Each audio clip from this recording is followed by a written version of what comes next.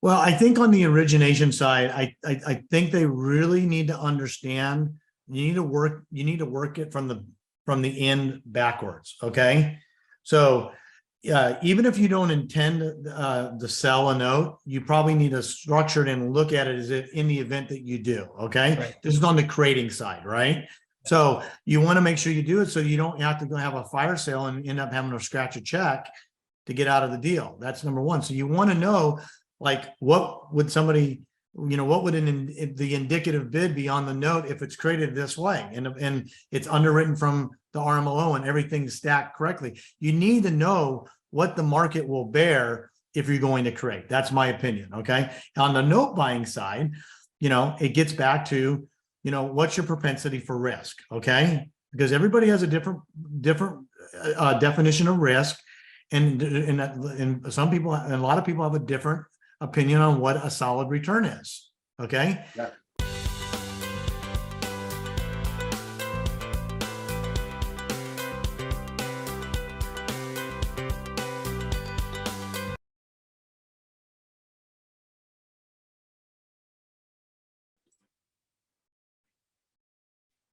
Hey everyone, Dave Putz here from JKP Holdings. Alongside me, as always, Mr. Nathan Turner.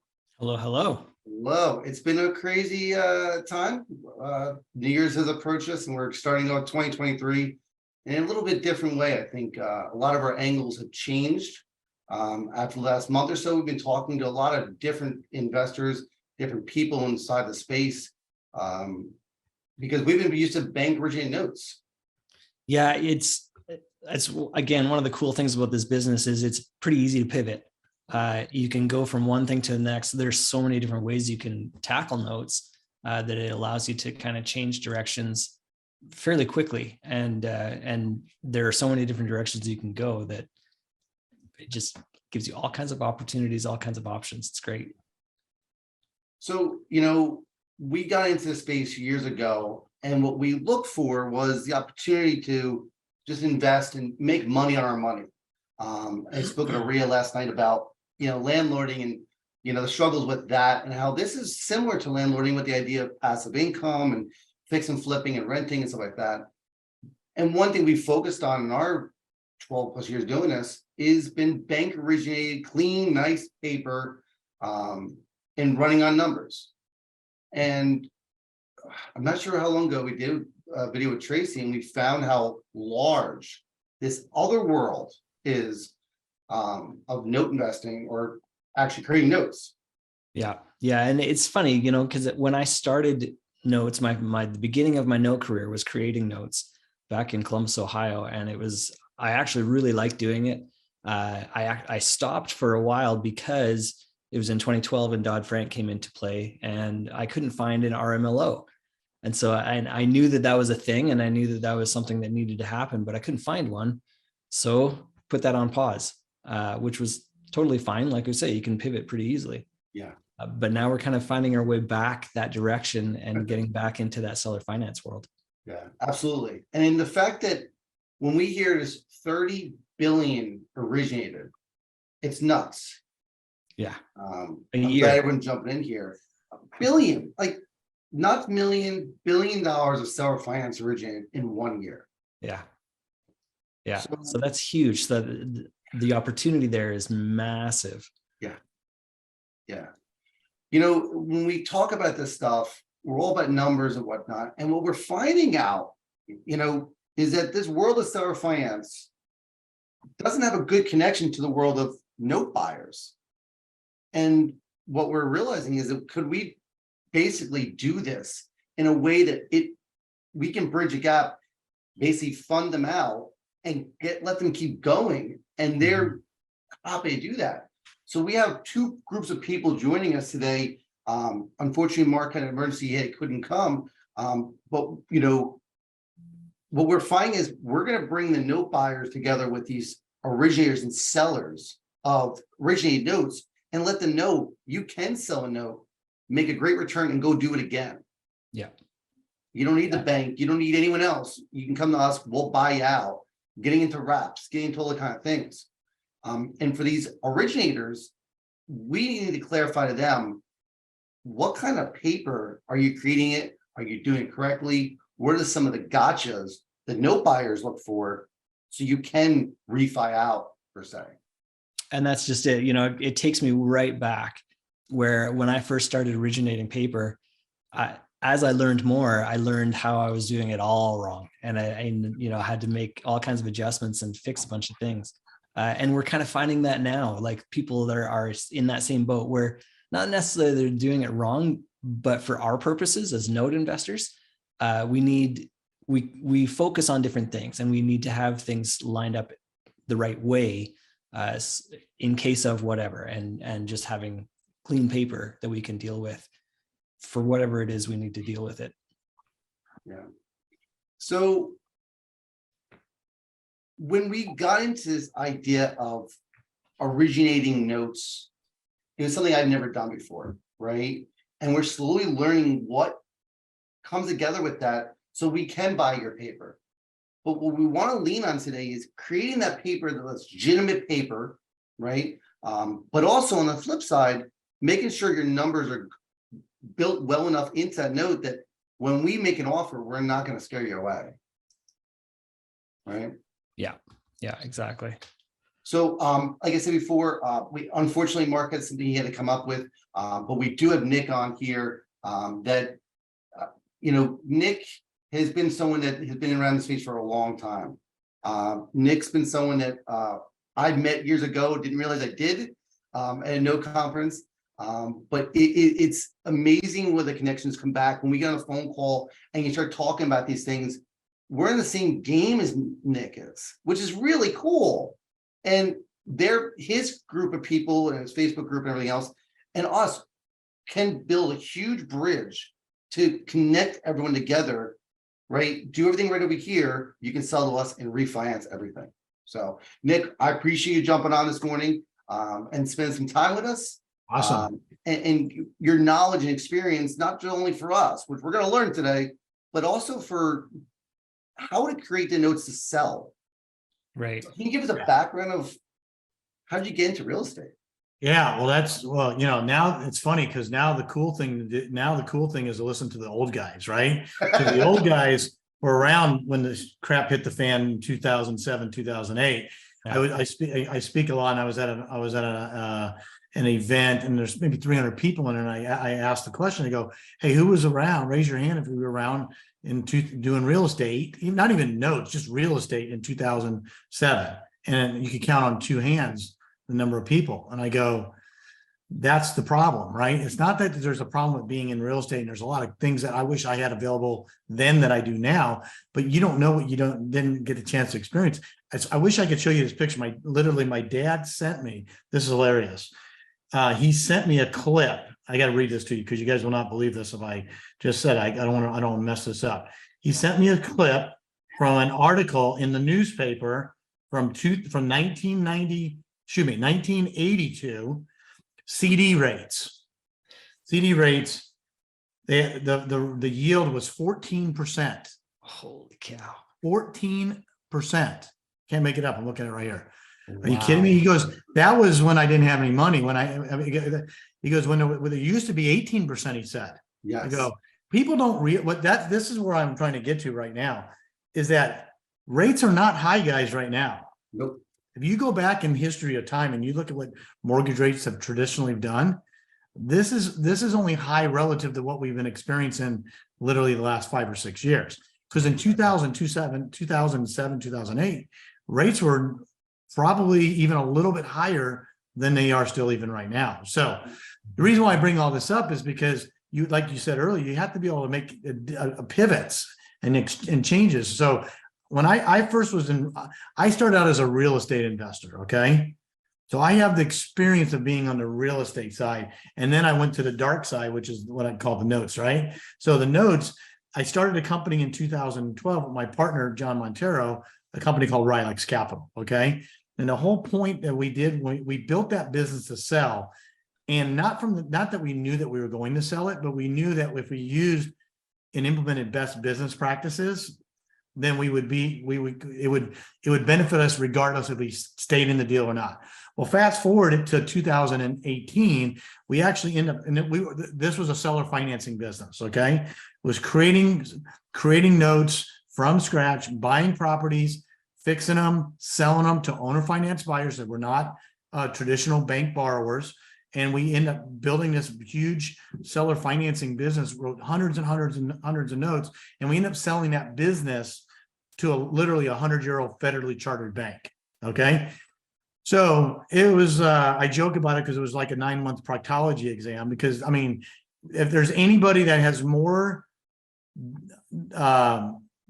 overhead and compliance issues and just regulations and regulators, it's the banking industry. So the reason why I bring this up is because I don't know everything about everything, but I do know that for us to be able to be successful and do what we did, we had to know, I had a pretty good idea of what we were doing. And so as a result of that, brings us to where we are now today, is where we have with the USA Note Pro and the Creative Deal Maker on the teaching people how to do that same strategy. Right. It allows us to create bank quality notes that other people just either don't know how to do or don't know where to go, right? So really, really important, because when you look at that $30 billion market and industry that you talk about, which is all the notes that are created that aren't written by Bank of America or Wells Fargo or Chase or whoever, they're individuals, right? They're people that are listening to this call. They're mom and pops, they're one-offs. Now, I'm a professional note writer and this is what I do, and there's other people that do it as well. But in that whole universe of the 30 billion, less than 5% of them do more than 4 notes a year. Yeah. Okay. So it's a very fragmented business and industry. Well, the problem with it, in my opinion, is that people write all these notes, but they're just not properly created, right? They're missing things. You know, we talk about this all the time when you go to, there's a lot of people that teach you how to go evaluate a note, but very few that I know of, at least, that tell you how to structure it at a bank quality level. So to your point, you can get maximum value, because at the end of the day, let's be honest. Do you want something that's shiny and new and you know it's going to perform? Or do you want something that's used and maybe it does and maybe it doesn't, right? That's why banks don't sell their notes a lot of times to people like you and me. Guess who buys them all? Fortune 500 companies, hedge funds, private equity groups, family offices, guys that buy, tens of millions of dollars of notes, and they pay a premium for the paper. Yep. But why is that? It's because it's all about asset preservation to some point. They don't want to manage a problem. Just like banks don't own real estate, they control real estate. They don't want to own it. Nope. When it gets into the secondary market, the last thing they want to do is own it. They don't want to own the property. They just want the cash flow from the note. And they want to lend. They just want to lend. They just want to be a lender. They just want to control. Now, there's people that will say, well, I can fix anything, so bring it on. Cool. There's a place for them in the world too. But I'm going to tell you right now, the last thing I want to do is have to deal with a non-performing note, or have to deal with the landlord, be a landlord, or deal with a tenant. I don't want to do any of that stuff, because that's a job, and not really looking for a job. So why did you start creating notes? Like, how did you go from the real estate? That's a great question. I always get asked how I got involved in this and how I got started. And it's been a long time now, man. I started this a long time ago. And it sort of was, I got a little bit lucky, I guess, to a certain extent, because I didn't understand amortization back then. Yeah. I didn't understand why, but now I do. And once you understand how amortization works and why banks do what they do, you go, holy crap, why would I want to ever be anything but a bank? Yeah. Honestly, why would I want to own, like, here, I always say this, I want to own notes relative to single family residences, but I don't have a problem owning assets that is commercial or multifamily or something like that, just because of the nature of the two types of assets. But to your point, so I started seller financing a long time ago. I had a property. I came out of the crash.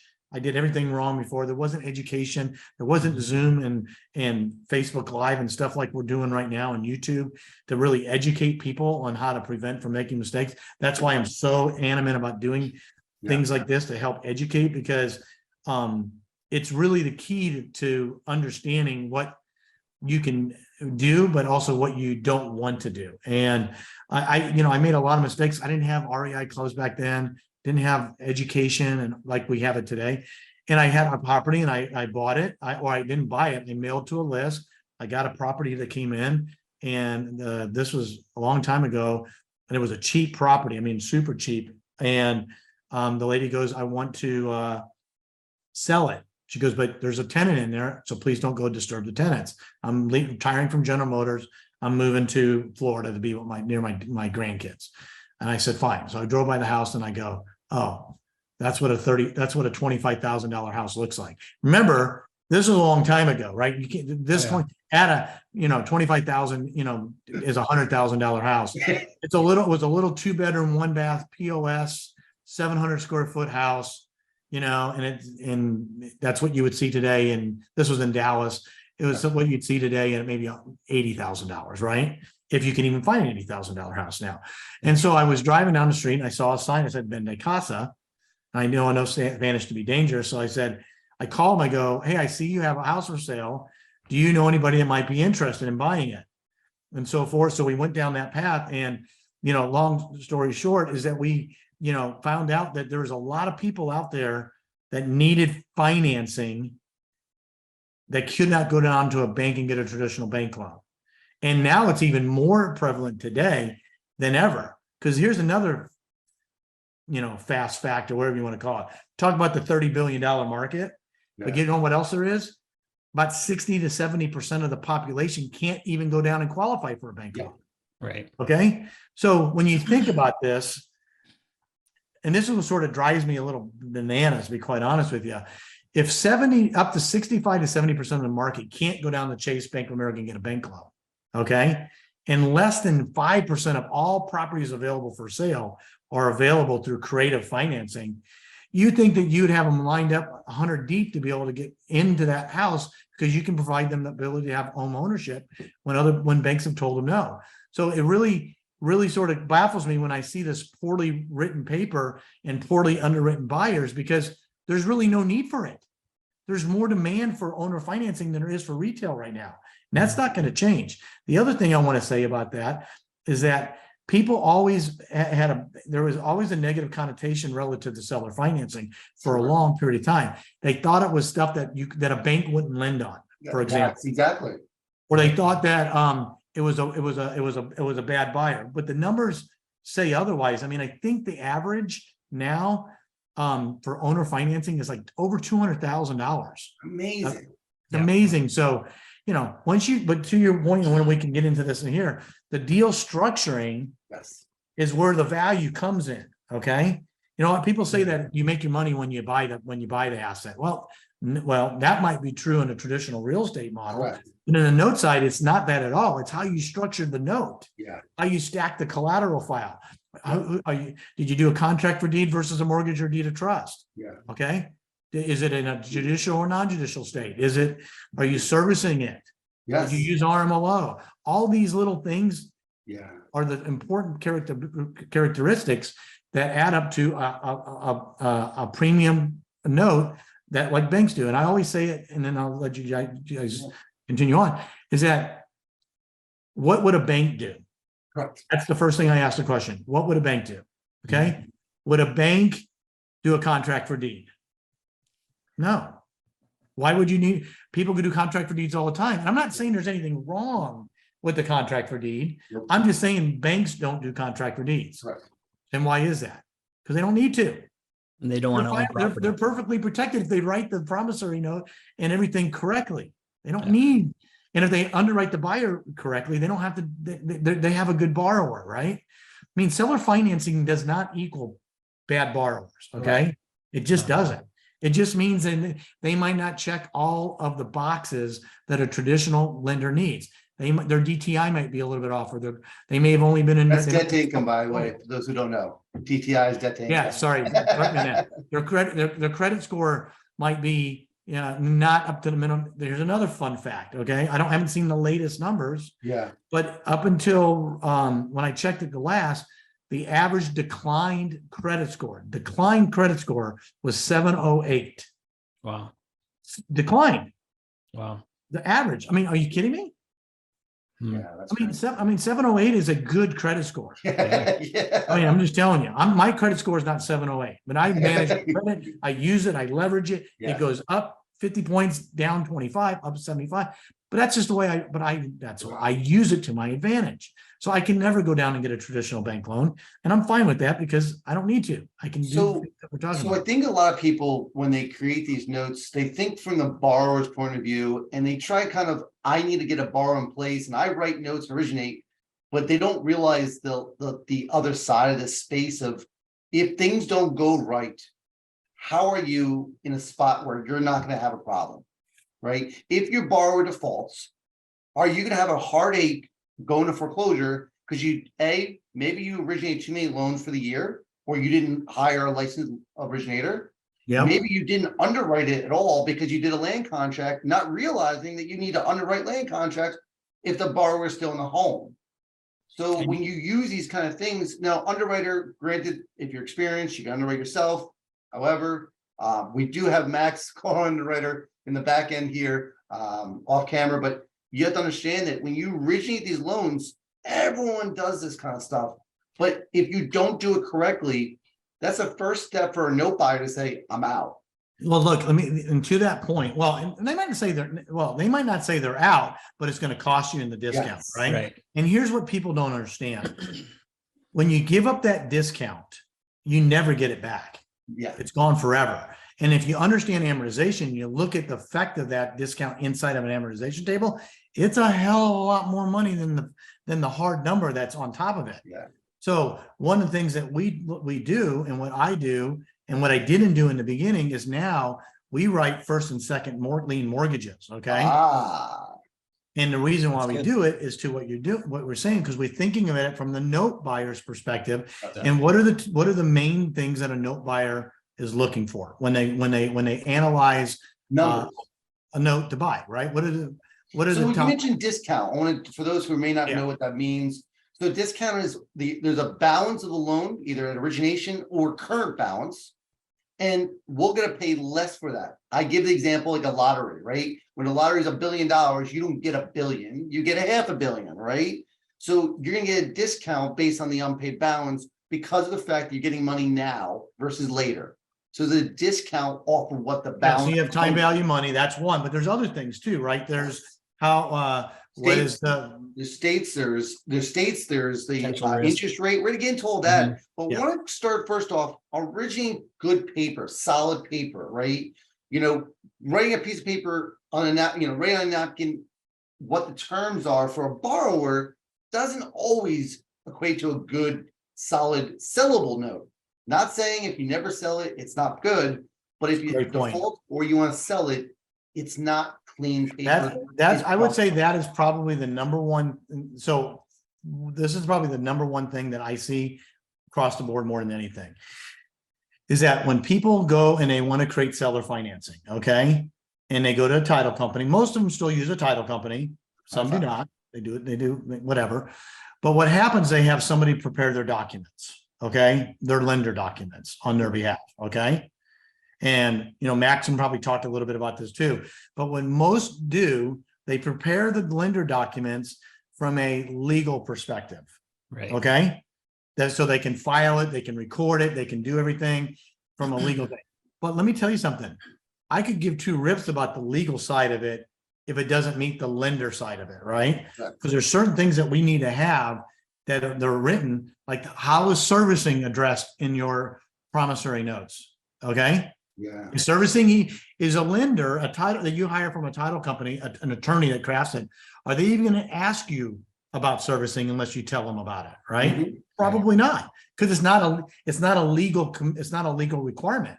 Right. Well, let me tell you something. You can service yourself, but those who are getting into notes or want it, I recommend getting with a servicer, because 100%. If you do things wrong, you violate federal law. Well, that's a whole nother issue in itself. But if you, for example, you say, I'll just self-service it, great. So that's fine. Well, that affects the yield when you go to buy, right? So that's a huge discount that you're going to have to eat at some point in time if you decide to sell and liquidate. But here's the other thing I see a lot of times when people do it, they'll go in and they'll put in the dollar amount of the servicing. For example, $20, $25, $34, whatever it is. Okay. Well, let me ask you a question. Do you think 10 years from now, servicing is going to be $20 a file? No. No. No. You Exactly. think 15 years it's going to be $30 a file? For all we know, with inflation, it could be $100 damn a month, maybe 200. We don't know, but guess what's not going to ever change? The borrower's payment.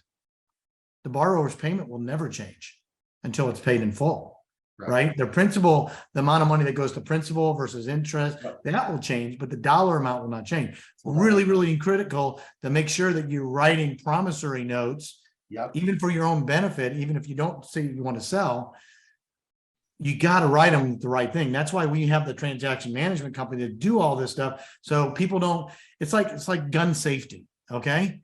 I can give you a loaded gun. Okay. But if I don't teach you how to use it properly, you're going to maybe hurt yourself or somebody else. And I don't want to be responsible for that. Right. So nobody does. So you got to really understand it. And just because an attorney does the doc prep doesn't mean they're doing it for the things that we need to have in place.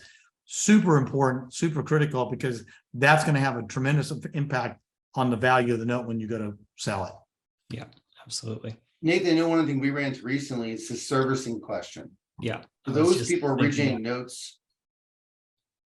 Yeah, I'll let you share like what we're running into so much of people originating notes and the servicing they're thinking they're doing. Yeah, because a lot of people are coming from a traditional real estate. So they're thinking about rentals, which is fine. And rentals is a great. I know exactly where you're going with this. This is scary. But then the problem is they have a monthly payment of say $650. And that $650, they'll just record it as $650 every month coming in. They haven't even touched amortization. And what happens if 1 month they're paying 625 and then the next month they pay 653? And then they pay, a late fee here and a late fee there. And all of those things, if you're just taking it dollar for dollar, that could be a huge mess. And like, let's say that the payment actually, according to the terms of the loan are actually $648, but you're collecting $650. Well, that affects what the principal balance is over time. So you can track it yourself. But unless you have specific software for notes, not for rentals, you're not going to have accurate numbers. We're running into a lot of people using apartments.com. I never heard of that till like a couple of weeks ago. I go, what the? Yeah. So when I asked for pay history, they showed me a list of dates and payments. Or another thing they're doing is they'll collect principal and interest and tax and insurance. But then they don't separate it out. So they'll have, a $700 payment. Well, $650 of that is the principal and interest, but then they were attributing the extra $50 to the note as well. No. Yeah. That's let me tax say insurance is a separate thing. This is really important. And Max will be able to chime in and appreciate this too. When Dodd-Frank came into play, okay, everybody goes, oh my God, this is horrible. They're trying to cut the seller financing guy out of the middle because they're taking deals from the bank, whatever. It's the best thing that happened to somebody that creates notes. And here's the reason why. Because you got to use a disinterested third party, like called the underwriter, to come in and do something else. And guess who pays for that? I don't pay for it. The borrower pays for it. Yeah. Okay. Period. All right. Just like they pay for the servicing. At least when I write my deals. So guess what I'm going to do? If I'm going to if the borrower is going to be responsible for that, guess what I'm going to do? I'm going to find the best underwriter to do my underwriting. I'm going to find the best servicer to service my notes. I'm going to find the best attorneys to create my legal documentation and all of that stuff. Because we're writing these notes for 15, 20, 30 years. I want to do it one time and get it right, and not ever have to screw around and worry about it again. Because here's the problem that people don't think about when they sell that property and they do seller financing. And they go, okay, I'll take the cash flow. That's great. Okay. But here's the problem. Of all those people that at 30 billion that we were talking about, they're individuals. they're individuals, not entities, right? So life gets in the way. Events happen. People get sick, lose their jobs, have weddings, need new cars, go to college, all those things. And so there's going to be a point at some point in the future that they're going to need to, maybe liquidate. So you want to make sure when it's time to liquidate and you haven't want to sell it, you get maximum value to what you were referring to earlier. Absolutely. Yeah. So let's back up for a second, right? We have different people out there, part of our watching right now. Nick, you don't do any kind of wraps, right? You strictly stick with seller finance notes, I correct? technically I only do wraps Okay. just by the nature of the definition. However, I don't necessarily stay in them. Right. So for those people in notes, wraps is kind of a new phrase. I've heard of it. It's not my understanding, Jersey doesn't allow it, but it's interesting. So when you create this wrap, what are some of the documents you need to have so that if it defaults, you can prove the case that your new borrower defaulted and you can foreclose on stuff? Yeah. And the fact that what do you need to get from the original borrower to make that wrap successful? Yeah, so so technically everything that we do is a wrap because there's some underlying debt that's already in place. Okay. So by definition, it is a wrap. So if I have my own lien on the property and I leaned it, say I own a property and I leaned it with a company or something like that, and I go sell it, and before I sell, because I don't table fund the sale of the note, right? Right. So if I did that, then I probably wouldn't need to do a wrap, but I have to do a wrap even for a couple of weeks because I have to get the everything recorded and then I have to sell the note. Okay. So let me clarify what wrap is for those note buyers, because that was unknown knowledge to me. What that word meant is you have $100,000 first lien in place. A seller, for whatever reason, we won't get into whys, decides to give me a property that may be worth $200,000. I take over that $100,000 first lien, and then I create a secondary $100,000, but combine the other 100 to make a $200,000 note for a new borrower. I'm going to pay the first lien continuously or pay it off, either way. And then I will make the proceeds of a $100,000 gain on that situation, right? The transfer deed happens. What do you need from that original borrower to make that happen? Well, that's a great question. So I would defer that to my attorneys that are doing all the doc prep. Yep. Because you're going to need stuff like power of attorneys, at least limited power. So let's back up power attorney. What is a power attorney generally for in just general terms? It depends on what what kind of transaction you're doing, but let's say you buy the property subject to, which means an existing debt of some type. Okay. And you need to be able to communicate with the underlying lender, and you're not going to go back to the seller to do it because maybe you need to get an updated statement, or you need to get an escrow analysis done or something like that, right? It's limited from the standpoint it's more for informational purposes, Okay. not for financial purposes, if that makes sense. Yep. Okay. So, those are the main things, because it depends on how you acquire, right? But the wrap just means that there's some underlying debt in place that causes to be a wrap. So we have to disclose that. You have to write the documents to your buyer and let them know that. It's done through the attorneys that are creating the lender documents. On our side, we do not usually keep the wrap mortgage in place very long. Okay. For example, we buy a lot of stuff using hard money or private money. Okay. Gotcha. So let's do a quick analogy. I'm all in it for $150,000. Okay. I'm in it for $150,000, and I borrowed it with private money or hard money. Okay. Well, they're going to lien that property. So they're going to show up as a lien holder. Okay. Well, the only way they're going to release that lien for that money is to get paid in full, right? More than unless you're doing a whole nother thing, but they're going to want to get paid in full. So the only way, what we have to do, or what we do, and we let them know, and it's not, then no one has a problem with it. We have to create wrap documents first Okay, so it's almost like buying it subject to the existing $150,000 hard money loan in the wrap documents, but we already know what we're going to do.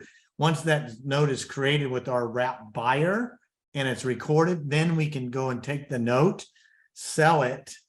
Okay. And then if you're a note buyer, you're not going to buy that note unless you're in the first lien position, if that's what you're buying. So the proceeds that come in from that is what actually goes to pay off the seller and get the lien released. So that's what a wrap does.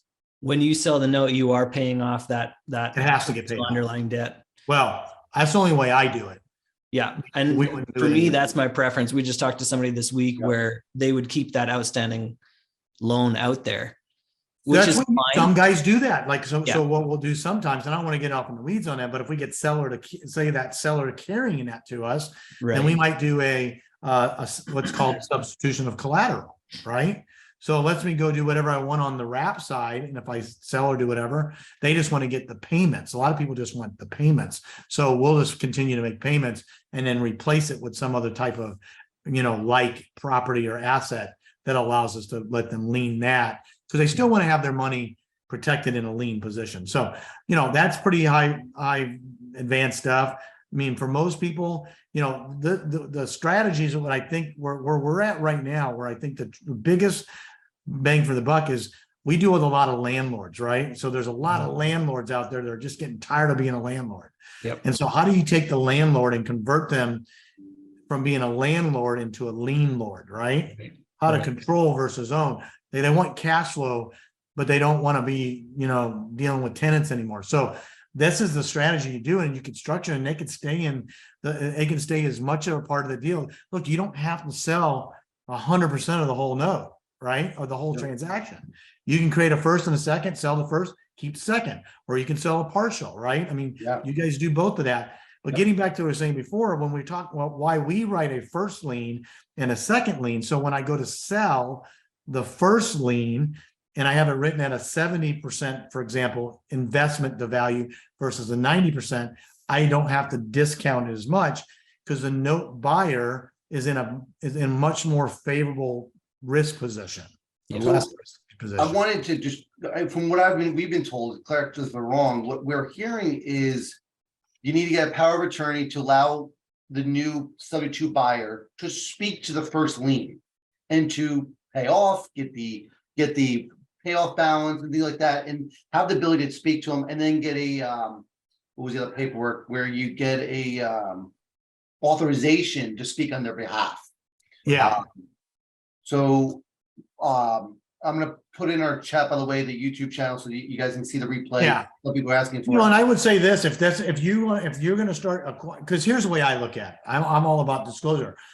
I am not I don't teach or educate on subject to. Okay, there's a lot of people out there that do and do a great job of it. But here's what I love about it: it still comes into the funnel to create the mortgage to a seller finance buyer. And then once it's there, then that's when it comes into the note world, right? Mm-hmm. Now we have these notes that we're able to creatively structure to our benefit on whether we want to stay in it or we want to exit out by liquidating it. That's the beauty of what we're talking about here, in my opinion. It doesn't really matter if it's a seller finance deal and the seller will carry, or it's sub 2, or you go borrow private money and do it, or you already own it. The exit for me and the structure on the back end never changes.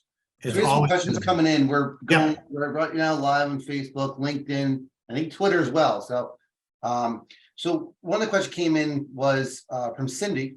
I'm glad to see Cindy on. We have a bunch of people coming on. Is what happens? I mean, if the property sells, there's a call right from the bank. How do you? They have the option of calling. The option of calling, you're right. Yes. How do you avoid that option of call that the note Harry has in it? That, as the question says, get around the original lender, call the loan, since most existing loans are not assumable. I don't know. Yeah. They have the right to call the note, no question about it. But I don't know. I've never had one called. So I remember this question from a conference I went to in 2010. And since then, every single time I've heard it brought up, the question then goes out, has anybody ever had that happen to them? Zero. It is. Here's where the problem usually happens. Yeah. Okay. The problem usually happens in the fact that they don't do the insurance correctly. Okay. I've never heard of it actually being called. I would love to actually hear somebody say, "Oh yeah, that's happened to me," but to date, no.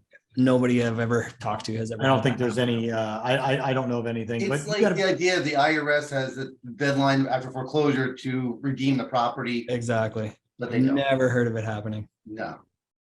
So you know what? It's like, yeah, I'm in a 1,000-year flood zone, and I guess in theory it could flood, but it hasn't ever flooded, and it could. The other question that came up from John was that, does the power of attorney be in the state of him or the state of the borrower where the property is located?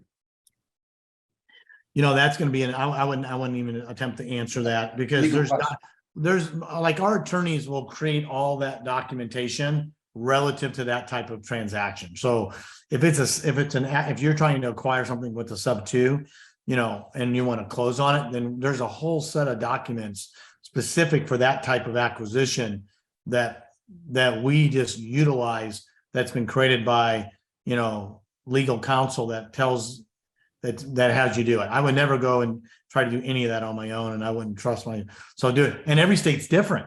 Yeah. Every state's different. You got judicial, you got non-judicial, you got different state laws, you got usury lists, there's all kinds of things that could impact that. So in my experience, I'm up in Canada. So every once in a while I have it where I'm selling property, and what I've run into is that they require a US notary to notarize the signature, which is a pain in the butt, because now I live further away from the border than I used to. I used to just drive down. Now I'm a couple hours away, so it's not worth it. So what I do is I just issue a power of attorney for my realtor to go ahead and sign on my behalf. And so I issue it from Canada. They record it in the state where that property is. I'm going to guess I don't know if that helps, but I'm going to guess that it's where the property is located, because that's my guess as well. And you're getting a power of attorney from the borrower to act on their behalf. Yeah, that's my guess. I mean, at the end of the day, for me, and I've done this literally thousands of times, okay, and I've been doing it a long time. And one thing I'm not going to do is I'm not going to underwrite my buyers. I'm going to let somebody like Max do it. Yep. I'm not going to service my notes. I'm going to let somebody like FCI or Madison or NAMS or August REI do it. Okay. I'm not going to create my own promissory notes to save a few bucks. I'm going to let my attorney do it.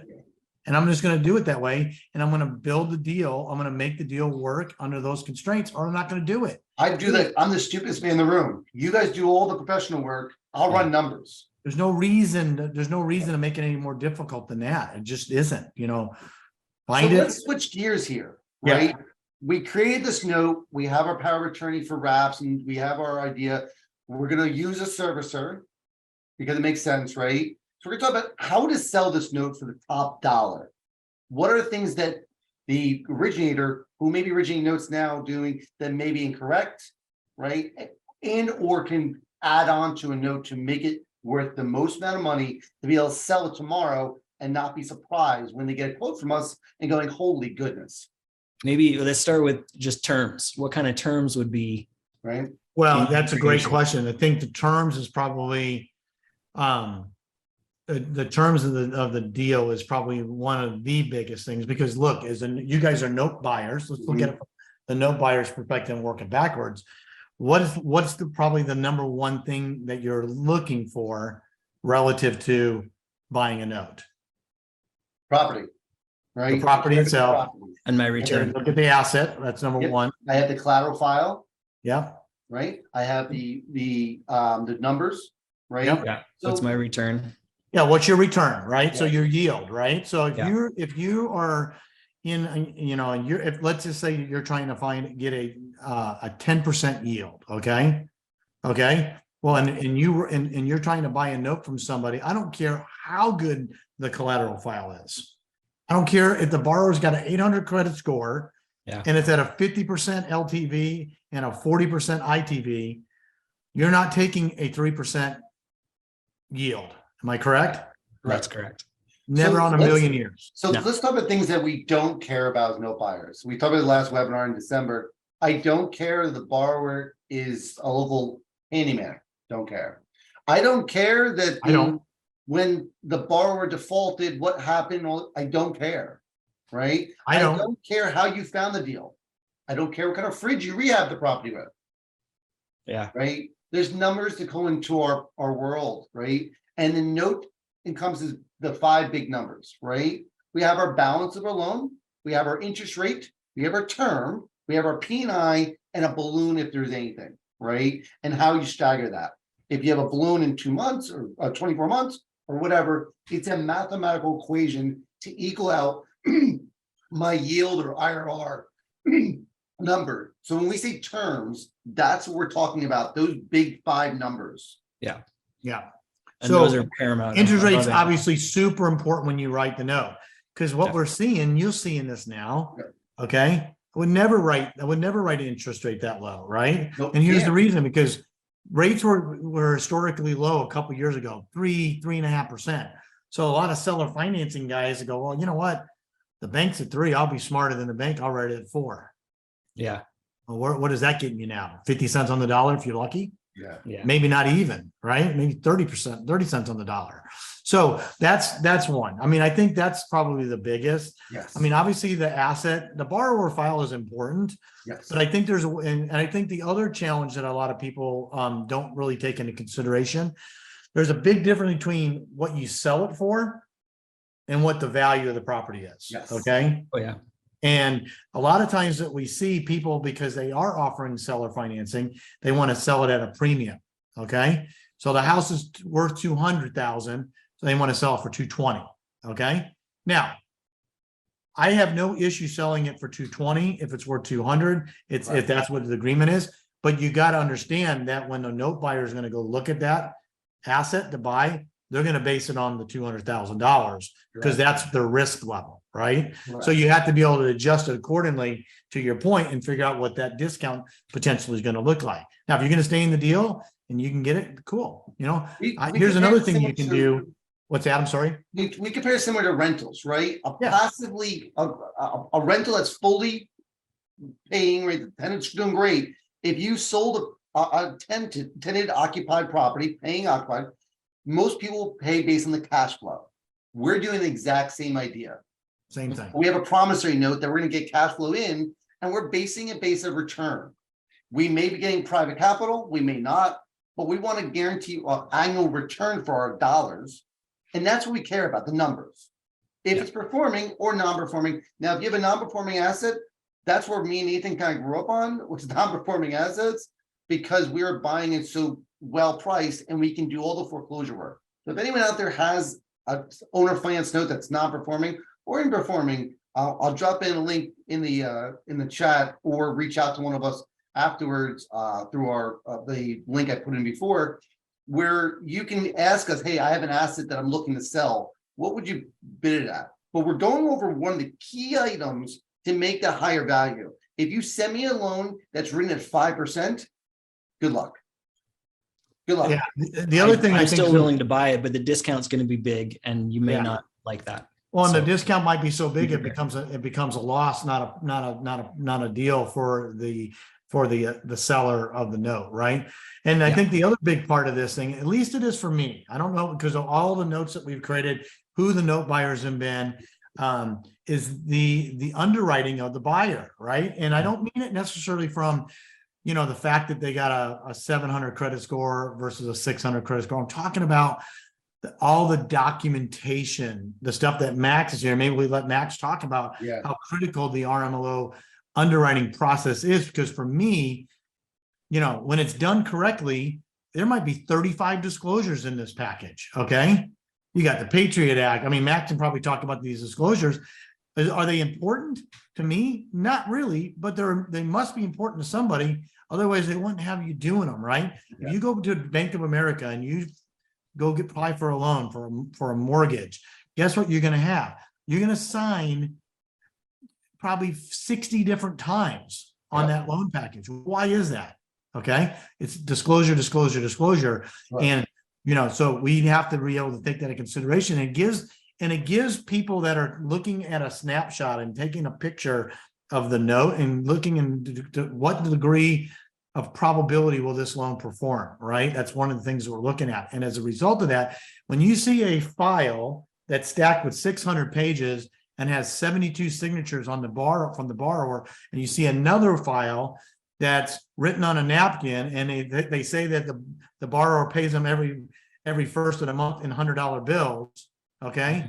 Which, you know what I'm saying? That's what we're trying to establish the risk, because risk is a really important part of this equation, and this is probably the one thing that you probably can't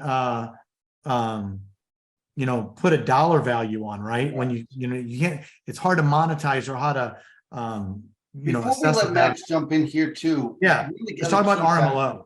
Yeah, so Max is a call underwriter. He's off camera. He said he had a face for radio, so we'll let him stay off camera. One of the things is, you mentioned before, states. Now, if you have a property in Texas, that's different than having a property in Illinois, New Jersey, South Carolina. Why is that?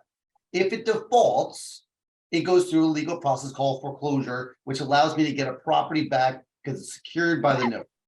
Now, when I do the exchange of title going from the borrower to me as the lender.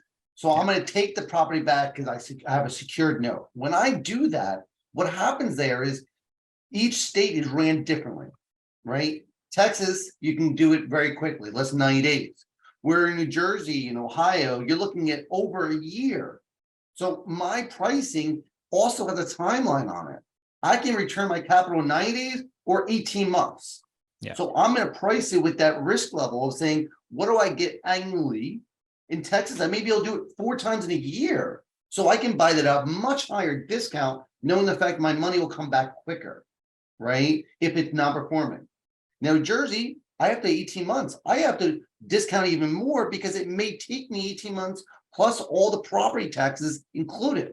So one of the key factors, if you can originate notes more in like the non-judicial states, like Texas, like Missouri, like Georgia, like all these states, it's key. Now, facet is also, we have debt licenses as note buyers. Certain states require debt licenses for note buyers outside of having a servicer. So states like Illinois is a state we typically stay away from because it requires a debt license and annual cost to it and an assurance bond and whatnot. So some states are worth it, some states aren't. So if you're able to create paper in states that we don't need a license, it's more attractive. Right. So what other facets, Nathan, do you think that these people who are creating notes should come into play where it would make their paper more valuable?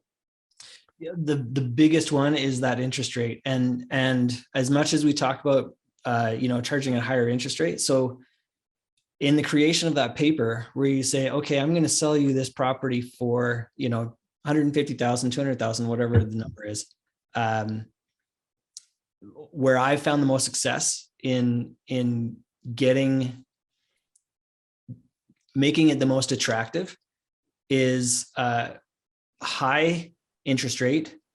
And then you can offset that to the borrower. They say, well, holy smokes, 9-10% interest rate. That's really high. And you say, okay, yeah. And we're going to stretch it out over 30 years to help keep your payment low. If they are able to do a higher payment, that's even better. And then you can shorten up that amortization to 20 or 15 years or whatever the case might be. But this is where that note math comes into play. And you got to know how the different big five affect each other. Yes. So that you can mess around with it, making it a really nice. We just talked about this in our last week of a 5-week course, and actually 10-week, but we're in the 3rd week of our 5-week. We talk about note math. And if you don't know the note math, you're buying a note. And the math that goes into this is key from origination to buying it. So on the creating side, that you got to be, so here's the other challenge, right? Yeah. You have to be able to do some kind of calculation. This is what we teach in the Creative Dealmaker Academy, is that once you go to closing with that borrower and they sign it, it's game over. Okay. It's done. If you agree to a 4% mortgage and you sign it, you got 4%. If you forgot to put servicing into the deal, you can't add it later. If you didn't escrow taxes and insurance, guess what? Too bad, So you know? let's clarify why interest rates is such a key. It's your return a year. Plain and simple, right? If I put my money in a money market right now at 3%, I'm making 3% a year. If I put my note in money in a 4% note, I subtract my servicing fee if it's not included in the note, or I'm going to get 4% of my money. Now, if I'm using OPM, do you think I can borrow money at 2% right now and get a 4%? No, right? If I'm using my own money or anywhere else, I can put money to work right now at 10% passively. So I'm not going to take the risk level. So I'm going to have a discount to maybe 12, 15%.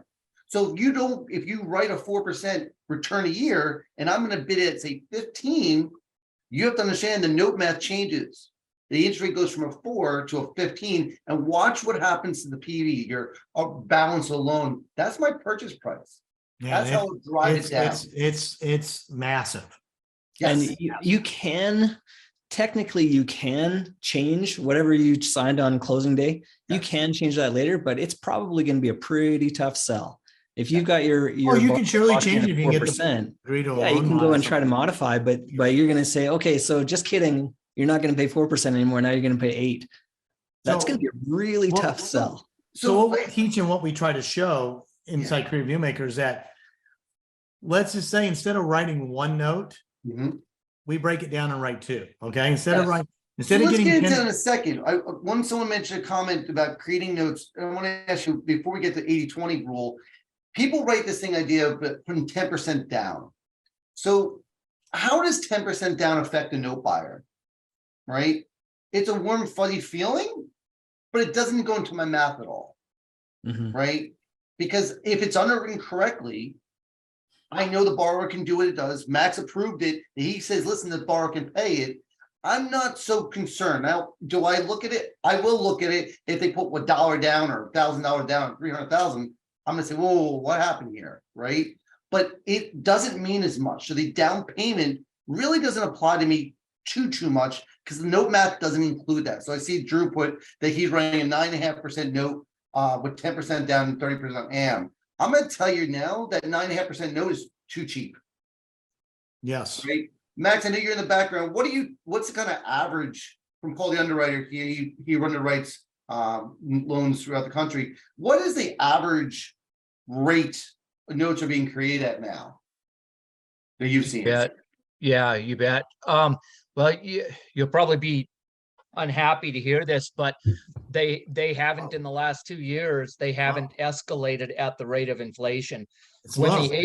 when the APOR was 2.89 couple of years ago, we still had good note creators putting 9.5% and 10% interest on their notes. So the spread obviously was very good. I was writing probably 8 out of 10 of the notes we were creating were HCMs, high cost mortgage loans, meaning the definition being that is a rate that is 6.5% above the APOR or the street rate of the day. Probably 8 out of 10 files were. Now, 1 in 20 files are an HCM loan, because in order to keep that same spread, when the APOR now is 6.5, you'd need to be in excess north of 12.5% on every one. So Max, So there's no arguing that notes are not getting as good of a spread now as they were 2 years ago, period. There's no getting around that. yeah. So Max, you talk about APR, and that's just the prime offer rate. It's like LIBOR, right? It's an index. But so street my rate. question to you is this: how do the state usury laws impact the ability to write these mortgages? Clarify what usury is for those people who may not know what Yeah, usury Max. is. Yeah, you bet. Okay, so usury is a state limitation on the amount of interest that can be charged on certain loans. It's not the same in every state. The Dodd-Frank side that we help maintain compliance on, a lot of people are always surprised to hear this, but federally, there is no max interest rate. So federally, if your borrower can meet the 8 elements of ability to repay, meaning state-specific residual income, debt-to-income ratio, credit worthiness, 2-year work history, 2-year income history, all all else being equal, your borrower can meet the ability to repay. The feds don't care if it's a 30% interest rate. All they care about is that PITI still fits within this borrower's realm of comfortability with respect to gross monthly income.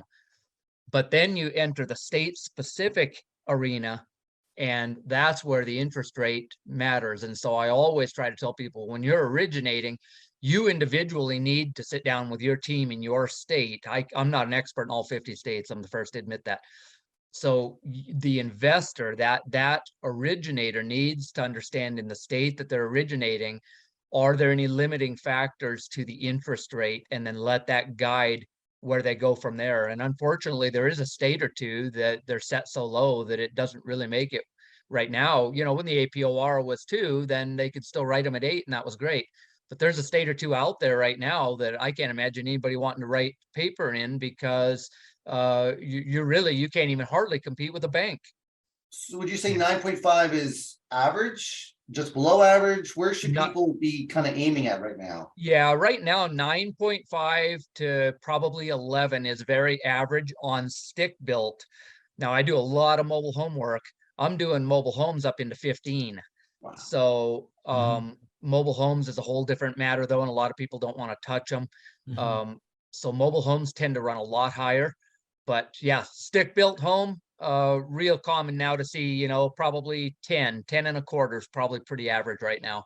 Understand So, you but don't that want tells you that spread is a lot narrower now, right? You got of course, an APR almost 7, and an average note now is 10. 3%. That doesn't look as good as a year and a half ago when the average note was 9 and the APOR was a little bit over 3 or a little bit under 3. And a lot of times people want to guide to their borrower and say, listen, I'm going to help the borrower out. Granted, you have to by law, and I think you should make sure they can pay, but you also understand the fact that if you want to refi out or if you want to sell it off, right? If you write a note at 11, 12, the borrower can refi next year. They can get you out, which is great. You get paid off earlier.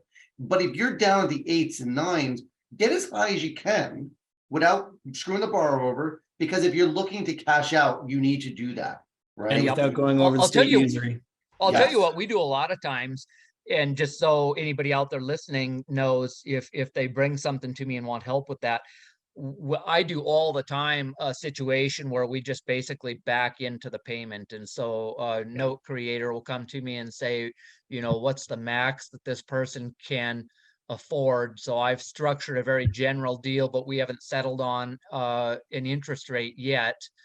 And so I'll calculate all of their gross monthly income up and essentially say, you know, this person, if they'll go for it, you can squeak them in at X amount of interest rate and still keep them under DTI and keep them within residual income.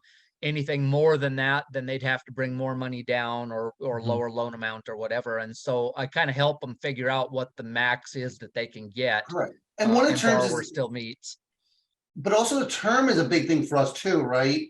Understand the fact that if the term is How long? lower, Yeah. our discount is not going to be as much because the change of term, right? If you're working a 30-year versus a 10, my discount won't be as much. You can do the math and the financial calculation, but my discount won't be as much because it doesn't take much to change that yield number on a 10-year versus a 30-year, right? Now, Right. back to what Nick talked about the 80-20 thing. Those are creating notes. I encourage you guys to submit loans to us. We'll price them out for you. We have pretty much automation systems to do a lot of the stuff. But 80-20 loans, I think, are the way, if you're creating notes, to do it as best you can. I don't like the whole idea of land contracts, because technically then you create an 80-20 land trust. Who owns the property if you sell one of the land contracts? It doesn't work. And I'm curious if anyone's ever done that. Please put in the comments or whatnot. But 80-20 is basically saying, if I'm going to create a $250,000 note, I'm going to create a $100,000 first, $150,000 second. I can sell the $100,000 first to whoever and keep the 150 as that. Or if it's 300,000, I can create 250 and a 50 and keep the 50 and keep payments rolling in and get my cash out of the first one. Nick, is that kind of how you guys do it? Yeah, we actually have lowered. So when I started doing this, it's a moving target. I will never negotiate interest rate with anybody, period. My rate is my rate. And if you don't like it, then don't buy the house. Okay. I'm not going to manage the problem, right? Because I already know what the answer to the question is when I go sell you the note. Okay. Yeah. I already know all things considered. I already know what your yield's going to be. And if rates are going up and inflation's changing and people are changing it, like you said, you know, I just showed you when we started how CD rates were 14%. Now they're not going to go to 14% back in 1982. Not going to get there again, but the higher other things start paying relative to a 10% yield or return, the harder it is for me to compete, like for your money, right? As you know, because you have a decision to make, because you're an investor, right? You're going to say, I got $100,000. Where's the best place I can invest that $100,000 relative to risk and return? Well, if you can get 12% in a CD in this example versus 10% on a secured mortgage note with some borrow, you're probably going to take the CD. So we want to create that gap as much as possible. And the only way I can create that is by controlling the interest rate. So I know when we discount it back to you. So what we started doing is, you know, before, here's a big challenge. Okay. And I don't know, I'm curious to see where you are on this, Dave, is that when we first started doing this, I was writing first liens at 78% or less. Okay. Okay. And now I'm down to 70 to 72 because what's happened is that real estate prices are not increasing like they used to be. They're flattening out or even going down in some places. And so when we do the note, one of the things that determines what you're going to pay is what it is, what's the investment to value, right? Yeah. The ITV, not necessarily the LTV or the loan to value of the borrower, investment to value. So if I'm wrong on my assessment of value, and you come in and say, well, I don't think it's worth 200,000. I only think it's worth 190. Well, then you're setting it and I lose that opportunity. So by going to a lower first lien, I get the benefit of having it being in a better position. And I just move that to the second lien, which is my profit or my staying in the deal. Yeah. That's how I minimize getting hammered on the discount when we go to sell, and it's a better deal for the note buyer at the same time. It's interesting you asked this question. This is a question me and Nathan left about last couple of months. ITV and LTV was something we never looked at because we didn't have it, right? We most of the time, our LTVs in 2010, 11, 12 were upside down. We were underwater and everything, right? So LTV was like, we can get below 100, like, right? Like, so for us to look at now and say, I'm concerned, it's a little interesting, right? The ITV is definitely there, but, you know, because ITV is the fact that whatever's lower is the balance of the loan or the value of the property, which was lower. I'm going to basically go off that number. But so we're looking now the fact that where do we think the market's going to go? Is this going to go up or down values of properties? If the property values are going to go down, I want to make sure my ITV is lower because of risk level. My LTV is there too, but I'm not concerned too much about that as much as Max is, right? Where my concern is now is I am curious where we're all at. I'm shooting around 65, 70 because I'm not sure, but I'm kind of staying that mark for LTV reasons, right? ITV, it still comes back to what's my return per se, because I can always get rid of the deal. So I'm actually not plugging in too much of the ITV stuff. I am concerned with the LTVs as they come across.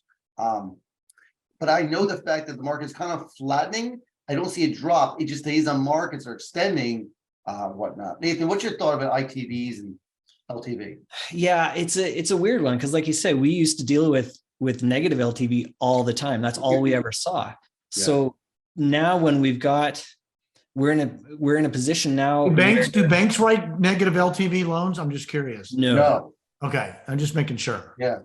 That's what we were so earlier. Now we're in a position where the market is dropping and dropping, flattening. We don't know. And that's kind of the thing. So if we've got a 10% down payment that somebody made, okay, so there's 10% equity in there. That's great. And then what? What happens when the property drops by 20% in value and the person stops paying? So it's a bit of a tricky situation for note investors because, like Dave says, usually we'll pay based on the lower of the balance or the property value. Yeah. And if we're seeing property values drop, how low are they going to drop? And we're kind of having to do a little bit of guesswork there to see, if we buy it at a percentage of the unpaid balance, but then the value drops below that, are we still protected? That's Well, the major question. That's a great point, but it's Yeah. only a problem until it becomes a problem and the borrower defaults, right? Yeah. So you got to have a lot of things happen, right? It's that 1,000-year flood insurance, right? Same thing. But if we do a good job and follow best business practices from the beginning, we use an RMLO, we service the debt, we take a 1003 application on the borrower, we escrow taxes, insurance, we get a valuation from a BPO or an appraisal on the very beginning, and we stack the file correctly. Everything you're talking about is not nearly as impactful if you didn't do any of it. So, and then you throw in the fact of going to a lower ratio on the property. That's why when we create these notes and we teach it in the Creative New Maker Academy, it's a win-win-win deal, because the way I look at it, the note creator wins because they're going to get they're going to give up less of a discount and they're going to get more money back. The homeowner, the new homeowner wins because now they have a chance to have a home ownership when other people have told them no. And then the note buyer wins because they're at a lower investment to value, so the risk is down. But here's the thing. They also have the note creator staying in the deal in a junior lien position, which is where all their profit is. Yeah. And I agree. And I think that's the right way to do it. Property and everything. So Yeah. you have a little bit of the golden handcuff sort of tied to it, and collectively all that and having a really well stacked property file. Look, we can't predict the future, but I tell you what, I like my chances because I've seen the portfolio over the years, and our default rate on stuff that's been created either in-house or through our under our toolage, it's 1/100th of what the national average is. So look, it doesn't mean that they can't default tomorrow and we can't have COVID 2024 yet. No, of course we don't know that. But you talk about value of properties. You know, what I did years ago is I created a due diligence portal, allowed me to kind of aggregate everything that I can get online, paid, non-paid, and come together with an idea number. When we bid on an asset, we're bidding on a guesstimate of what the property value is. We don't dive into getting a BPO right away. And to answer the quick question, LTV is loan to value, ITV is an investment to value. So I use my due diligence portal at JKP Holdings, and it allows me to get data numbers, right? And then through we have our course, our Building Confidence course, we teach you guys how to figure out with all these values how to calculate these things, right? Yeah. And then we have to also say the fact that it may not still stay performing. We also have to know the fact that it may default, and that means I have foreclosure costs, holding costs, servicing costs in play, that if it defaults, what do you do? Right? Because you can't, I don't care if the loan's been performing for 10 years. Doesn't mean someone's not going to pass away, someone's lose a job, someone's to get sick, right? But I think the way that Nick and his group are doing it with the first and the second, I think that's really the way to do it, especially right now. That protects everybody involved, and it makes the note buyer feel all warm and fuzzy because then they've got a lot of Absolutely. Dave, to your point, if the property's worth 200,000 and your cost basis is when you buy the note after discount is on the first lien, because you really don't. Most people, I shouldn't say all people, don't care who's behind them. Do you agree? Okay. I don't care if there's 15 liens behind you. Okay. If you're in the position you want to be in, usually first. So if you're in the first lien position on a $200,000 house, and your cost basis is let's just say 140, okay, and that property goes down 10% in value, and the borrower defaults, I gotta believe at some point in whatever that number is, you feel pretty darn comfortable you're going to get your equity position back as a result of it. So when you say that, why do we care about equity position? When it goes to foreclosure auction, right, that property is going to either sell third party or default back to us, and we have to sell it. So if that value of property is 200,000, more than likely it's to sell at auction, or when I get back, I could probably sell it for 140 and get my money, balance out. You do it. We do know this for a fact. You have a lot better getting your money back if you're only in it for 140 than if you're in at 160 or 170 or 180. Would you agree on that? Right. Yep. So that's all we're trying to do is mitigating our risk. We'll never buy a loan over what the UPB is for multiple reasons. If they pay off tomorrow, I don't get my money back. Right. I can only get up to what they call legal balance, which includes tax insurance. We talk about it in our Building Confidence course. But you get all that kind of stuff. But you need to be calculating if you're buying these notes. I don't care how long it's performing, you've got to calculate the fact that if it defaults, because things do. And it could be no control of the originator. It could be no fault at all. Both parents die and the kids have the house and they can't do anything with it. Like, what do they do? Right? Things happen. It's out of our control sometimes. And they happen more often than you would think. I mean, Yeah. Dave and I grew up on that, like you said. Look, and it's we've a seen 30-year, all kinds it's of up to a situations. 30-year mortgage, right? Yeah. Life happens in a 30 years. Yeah. Something happens. I and lost then my has to hand be 30 addressed. years, you know? Yeah. So, Nice. you know, I think 80-20 rule, if you guys are doing it, it's great. And if you can sell those notes to us, we can give you that money and you can go buy another note or buy more, right? We talked to someone recently who said, listen, every $10,000, I can go get a subject to property and get into it for 10 grand that has $100,000 in equity. Can you keep funding me? And the answer is yes. All day long as my yield number equals, I can buy as many as you want to sell me at a good number. Yeah. My position on this stuff moving forward is that I will always write 2 notes. Yep.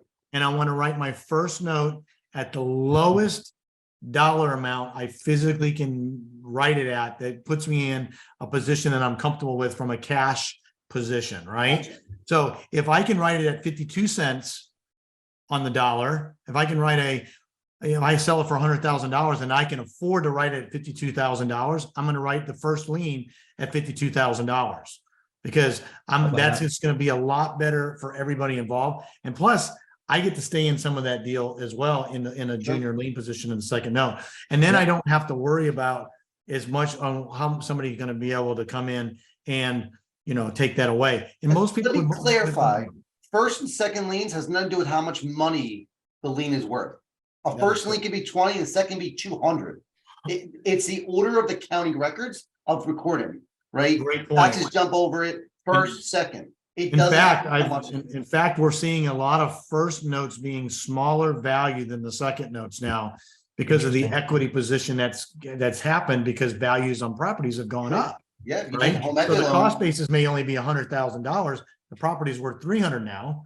Well, I only need to clear $100,000 of debt, and I'm okay staying in the deal for the cash flow by doing it the other way. So if you're part of Nick's group and stuff like that, and you're looking for people to buy notes, pick our brains, reach out to us, right? Please do. We'll buy them, right? If it goes buy 'em. non-performing, you get really scared, we'll come and save the day for you, right? That's what we did for years. Yeah, don't call me on the non-performing. Call Dave and Nathan, man. We're very interested in the Yeah. non-performing. Absolutely. Right.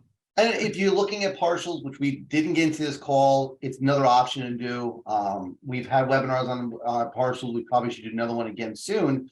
But partial is another way to get some of your money out. It's similar to 80-20. I'd rather you do an 80-20 than do a partial, but you can do that whole facet. I'd rather buy the whole loan than actually buy a partial, but I can make both work.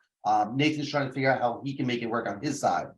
So Nick, for your experience, these people getting in, what are some of the big mistakes as we're closing up here that people are making with either originating or selling a note? Well, I think on the origination side, I think they really need to understand you need to work it from the end backwards. Okay. So even if you don't intend to sell a note, you probably need to structure it and look at it as if in the event that you do. Okay. Right. This is on the creating side, right? So you want to make sure you do it so you don't have to go have a fire sale and end up having to scratch a check to get out of the deal. That's number one. So you want to know, like, what would somebody, what would the indicative bid be on the note if it's created this way and it's underwritten from the RMLO and everything's stacked correctly. You need to know what the market will bear if you're going to create. That's my opinion. Okay. On the note buying side, it gets back to, what's your propensity for risk? Okay. Because everybody has a different definition of risk. And some people, and a lot of people have a different opinion on what a solid return is. Okay. Yeah. Right. Because if you're a family office and you're sitting on $100 million, you're not trying to make 12% return on your money. No. Right. You're trying to preserve your $100 million and you're trying to get a solid return that outperforms inflation. That's what you're doing. So you want higher quality stuff.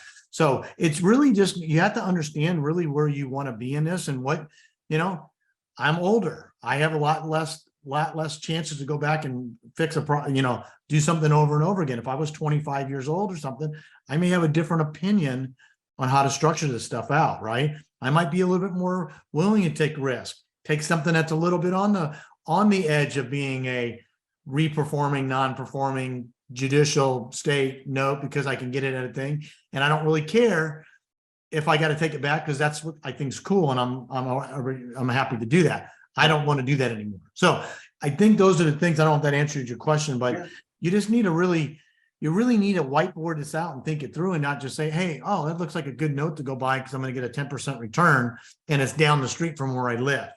Because if you live in Chicago and it's down the street, that might not be the best place to be investing in a note. Yeah. Because it's all relative. So anyway. Before Nathan, you asked your final question. Drew wanted to comment your question about creating mobile home things and his different family homes. I suggest you reach out to Max, call the underwriter, go directly. You can Google it and you get information about Max. I reach out to him directly, ask him what specifically you would need for mobile homes and whatnot. And someone asked also, can we price out a note that you want to hold for 12 months and whatnot? You want to create this month and you want to know what we pay a year from now. I can do the math on that, but don't hold me to the quote of my price, right? Because if it let's look at it. Let's compare apples to apples. Okay. What's the difference between a new note and a 12-month season note? Let's all things equal. How much is it? Another 2 points, 4 points, 6 points? For me, it's 2 points. Yeah, 2 points. A huge difference. Yeah. So this is a great question here because we should ask this earlier. I know we're losing people here, but if it's because let's talk about this because my position is, you got to ask yourself the question: is the upside gain worth the downside risk? Okay, so if I hold it for 12 months, and there might be some tax advantages of doing that, but that's beside the point. I can get an extra 2 points. So in that situation, if it's $100,000 value, I might be able to get an extra $2,000 according to you, Dave, right? Yes. Let's just say that note doesn't perform in 12 months and it starts underperforming. Now, what's the value of that? What's the deduction on that? So it's a dramatic discount depending on the states and stuff like that. It goes downhill a lot faster than it goes up. Do you agree? Yeah, absolutely. It could drop 5, 7, maybe 10. I may be targeting, say, 15, but if it goes non-performing, I may be targeting 25. And the reason is I can't get inside the property. I can't see the condition of the property. Will the borrower file bankruptcy? What will happen? We can't predict. So my risk level goes up. So I got to aim higher for my returns, right? Mm-hmm. And just to clarify what seasoning means, everyone considers seasoning different, right? Table funding is at the table, you double close an idea. Some people want 3 months, some people want 6, right? We're targeting around 3 months right now. Nathan will buy at the table, right? All table, right. But if I bought the table, I'm going to increase it 2%. It's just what we do because the risk level is this borrowing to continue performing. Mm-hmm. If not, I got to default and consider that. If they do perform, the risk level is still there, but I would like to make sure I'm covered. Yeah. So we could price that a loan a year from now, but we don't know where the note will be, nor will we know what returns we're going to want a year from now. It may not be exact, but it'll give you a ballpark anyway. Hey, what if CDs go to 14% a year? Right. Why would I buy your note at say 15 when I get a guaranteed return in a matter of at 14? It's not about the fact that, CDs are 14, you could buy at 15. It makes sense. No, because there's still risk in our note space. Yeah. Mm-hmm. So if CDs are 14, I'm probably at 22. I'm a much higher number. But the inverse applies. The inverse applies too. If it goes the other direction and going down, the market starts tanking, we're targeting 10% 3 years ago. Yeah. We were there because what the money was, where it was. So it's a matter of where can our capital go and what return we need on our capital. So I think that's all the questions we have on here. So Max, is Tennessee one of the low usury state? Max doesn't get involved with the usury law, right? That's something for you to do. He does the underwriting side of it, right? But yes, he underwrites nationwide. Yeah, he's nationwide kind of underwriting. So if you question about underwriting, that's Max. If it's a question about usury law, that's your local attorney or your originator in your state. Yeah.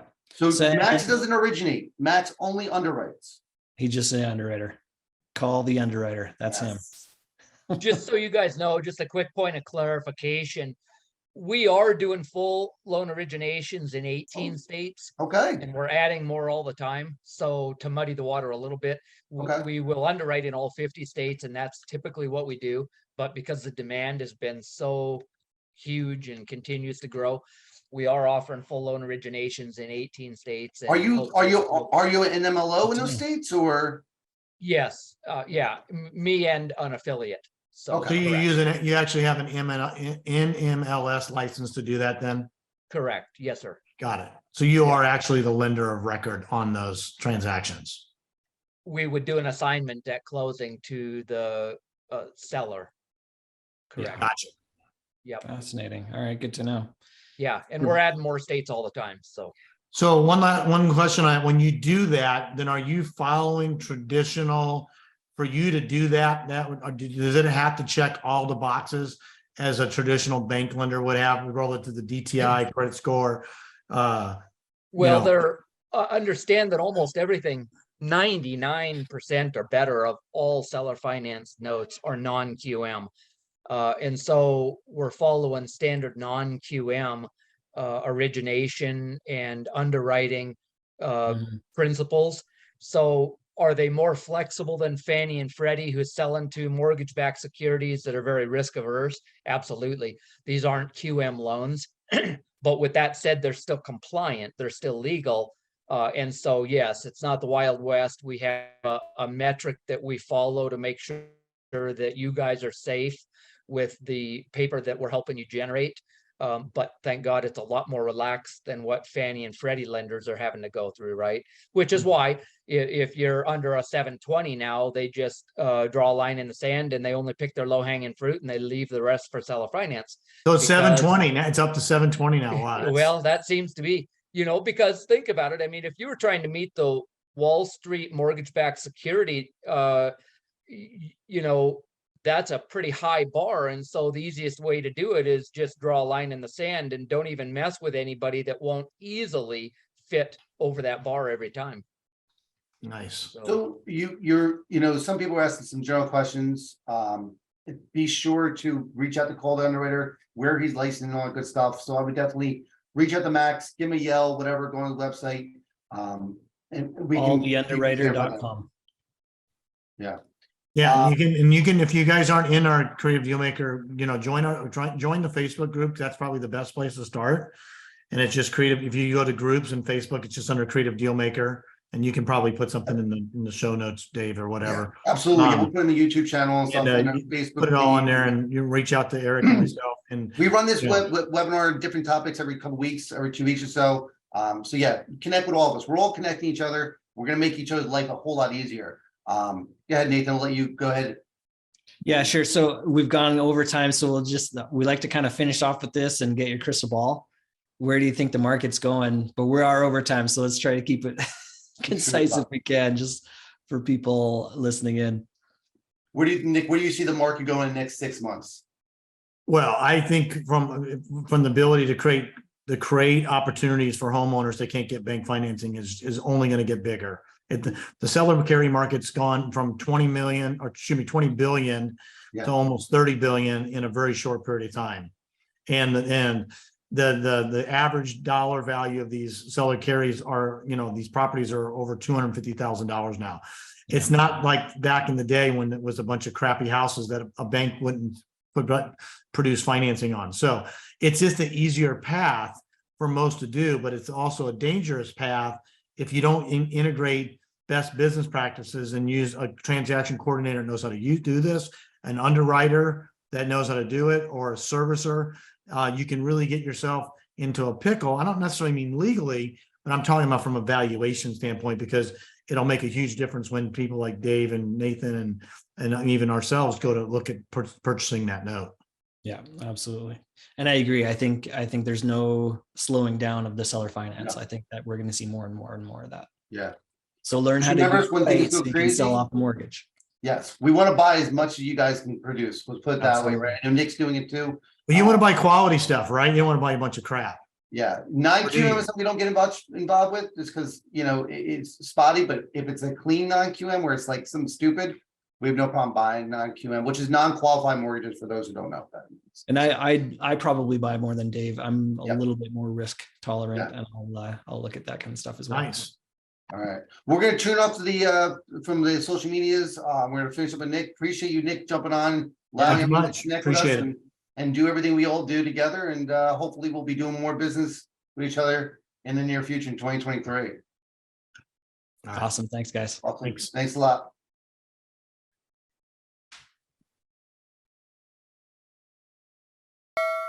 You can go into this and understanding the 80-20 that we're talking about, and then you still get that monthly cash flow and then sell that note off so you can get some cash coming in. So that's another way of doing it. And you're using your end buyer's capital to put down on the property. So you're making money in the front end.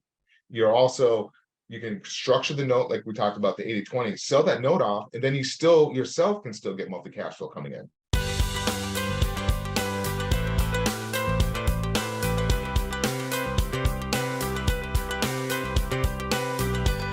Welcome again, Dave Putz from JKP Holdings.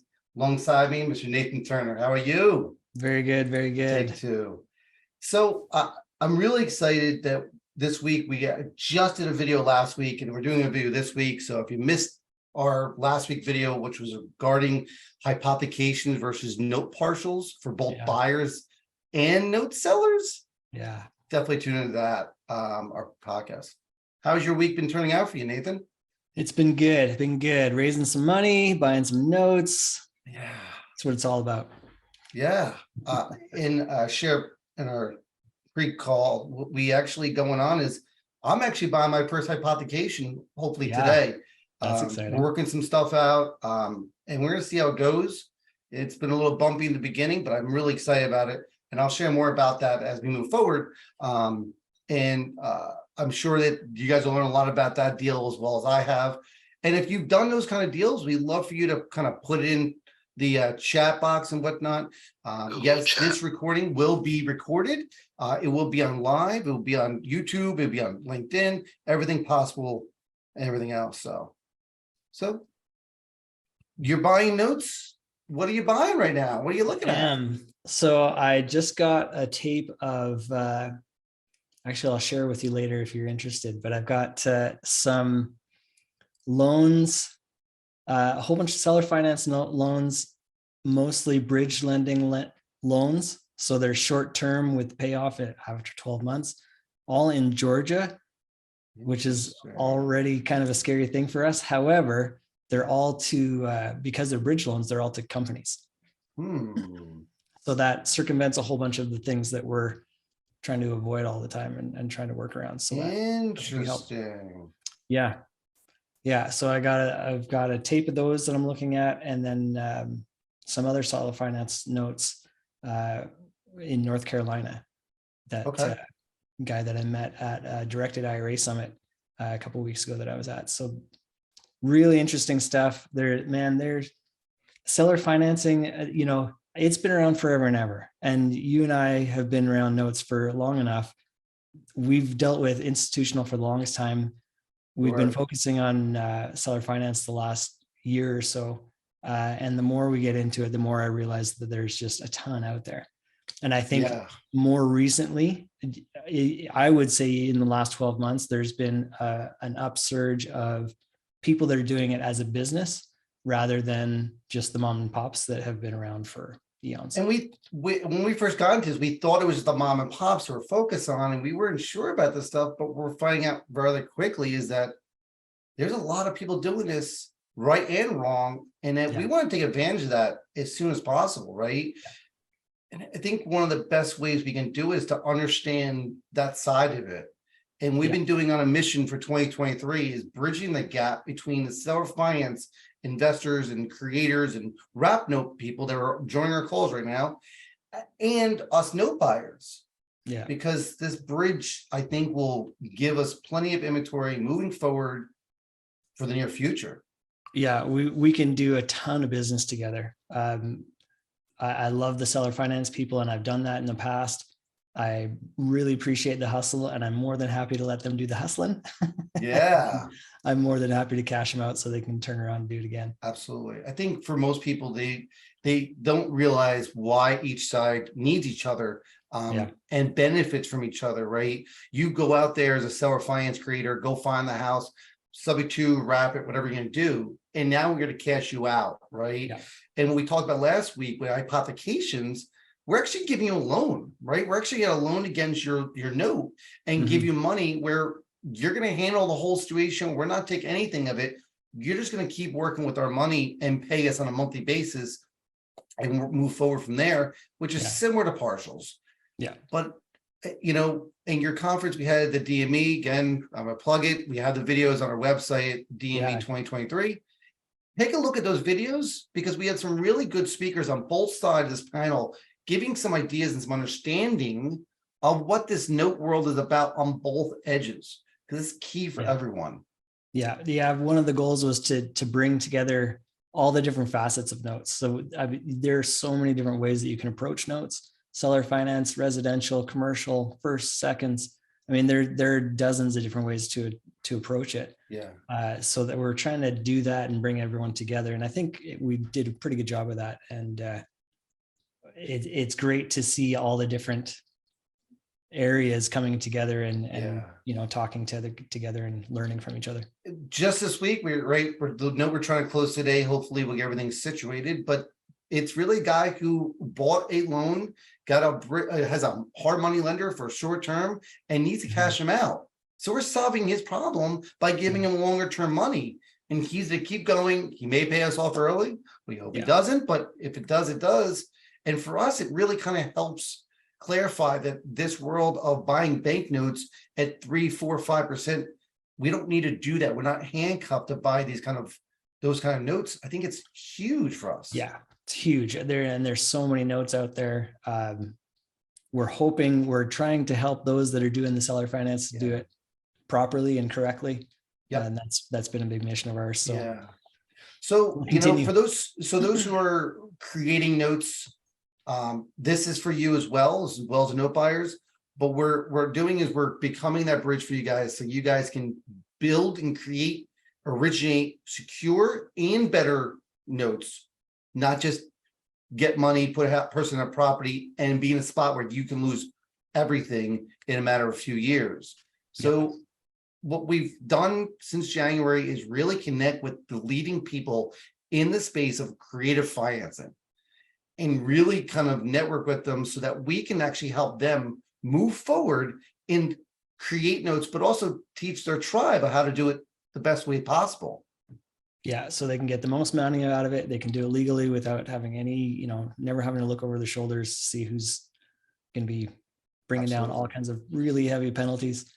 We want to help everybody who's doing this do it right, and we can do it. Yeah, we've had the underwriting calls, we've had RMLO calls, right? So if you're curious about if you have an owner occupied in there, make sure you hit that. So I'm getting Dave Putz from JKP Holdings, Nathan from Earnest Investing. We're two separate companies, both note buyers, looking to bridge you guys up. But today's special guest is a guy who we respect a lot. We've talked a lot with him. It's been awesome, right? We have Mark Monroe, who's been a leader in the space of creative financing for only part of his life.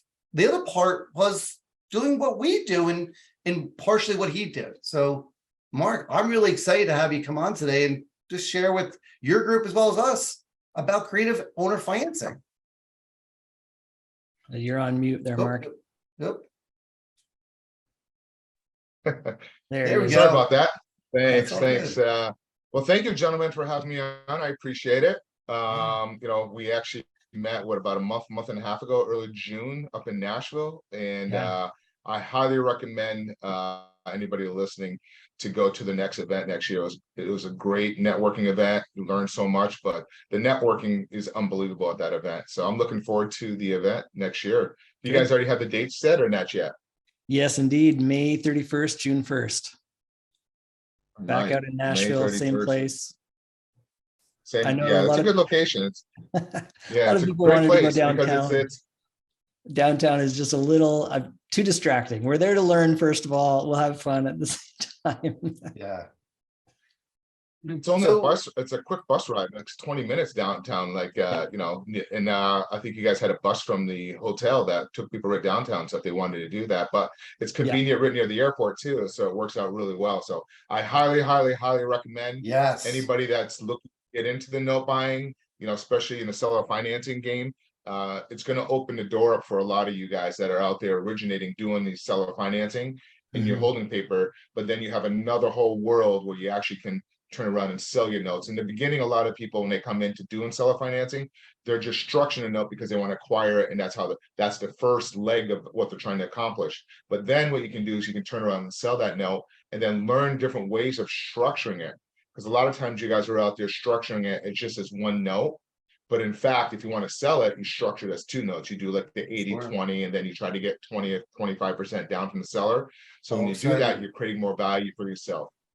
We'll So make a we're note of getting- that. We'll have maybe an in-depth talk about that next year. We'll make a note of that. Yeah, all right. So I put the in the comments section, the video recording for those people who are curious to see what it's about. You can definitely order the recordings from this last event. Mark spoke, he was one of the guest speakers, which was awesome. This is all notes, right? All real estate notes. We've had some people in their trailers, land notes, all that kind of field is amazing. So we want to make sure that people understand that we're both sides of the coin here. And I want to stress that as much as I can. Mark, it's funny, most people get into creative financing typically came about it by accident, right? How did you get started in creative financing, but in real estate in general? Your background has some impressive stuff. Well, I don't know if I ever told you guys what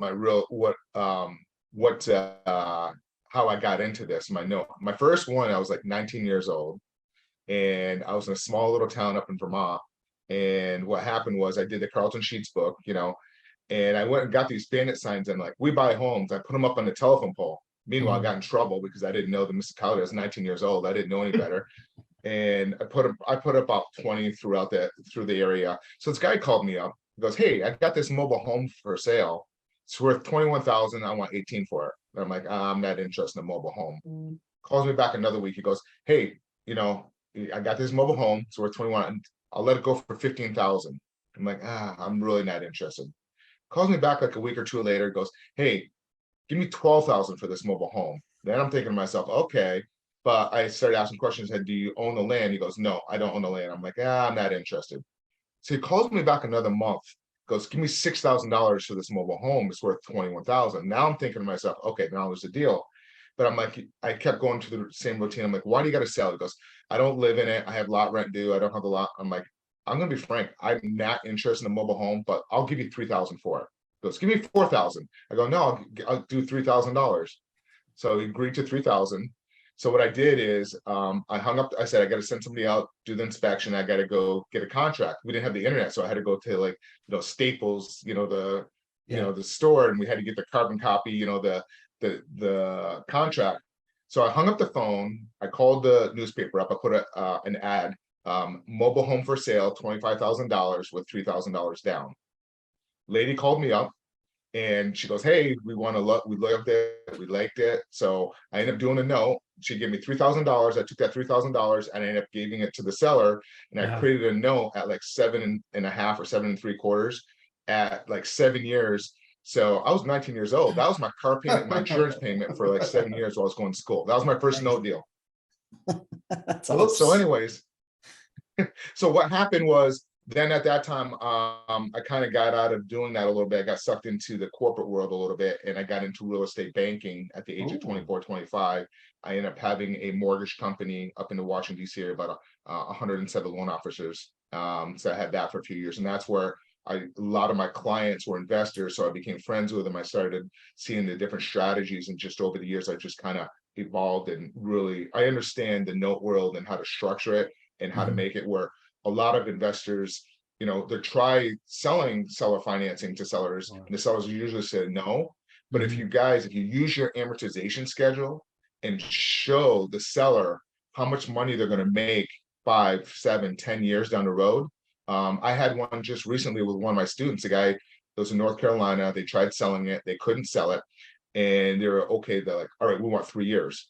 And I just didn't feel comfortable because the market is at the peak, and if the market pulls back a little bit, there's no room there. 3 years is just not enough time to give equity in that property to be able to refinance it. So we did an amortization schedule. We sent it over to him. We pulled it up. I jumped on the phone. Hey, do me a favor, pull up the amortization schedule. In the beginning, it breaks everything down, the finance amount, the payment, the terms, the rate. I said, go down to line 120. That's 10 years. Yeah. How much money in this scenario would you have collected? She said it was like $86,000. So, and then there's a balloon over to the right of that amortization. How much money is that left? She said that dollar. I said, add those numbers together. And she added the two numbers together. And it was and I said, how much is that? And it's a large amount, much more than she's selling it. I said, how much are you selling the house for? She said, whatever. I said, subtract it. So you're making an extra $129,000 becoming the bank over 10 years. Yeah.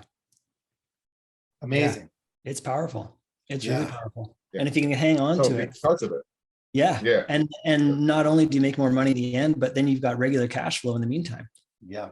That's pretty And you attractive. have no tenants. And you have no tenants, no toilets, no turnovers, no any of that problem. I mean, that's the being the bank is so powerful.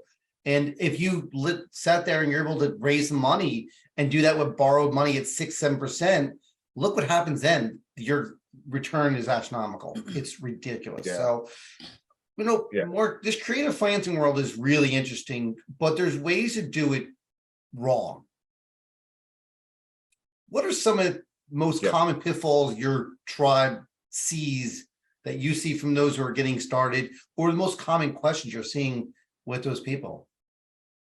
Well, the questions are like, how do you do it? Like, and that's where everybody's learning, like, hey, I got a deal, the seller's open to sell financing, I don't know how to do it. And most people are just saying, hey, this is how you do it with the contract, and this is how you do the transaction. However, and even people giving advice out there are not even aware of, if you're putting a buyer into the property, that's going to be a homestead, living it as a primary residence, there's a ton of consumer protection regulations on a federal and state level. And that's where a lot of people go wrong, and they don't even understand it, and they don't even realize it. We've been, for the last few months, we've been out there promoting it, and people are starting to kind of see, because I am starting to see people asking questions about it. So just make sure, like, if you're doing a seller financing, and if you're going to, your exit strategy is you're going to put an end buyer in that property and you're trying to wrap it, make sure if it's a homestead buyer that you totally, truly understand the regulations. Because I remember several years back, somebody was doing this and actually went to jail, but he was doing it predatory. He was doing it on purpose. So real quick, let's get some definitions. Let's get some definitions. What's homestead mean for those people who may not know what homestead means? You're living it, that's your home property. You're going to be living it as your home property, and you can get some, like in Florida, we get a tax discount advantage if you're a homestead. I don't know, is it the same way up in New Jersey? We don't have that advantage. Jersey likes giving their tax money, so we don't. Well, homestead, we have that. So in Florida, we're protected. If you're homestead, you get a lower tax break, and in Florida also, if you ever get sued or you accidentally they can't come after your property in Florida. Other states, they could possibly do that. But homestead is if you're selling a property, they're going to be living in the property as a primary residence. And that's where there's a lot of consumer protection regulations to protect that consumer. Because technically, if you're doing it as a full-time, you are considered a originator. You're originating loans, and that's bringing you, whenever you're talking about APR, finance amount, that's when you kind of open yourself up to the whole regulations of financing. Now, you can sell it off to another investor that's not living it as a primary residence, and then you're exempt from those consumer protection, like the Dodd-Frank Act. That's just one of them. The SAFE Act. These are federal, but then you also have state level. What was happening besides the whole collapse? A lot of small and pop investors are doing the same thing when everything collapsed. They're putting people into the homes, not checking their income and seeing if they can qualify. And we actually seen a couple of cases where investors were being, pardon my language, scumbags, were taking people's large $30,000, $40,000, $50,000 down payment, knowing they couldn't qualify, and then turn around and foreclose on them and get them out of the property. He kept doing this over and over. And actually the attorney general stepped in, and the guy actually went to jail because he was just a predatory lender at that point. So a couple of important points here. So the first thing you said back a minute or so ago is there's more to it than just the paperwork. So the paperwork, like there's a way to do that. These are the documents you use. This is the process you do. That's part A. Part B is actual qualifying. And then we're talking about the SAFE Act and all those kind of things. And then it's state specific. So in Florida, you've got homestead. In Texas, you've got homestead. In New Jersey, you don't. You know, so you have to know state specific. It's vitally important that you understand what the rules are federally and statewide, and which state has which rules and how do you abide by those. So it's the process is one thing, and that's the easy part. The paperwork, there's nothing to that. And But a regular understanding the attorney, a rules general behind attorney is not going to be the person you need to speak to. You need to No. speak to a specialist that Exactly. understands creative financing, writing a mortgage and a note, or a land contract and a note, right? Mark, when you're doing a lot of these owner financing, are you creating land contracts? Obviously in Texas, you don't do land contracts, but are you creating land contracts most of the time, or are you creating mortgages? Well, I want to go back 1 second. So Sure. all the stuff that we're just talking about learning, don't let that scare you guys. Sure, very true. Because we threw a lot of stuff at you and I might like, whoa, wait a minute. Yeah. There's a lot of groups, and even these guys, you can reach out to people that are like note buyers and experts that will give you some advice and point you in the right direction. So don't let that Yeah. freak you out. So if you're doing one like that and you're like, oh my God, it's too, I don't want to go to jail. Don't worry about it, because it's very, very profitable. Just get some Yes. proper guidance. And there's a lot of people here that will help you out. So 100%. And just David, to back add to to that your before question. you go on, Mhm. one more thing to add to that is if you've already done some seller finance deals and they're not done correctly, almost always, like pretty much everything is fixable. So even Yes. if you're hearing this and you're going, oh shoot, I didn't do that, I didn't do this, I did it wrong, it's fixable. Almost So- everything is fixable. So don't sweat too much about it, but just realize there is a right way to do it. Right, and it's gonna be costly. we So ha- when you do the owner financing and there's a person living in the home, Dodd-Frank, SAFE Act comes into play. You have to make sure that borrower has the ability to repay, not just a checkbook that writes you a $10,000 check and you walk away, right? The idea is to make sure they have the ability to repay, and it has to be, if you've done more than 3, originated by someone who has an RMLO license in that state specific most of the time. So Texas, we had Sarah on from Texas. There's people nationwide that we can recommend to you guys to get that set up so we can buy it. If we don't, we're gonna have to spend time, money, and energy to get that loan corrected. So yeah, I mean, that's the first part of and it. also if you're doing assignments and you think you're not responsible, be very, very careful. The North Carolina is actually looking at people, the wholesalers assigning seller financing deals. You're the one technically originating that note because you're the one that's structuring it. So they're looking at it closely, and they're also looking at assignment fees possibly being rolled into the APR, because all upfront fees are considered rolled in APR, and then you have usury laws. So just kind of be careful of that. And again, I'm not trying to scare you, just want to inform yourself. That's all I'm saying, that type of thing. So usury laws, for so- those who don't know, usury laws, what the max APR or interest rate you can give to a borrower, right? Business to consumer, that the state allows. Each state has different usury laws. Look your local state for knowledge about that. And that comes to play with us, right? And I'm gonna flip the switch for a second, because a few note buyers probably going, when are you gonna get to us and understand what we want? So for you guys who are creating these notes and you're doing it and learning correctly from people like Mark, what we recommend is make sure you write a note that's not only legal, right, that we can buy, that's foreclosable, mean legal, that I can go through foreclosure, a judge won't kick it back, and I won't have a problem. On the flip side, we want to make sure that you do that, but the paperwork and the note numbers, the 5 numbers that come into play, right, is your original balance, your interest rate, your monthly payment, which is your principal and interest, tax and insurance are excluded from that, right, your term and your balloon, right? Obviously, 5 years, you can't have a balloon, but then a term, right? Are you writing 360 months? Are you writing 240? Now, even if you're doing an 80-20 loan, the way we have a chart that shows you the best way to do it is the lowest term you can do, and the highest interest rate by law is the best way to get the best price from us. So if you're originating notes at 6%, I encourage you not to do that, because you're not going to be able to resell it. Right. And the borrower, you want to understand the borrower can't literally go get to a loan from a bank typically. So don't undermine the bank where they're giving out 7, you're giving out 6. Mark, what do you typically, your interest rate in your loans when you create them, what are they typically at? See, for me, I take it a little bit step further, because when I'm structuring a deal, I'm also looking at what's the market rent is. So I need to make sure that the market rent is in line to what my monthly payment is. So I'm trying to get the max as much as possible, like 9%, 10, whatever it may be. However, if the payment is going to be out of whack, I'm not going to be able to move that property. So you have to modify and play with your numbers a little bit, maybe lower the monthly, maybe lower the amount. So that's kind of how I look at it. So it's Sure. very, very tricky. If that makes sense. Does that kind of make sense? What I'm Would saying? you ever write a note at There's 6%? factors.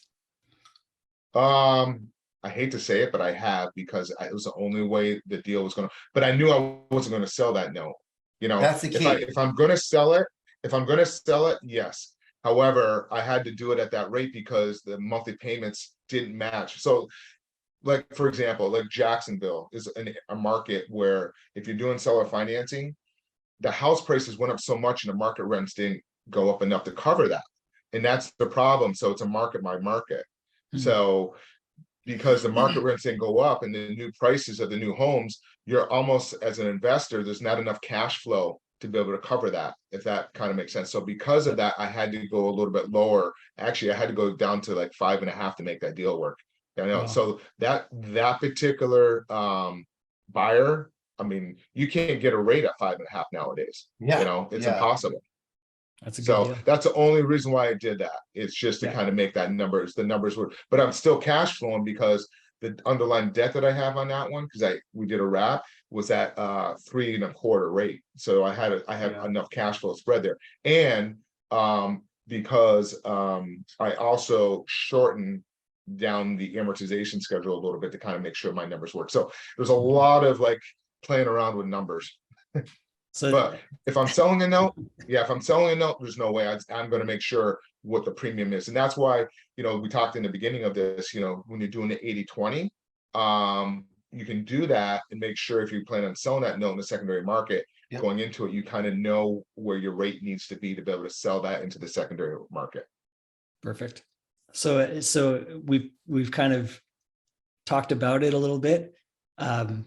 There's education involved here. So make sure you learn the rules. And again, it's not rocket science. It's not, you know, we're pretty regular people, believe it or not. I know we sound like we're pretty smart, but reality is, you know, we're not. Yeah. We've just learned through experience and through doing a whole bunch of these deals over time. And we're more than happy to share how to do that because there's room for everybody. Gotcha. So come and learn. We did a question, LinkedIn's not feeding in through our system here, but Rakesh asked a question. Any thoughts about I-10 lending and investing in these notes? IT and IN, you know, what's your thoughts about this idea of having I-10 borrowers and lending on this kind of money that way? Any thoughts or curiosities or individual conversation for that? Well, let me ask you guys that. Would you guys buy something like that? Yeah. The challenge again for me is at some point I'm going to want to resell this. Well, maybe if I'm buying for myself and I'm going to hang on to it, I have zero problem with that. None. If it's a note that I know, like if I'm buying it for myself, no problem. If I'm buying it in my fund, that's a problem because I'm going to have to resell that at some point. And that's going to mess things up. Yep. Nice. So let's talk about the one fact thing that wrap notes. You mentioned that. For those people who don't know what that is, what is a wrap note and where does it come from? Okay. I'm actually doing one right now. So I'm actually I wish I had the numbers. Let's say trying to remember if I remember the numbers. So what you're doing is, let's just take some just round numbers. Let's say I'm selling it for $200,000 to my end buyer, $200,000 note. Okay. But they have an underlying lien with, like, say Bank of America, whoever, Chase or whatever it may be, and say it's like at $150,000. Okay. Then what I want to do is there's $50,000 of equity there. Me as the investor, that's where my profit is. So then what I'm doing is I'm taking the $100,000 note or $150,000 note with Bank of America, and then I'm creating my $50,000 difference, putting it in there, and then wrapping both notes all into one. So my end buyer's note is $200,000. So what happens is, once that's done, they send a payment directly to the servicer, and then the servicer distributes the funds to the proper parties, like the mortgage in the first position, and then any profit to me and any tax and insurance that's also included in the monthly payments. So that's kind of how the wraps of the notes. I'm actually doing one right now where I'm buying the property, and I'm tacking on $79,000 on that particular one because we had to go and do a little bit of work, and then we're wrapping it to our end buyer. And usually you can sell, whatever the ARV is, the after repair value, you can usually sell that above the market value a little bit, so you can get a premium on it because you're structuring it where they can't go through your traditional bank to get the financing. What's the Now, total? Let's back up a little. Yeah, go ahead. Go ahead. I said, what's the total Well, debt one on thing I that want- deal? What's the total county line lien debt on that deal? Yeah, so they had to put, I actually sold it. I'm just using that one. the Yeah. two- So the 200,000. subject, what was So the you really- underlying number? The underlying number was 150, you said? Well, yeah, for the first mortgage, let's say Right. Bank of America. Yep, and then you wrapped it with $150,000. $200,000 wrap note. So the total, we had this conversation yesterday. What is that total debt? Is it 200 plus the 150? Or is it No, it's 200 200. total? So is that 200 50 total. grand seen like a secondary or a second note on the property It- lien? Yeah, so it would be second, but they're wrapping both into one, so it's creating that one note. Yeah, Mark and I Does that make talked sense? earlier this week, and so it's not if I'm going to buy that note, I'm not necessarily in first, but I'm not really in second either. So it's kind of like I'm like 1.5. Wild West. Betweenish. But you would be the one, because what happens is in this scenario, Mhm. you would, because you have that note, you would keep paying the first mortgage, the mortgage, right? But you're foreclosing on with the buyer, you're the borrower, you're foreclosing, but that 150,000 or the mortgage, and you're going to keep paying that. So that, and then you can turn around and resell the property again. So Yeah. you're taking a property back because you're wrapping note, but meanwhile, that wrap of the 150,000 of Bank of America, you're still paying that. So they're still getting money. And the reason why you want to do that is, like, you may have a 2.5%, 3% underlying debt. So you're going out there, note buyers, you're borrowing money, what, 8%, 10%, when you have a debt already in place at 3% or whatever, Mhm. and it can be paid off sooner. So that's the advantage of that's how that would work. Now, you do have the underlying risk of, like, what's called the due on sales clause. However, that's very rare that has happened, but you should be aware of that, where the lender could actually call the note due, because for whatever reason, usually they don't do that unless the payment is not being made now, or if it's a credit union. Sometimes credit unions may do it, but the big boys, they don't care. They just want, especially nowadays, the banks and stuff, they don't care as long as that payment is due, because with the new regulations, every time there's a delinquent, they have to put, what is it, like $2 or $3 for every dollar aside on that. So they just want those payments coming in, because, like, let's say it's a $200,000 delinquent note, then they have to put an extra up to $600,000 aside on that. I don't know if that's exactly the numbers, but it's roughly about that. So anyways. So we have some questions coming in, and I'm gonna read them since they're on LinkedIn. What are some of your thoughts on giving seller mortgage while purchasing power of a dollar is declining? Aren't you getting paid in future dollars at today's rate, but value is reducing? We're not better of borrowing as opposed to lending. I'm not sure exactly if we understand that question. Rakesh, if you can kind of clarify a little bit more, would the lender not start the foreclosure as they're prohibited in second? So I guess the question is, when you say lender, Rakesh, are you talking about the underlying subject to original lender? Or are you saying is the wrap note can foreclose? They can still foreclose if that borrower is stopped paying. You can do that, right? It's still looked at the lien on the property and you're secured by that situation. So we're talking recently about the partials and the hypothecation. is you could go ahead and buy that wrap note from you, right? Especially if you got it with equity, if you're into that deal for 200, but you're into the property for maybe 100 grand, you could sell me that note for 150 and you wrote it at 10% interest rate. We could get a really nice discount and make sense for both of us and get your money out. Another way of doing is buying a partial where you can buy 60 months of payments, right? And then I take ownership of the note. Last week we talked about hypothecation, which I think is probably be the best way of doing it, where we literally loan you money on that first or second, and we just charge an interest rate, and we're protected by the security of that note. So that if you go bad as my borrower, I get your note. And if I bought that note that's worth 200,000 and I give you 100 grand, right? And I'm making payments and you default, guess what I get in my hands? A $200,000 note, right? So a hypothecation, I'm not responsible for handling the note. You as the seller, as the lender, original lender, can maintain it. If it goes bad, you can transfer it to a different note. So hypothecation is actually a great way for wrap note people who own wrap notes to literally get some money off their books, as well as continue to buy more. As long as you keep making payments to us, we're becoming your bank. And if you have good equity and you wrote numbers well, your interest rate's high enough and your term is good, you can make a killing, and we can do this over and over and over again. Again, remember, me and Nathan are two different companies. We will buy as much as you have if the numbers work out well. And one of the key things for you guys is LTV. It's not a killer for us. We're more interested in our yield. So those who are curious about it, we're interested in our yield numbers. Yeah. Yeah.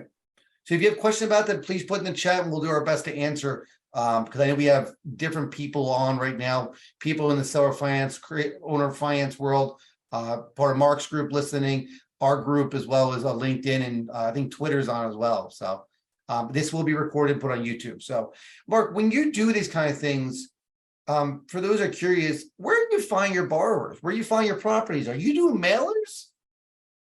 Yeah, how are you sourcing? Mailers is a good way. Yeah, mailers definitely could work. I don't personally, but I have some of my students, they do some mailers. What they're doing is they're pulling some data, people that have been owning. There's so many different ways. Like I like to buy seller financing for people that have originally been investors that owned a home for like 15 plus years, mom and pops, where they like that passive income. They don't want to get hit with capital gains, so they're willing to carry that note. That's kind of what I like to do. And then I also, when I'm talking to those people, I said, down the road, you can actually sell your note as well. So that is another angle where you can kind of go in there, like, if you're buying a property yourself and you want to do seller financing, you can have them do seller financing for you, and then they could turn around and sell that note if they want some cash out of it. So that is another approach. But for me, I have a lot of referrals. I have about, over 600 bird dogs that feed me deals. I work a lot with realtors as well. I work with a lot of other investors. I just built up a big referral network but also right now, like I'm teaching my students to go into systems like PropStream or any of those and look for people that just did an FHA or VA loan, like within the last year or two, and they're selling it. There's not going to be any equity there because those are 100% financing. So we can buy those subject to the existing mortgage or an agreement for deed, a contract for deed. So that's kind of where I'm finding a lot of our people over there. So there's a lot of different ways. A lot of times people come in like, where do I go? If you take a step back and you start networking with people and start listening, you'll start to understand what paths to kind of go through to try to find these particular sellers. Do you have specific areas that you like to concentrate in, different states that you like, or ones you avoid? I will look at every state. My exit strategy will determine on what state it is. Okay. Like we have one right now in New York where one of my students, he wants to exit a lease option. I'm like, this comes back, because of the landlord tenant laws, versus I told him the best bet might have been an agreement for deed or a land contract. But because of the person doesn't, because you have to do a double closing on that. You're buying it from the seller, then you turn it on wrapping it. So there's not a lot of capital. They have to come out of capital quite a bit. So that's kind of why they're doing a lease option route, because it's less money to get from your end buyer. So, right. But usually in those type of states where they're not landlord friendly, I'm definitely looking at having a seller financing strategy, because at that time you're just structuring it, putting it together, and then they actually like it because they're homeowners. You know, they take care. It's a different type of person. They take care of the property a lot more if they know it's their home. Yeah, I agree. Sorry about the echo, guys. Appreciate it. So I wanted to get into the 80-20 thing you talked about briefly. Is that this 80-20? What is an 80-20 note, and what does it mean for us note buyers and note sellers? Why create an 80-20? What's the benefit of it, and what's it look like? Okay. Well, let's use that scenario of the $200,000 note that we talked about. Let's kind of go down that path. Let's just use that one for example. So I am the investor. I'm actually going to sell that property for $220,000. Okay. I'm going to get $20,000 down from my buyer, you know, up front. So they have some meat in the game, if not more. It actually could be more than that. That's only 10%. So 15-20%, you can get up to $30,000-$40,000 down. So you want to get a large down payment, and then the remaining balance, say the finance amount is $200,000.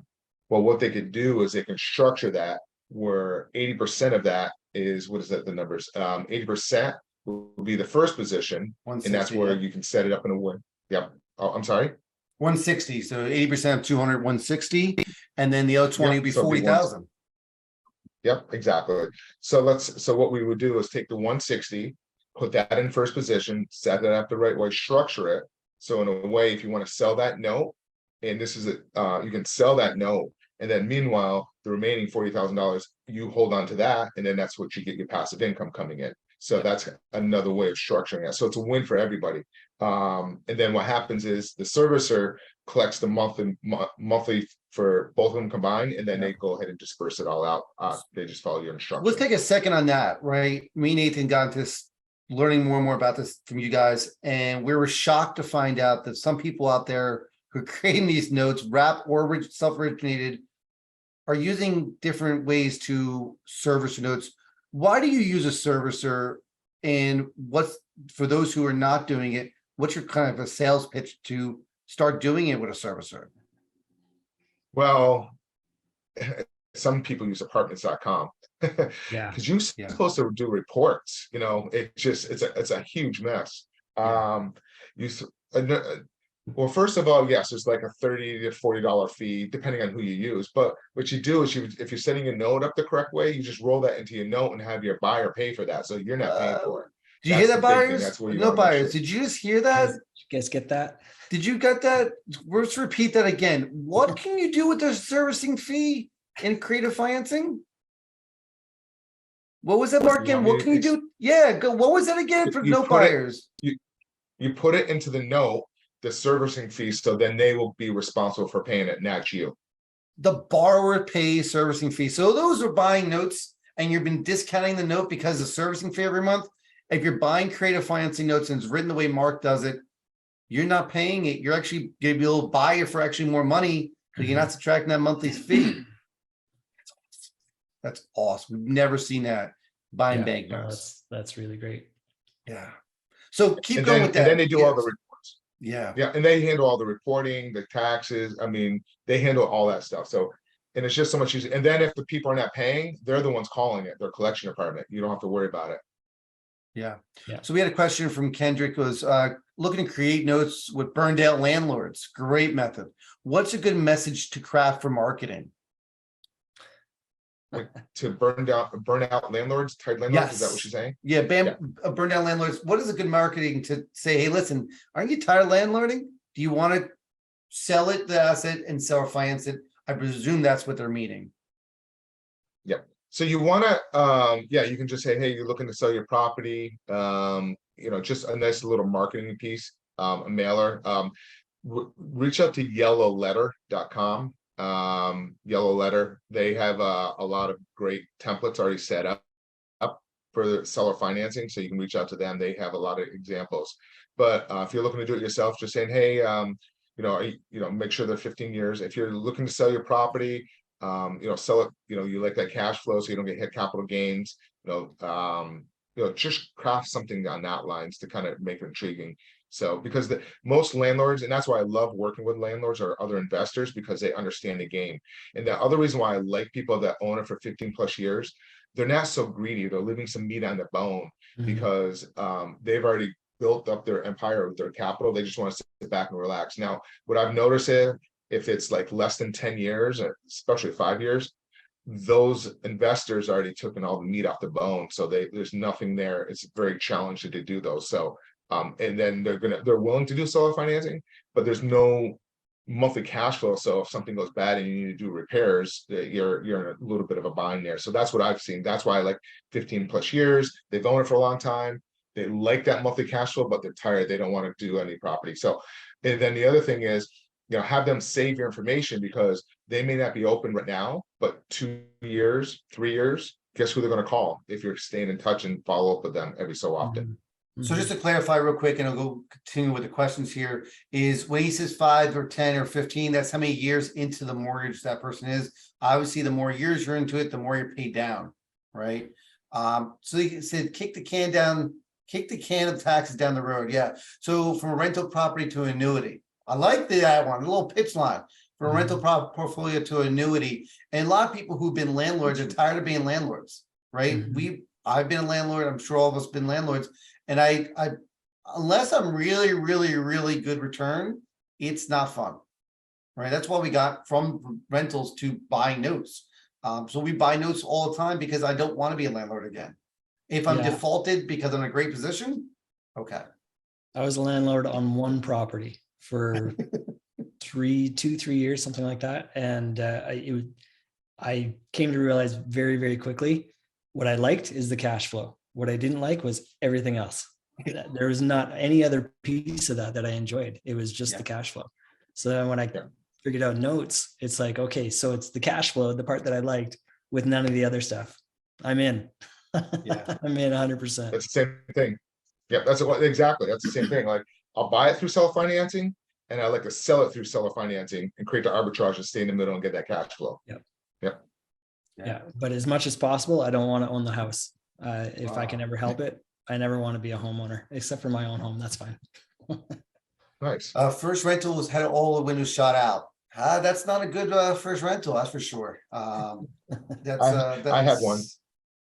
Yeah. Yeah, we all have horror stories. So I'm going to tell you a little trick to those people who are looking to talk to landlords, either for note buying, raising capital, or assets. Go to local RIAs. You're going to find a landlord, talk to them like you've been a landlord, tell them all the problems, and kind of relate to them. Get on their, just share horror stories. If you have to make up one or two, that's fine. Just get on their same page. And what they're going to do is say, well, what'd you do? You say, listen, I used to do it. I'm done doing it. And they'll say, wait, you done? What'd you do? Are you out of real estate? No, I'm much easier now. I'm actually in the notes game. And you're going to find a lot of these landlords turning their heads going, what? And you're going to get a lot of attention at those RIAs. This is how I started raising capital, talking to RIAs and just mentioning that I'm a, ex-landlord and tired of it. And I moved on. I moved past it. I lost the weight of being a landlord. And I think that really kind of energized them to understand, hey, I want to know more about this. And hey, I got capital. I can sell my properties if I need to and get more into this stuff and raise capital. So we want to make sure you stress the fact that you can get capital from people, but also the property. You can do both because this person's interested in learning about what you do well and how you got out of this game, right? So, Mark, one of the other things we want to make sure is that for those who are looking to buy these notes, they can either buy the first, the second, buy hypothecation, rentals. You guys love cash because sometimes you run out of it. Are you guys open to selling to these note buyers who are our tribes to say, listen, we want to sell a note and we're in a good position where we wrote a 10, 11% interest note, not a 3 or 4 like the banks did. And I'm able to sell this 11% interest rate at a discount. And anyone who knows the math on that says, holy goodness, that's amazing. Because I can buy an 11% note at a discount where we're trying to fight over 8% notes at par. Yeah. So Mark, are you and your tribe, people who follow you are interested in probably selling part of it, the whole thing, or your hypothecation, because cash is probably your biggest funnel, biggest struggle point. Yeah. So what I see out there because the people that are in like my group or whatever, the people I really kind of talk to are people that are kind of somewhat new. So what they're doing, and it makes sense, they should take it down, because what you're saying, they could sell the note and make money that way. But what a lot of these are doing is they're locking them up, and then they're just doing assignments and getting that cash. Because you are correct, as an investor, you're always, you're always putting your capital to work, and then your capital is tied up into an asset. So you always need that balancing act. So what you're saying, what Dave is saying is, instead of always doing an assignment, there, David. So Yeah. just to summarize some of the stuff, right? We want to make sure that you guys are doing it right. Make sure your paperwork is put together, right? Get an echo, I'm not sure why, but make sure your paperwork's right. Make sure if you're doing owner finance notes, make sure your collateral is written up correctly. If you're doing land contracts, make sure it's state specific. Make sure that the federal law is there. Make sure you make the ability to repay is there. And all that good stuff. Quick question was, sorry coming in late. 80-20 selling the first and keeping the back end, meaning if you can keep the first or you can keep the second, sell both or either one, but most of the time you sell the first lien, hold the second lien at 10-12%, and you're gonna get cash flow while also being able to get some money up front. So that's what you mean by 80-20 cash flow. So what you want to do is make sure you rate this correctly, make sure the borrower has the ability to repay, and then make sure you write with an RMLO. We had an attorney on a couple weeks ago who talked about they're trying to increase the number from 3 to 24. We'll see if that passes. And then make sure you have all that in place. Make sure you write these loans at a good number, no longer 6-7%. Get as high as you can. Understand the borrower can only afford what they can afford. So make sure you keep that in mind. Make sure the interest rate's high enough, the term's low enough. Get that created that you can either sell a partial, the whole thing, hypothecation, and then go do it again. Like Nathan started off saying, do what you do best, find the assets, get them created, and then you can sell them off and recash out, recash out, recash out. And we're here for that. I guess the burn method in creative financing. Yeah. We're the refinancers. Yes. So we can either buy out and take the note off of you. We can give you a loan. We can do both these things. They're fascinating to you guys as wrap notes or originating. Just make sure you're originating correctly. Talk to a local attorney and make sure you're doing it right. Mark, when you first got started in this, what were some of the first stumbling blocks you had?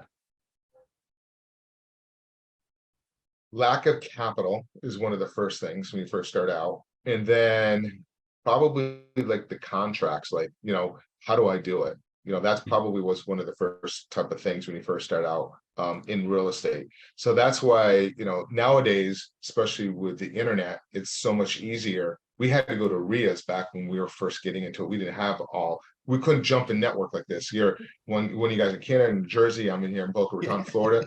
So it's so much easier. Back then, we actually had to drive 45 minutes, go in there and just kind of network with some of the groups were good, and just kind of learn that way, which I did. It worked, but that's probably one of the things. So if that is, you're running into whatever you're stuck on, if it's one of the things I just mentioned or something else, jump into some of these groups. Everybody is super, super helpful. I mean, I can't tell you in today's world how easy people are there to help people to kind of succeed in real estate. I know I was on another podcast a while ago and somebody's like, hey, what is the number one thing in real estate that surprised you and woke you up? And I thought about it because I've done other businesses, especially investing, is that your competitors are actually your partners. That's how I look at it. You end up working together. So like in other industries, like, God, I don't want to tell him anything what I'm doing because of blah, blah, blah. But in this, you kind of work together. So if you don't have the capital or you don't have the resources to kind of understand this stuff, go to somebody that's with experience. And that's why people are willing to help you, because you're bringing value to them and you guys can take deals and work together. Absolutely. Quick question before Nathan's final question is Tony Barnes on Facebook asked, do you underwrite your loans or do you use a third party to underwrite your loans? If it's going to be a homestead, I'm definitely using a third party, 100%. Now with the new laws the bill they're trying to get through, because you're allowed to do 3 a year where you could actually underwrite it yourself. However, you still need to make sure you're qualifying through the DTI. Mhm. It doesn't really, the credit doesn't really matter. It's making sure they can afford the payment. That's the biggest thing. So you're not considered a predatory lender. Ability to repay. Yep. But I always use a third party. I'm never going to do it myself. Yeah. We have a couple on our listing. If you ever want to reach out to Mark ourselves, we have called an underwriter. We have Mark Ross over there, rmlo.us. You know, those are the people who are living in the home, right? If this is a tenant, a landlord, you don't need to do that kind of underwriting kind of stuff. I would still make sure that you talk to them, make sure the usury law is not applied. And this is state specific in certain situations. So talk to your local attorneys. Tony, hopefully that answers your question. But we want to make sure you guys do this correctly and you work with good people like Mark so that you guys can create more notes and then bring it to us. We'll buy them and we'll just cycle going. But let's circle back to the very beginning before Nathan's final question is, we want you guys to network with us as much as possible. Mhm. Let's bring it home. Let's see everyone back down in Nashville next year so we all can get together in one room and really talk. Make deals happen. At the last DME, we had deals happen over the weekend, signed and funded. Yes. That's exactly what I was hoping for. Yeah. So I'm really glad about that. And get the videos, like Mark is saying, Yep. everyone is so open and so willing to share. So get those videos if you haven't, already, and just learn from people who are more than willing to share. We're not selling anything. We're just trying to help you succeed. That's it. Absolutely. Go ahead, Nathan. All right, Mark. We're always trying to get a sense from other experts here to see, what do you see coming down the pipe? What's your crystal ball prediction for housing market? Where are we going? I mean, we've been saying since October we're going to be in a major recession. You know what I mean? I mean, look at the stock market in the first quarter. I mean, the first half of the year. So I think because we printed so much money, there's still a lot of money floating around out there. So this is a weird situation that we're in right now. Because I mean, think of how much money we printed. I mean, 80% of all money in circulation has been printed in the last few years. Think about that. That's a lot. So we really should be in a recession. Some indicators show we're in a recession. That's why our inflation went up, because all that money. But I mean, it is definitely slowing down. But the problem is nobody's selling, because why would you sell at a 3.5% and go into something at 7%? So that's why there's no inventory. However, there's a lot of inventory coming online with the new builders. So we're definitely going to see it slow down. I kind of like this market right now because people that can't sell, that's where I'm coming in and buying them, taking over the debt, you know. So I would definitely highlight you guys to take a look at the DME recordings. We had the Mortgage Banker Association come in, and she actually gave a month of when the mortgage MBAs think that this recession is going to actually hit. She named a month. Yeah. So that's all by data charts.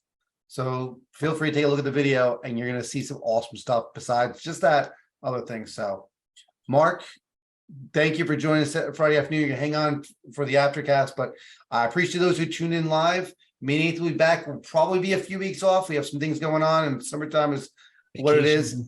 Yeah. So we may be dormant for a month of August, but feel free to tune in. Our links to our stuff at our webinars on YouTube. You can go to our website for it. If you have questions, reach out. If you have notes, send them on over. All right, guys. Thank you very much for joining us. We're going to go off live, and we'll talk to everyone soon. Thank you. Thank you. So really just the difference between an RMLO and the underwriter, right? So the RMLO is actually originating that loan for you on your behalf as a lender. The underwriter is just making sure that the buyer has the ability to repay.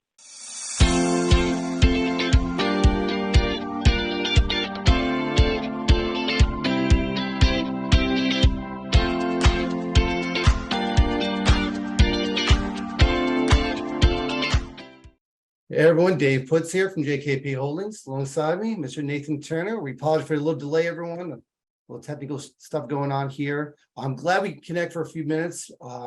Before we get started with all this stuff, we wanted to do some quick housekeeping. As you probably may know, I'm Dave Putz from JKP Holdings. Nathan Turner from Earnest Investing. We have a big event coming up, Nathan. It's a big deal, man. Just a little bit.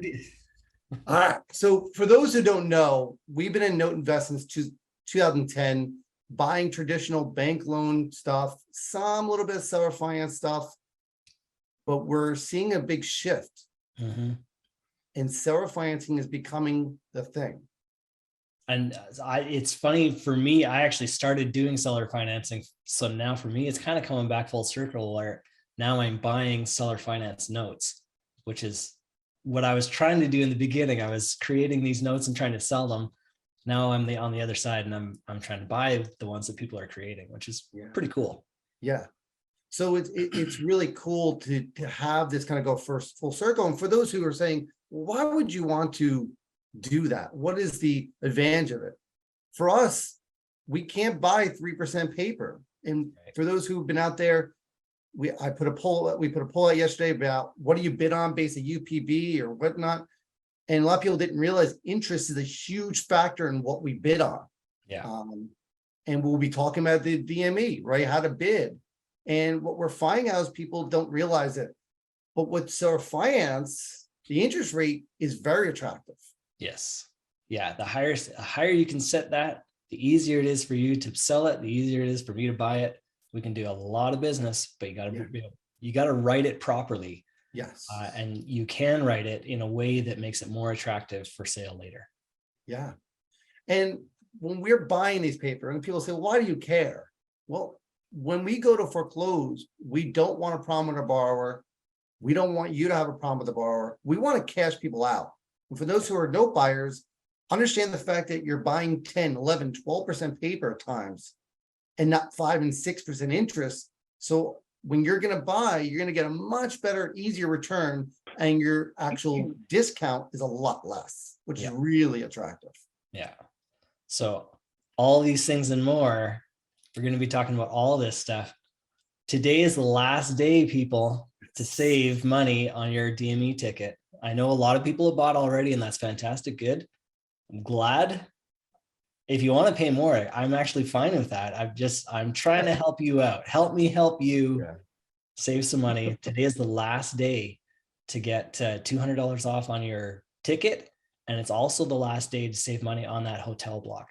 So make sure you get that in today. If you bought your ticket but not your hotel yet, get the hotel, because today's the last day for that cheaper rate.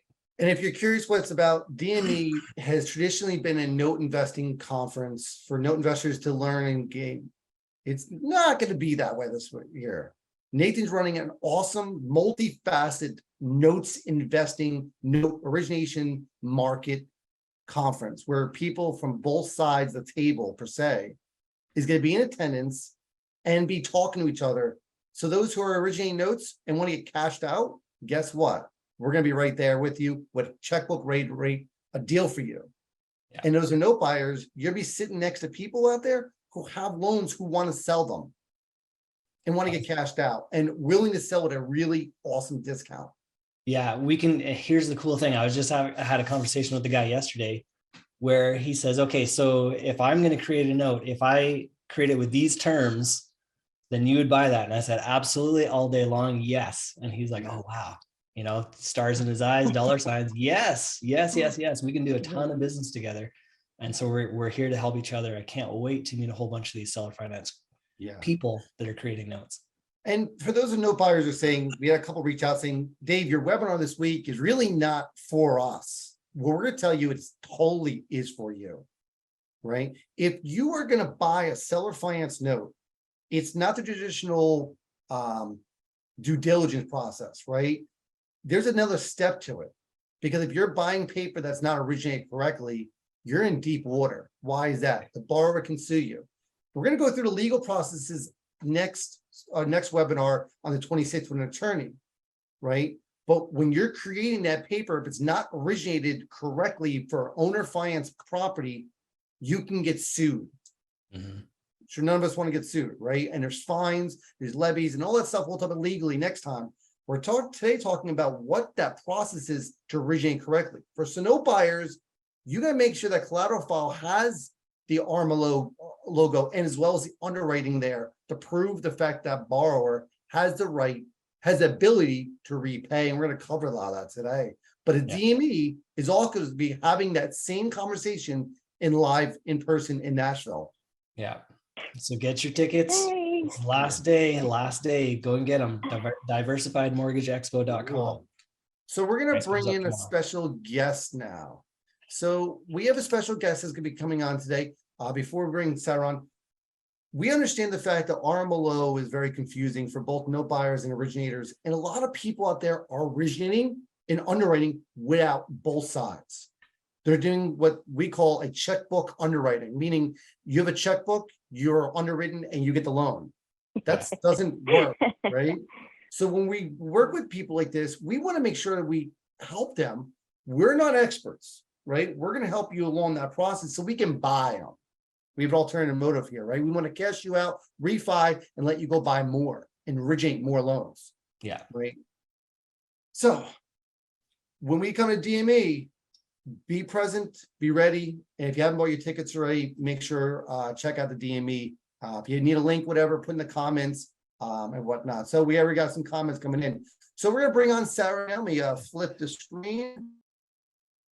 Oh, awesome. So we have Sarah on today. She is an RMLO expert out of Texas. Sarah, could you explain Hello. first, how'd you get in this space? How'd you learn about all this stuff? And just the background of who you are. Sure. Sarah Montez, Texas Pride Lending. So yes, I started with the gurus of owner finance. I started working with two gentlemen that have been doing it for like 20 years. And all I did was just sit there in their office and listen, and just soaked up, I just soaked all the information that I could. Especially when someone's been in the business for so long, you hear and you see, the historical side of owner finance. And whenever Dodd-Frank rules and regulations came about, everybody started freaking out. Oh my gosh, we can't do seller finance anymore. Mhm. And you learn that the history of all of real estate investing is that you always try to figure out how you're going to continue going. Abiding by the rules and regulations. All these new compliance laws come out all the time. It's just keeping up with them and making them a part of your business. So that's what we did. That's why they brought me in, because I was a licensed loan officer, and they said, hey, would you be interested in originating owner finance notes for us? Mhm. Because now we have to do it. Now it's Yeah. required. So I came in, learned the business as far as the owner finance side. So we pretty much developed the RMLO, package, or the RMLO, what's gonna satisfy this new law. Mhm. So I don't know if anybody's familiar with Grant Camp. Long time ago, he was, just very active on social media, doing a lot of webinars, teaching people how to do this. Very young guy. He also was one of my mentors, but I mean, he had 60 homes within, 1 year. And it was all, sub twos and creative financing and wraps. And so it's not just owner finance, right? It's all the other stuff that makes it so interesting, is the creative financing behind it all. Mhm. So that intrigued me a lot. So that's why I was really focused and really determined to learn all of it, every bit and piece. So that's how Texas Pride got created, was solely for real estate investors that were creating owner finance notes. And So this what- was, good 15 years ago, 10 years ago. What year? So What year did you get started with that? we started in 2013, because the law went into effect in 2010. They created it in 2010, but it didn't go into effect in 2013. So that's when we started. Yeah. And I forgot to add in the housekeeping, yes, this is recorded. This will be on YouTube, our podcast, on our website. We can actually have it. So on JKP Holdings/webinars, you'll see a recording on there as well. All this will be recorded and available for the podcast or webinar. So yes. So let's go So back. interesting. Just one real quick. Yeah. So I had learned about Dodd-Frank. I was doing all these seller finance deals and putting, in Columbus, Ohio, was a bunch of land contracts. And I'd learned about this Dodd-Frank thing, and I'd heard about it, and I knew it was going to be implemented in 2013. So we started looking around, me and my old partner, we started looking around for an RMLO. We knew that's what we needed. We knew that was what was required. We could not find anybody. Nobody. It was like they just did not exist. Knowing that that was the rule and knowing that we couldn't find anybody, we had to shut it down. There was no way that we could continue doing it properly and legally. So we abandoned that model, which was really too bad. It was a great model, but we knew that we couldn't do it right. So I'm so glad. It took a couple of years for me to find people like you that knew how to underwrite and how to write them properly so that they're done legally. So we have to understand that Dodd-Frank law came out of the debacle, right? It Yeah. literally came out of the problems that were happening back in 05, 06, 07, 08. And I understand the fact that borrowers were really getting in bad shape because of poor underwriting and whatnot. So new rules came out for that reason, to protect the borrowers. So this entire world is around protecting the borrowers and doing it legitimately. Now understand, if you are going to try bypassing this stuff and get away with it, we feel that they're going to actually make the rules even stricter if it continues to be violated, because they want to protect all the people, right? So those are listening on LinkedIn and Facebook, understand that, yes, could you get away with it? I'm sure you could.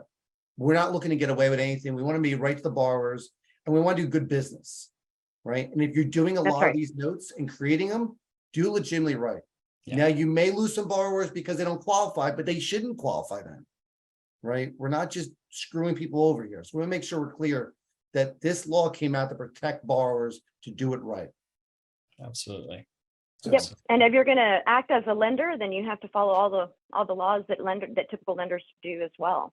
Yeah. You know, granted, the underwriting guidelines are going to be way different, but you still have to follow the general rules and general laws.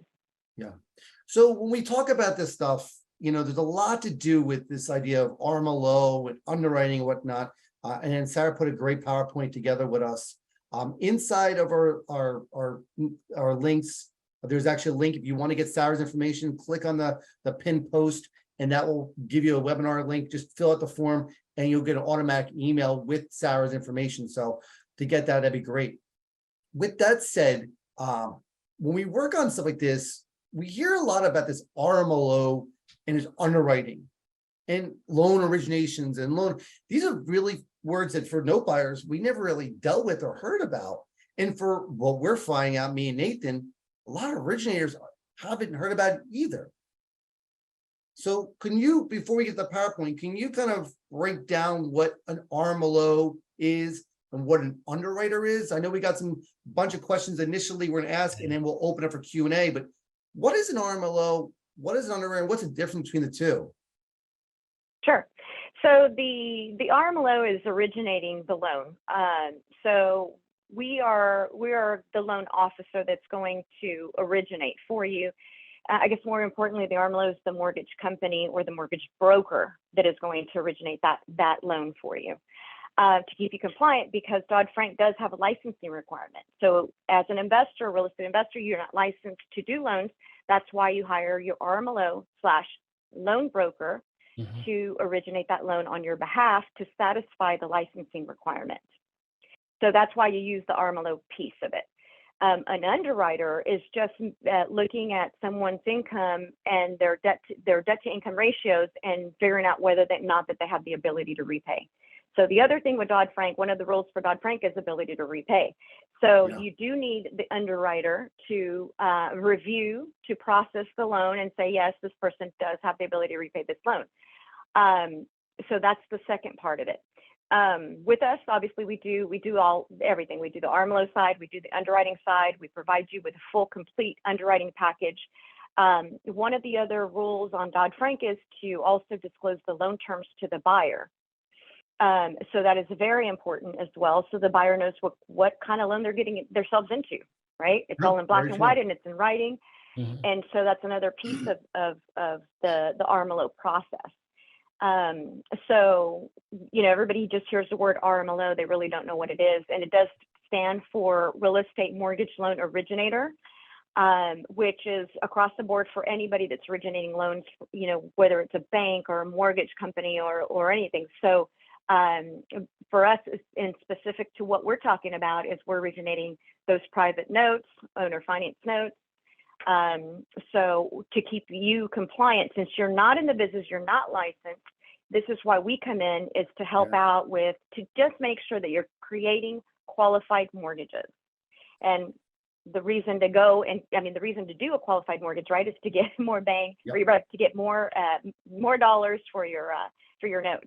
That's ultimately, but also you know, it's the fact of making sure if you go to foreclosure that you're not going to have a problem and your borrower's not going to fight it, right? The So- borrower Right. can argue that loan was created incorrectly or illegally. Yeah. And we won't get into the legal side of it. Just the fact that understanding you can be sued by a borrower if you're not licensed and you're creating these things, or if you don't underwrite correctly. Yes, so there's going to be several reasons. So if you say, no, you know what, I'm just, or my, you know, there's a lot of attorneys, a lot of title companies out there that are saying, you don't, you know, you can go ahead and continue doing seller finance the way you wish, because it's you know, they don't understand that what's happening with Dodd-Frank is that they're protecting the consumer. So if the buyer is purchasing a home as their homestead, that's where it becomes, you know, that it falls under the Dodd-Frank rules and regulations. So a lot of people don't know that. And so if they're going to buy that property as their homestead, they're a protected class. And so that's why you have to go through all the different qualifications for a qualified mortgage. Is number one, you know, points and fees. You can't charge excessive fees. You get a max of 3%. Your loan terms can't have a negative amortization. They got to be under 30 years or less. You know, no balloons. You know, we'll talk more about balloons if you guys when we get to that point. Get into it, But you can't do risky features. That's the most important thing. You don't want you want to create a qualified mortgage, a mortgage that someone is going to actually be able to pay, that's not going to default. You don't want to put risky features in that note to set them up for failure. Right. Understand we're talking about owner occupied homes. Investor homes don't apply here, commercial and whatnot. These are strictly for borrowers who are occupying the home you're creating the note for. So if you're doing wraps, right, and you create a note for a borrower who's to live in the home, you must be underwriting, you must be using RMLO. You can do, or 3 or less, you can do your own. We encourage you to underwrite still with the licensed person who can do the underwriting part, but you need to understand that if you're doing this in a business, you should be doing this. So we have some quick questions. I know Nathan, I sent over to you as well. Where got are you one licensed question. at? Yeah, go ahead. Where are you currently licensed to do RMLO work? So right now it's Texas and Arkansas. We're definitely going to go into other states, Florida, Oklahoma, Colorado. So we already have, you know, several that we're going to put on our list to get started with that. I know, you know, we've been here for a long time. We've done this for over 10 years. And we get the calls all the time. You know, I wish you were licensed over here. I wish you were. And we just got so busy in Texas that it was impossible for us to take on other states. But now we are to that growth level where we can say, okay, now it's time. And now we can go expand into different states and start helping owner finance investors in different states. So definitely reach out to us and let us know what state you want us to get licensed in, and we'll get that process started. That's awesome. But in the meantime, though, what we can do, we also offer an out-of-state underwriting package, so we can still underwrite that file for you. So that if you're going to create this note, and you want to make sure that your buyers are meeting at least, you know, the 5 points of the qualified mortgage, we can definitely do that for you. We can still provide you with a complete underwriting package for you to have in your, you know, in your files. If you do have to go to foreclosure or anything like that, at least you did that part, right? Yeah. And that's a little bit of a protection there for you. I've got one other question just on terms and licenses and titles, I guess. Another one that we've heard is processor. Is that the same as an underwriter, or is that something different than an underwriter? Yeah, so a processor is just really just an admin putting together the information. An underwriter needs to be licensed. Got it. Also. So yeah, so the difference is RMLO underwriters have to be licensed. A loan processor should be, by law, licensed as well if they're touching, you know, a mortgage loan. But yeah, so you can have a processor. Let's just say you're a real estate investor and you want to have a processor, you want to hire your own person to do it. You can, but you have to have a mortgage company, or you have to be licensed. Your company has to be licensed. And then you can hire a processor and underwriter to work under you. But the first step is to be licensed. Okay. Yeah, we all hear all these different terms, and I'm like, okay, is that what this does? You know, it's very confusing and very overwhelming for even us note buyers. Those who are creating these notes or following these courses of doing subject twos and wraps, I'm sure it's even more confusing because they just want to do real estate, right? Yeah. So Yeah, and then so that's the other thing. That's another thing that I always tell, when we actually got a recent wrap law passed here in Texas that just added more obstacles to do wraps. And it's just a Texas law here. But so when that happened, everybody said, you know what, this is it, I'm getting licensed. Okay. So so what happens is they start researching and they're like, wait a minute, it doesn't matter if I get licensed, I still can't do this. I mean, this is a lot of stuff to know, and I don't know all the laws and regulations and, the 900 pages of Dodd-Frank. So some of them still got licensed, but they still use Texas Pride to underwrite and process and do the back end office work of the origination. Good. Awesome. Okay.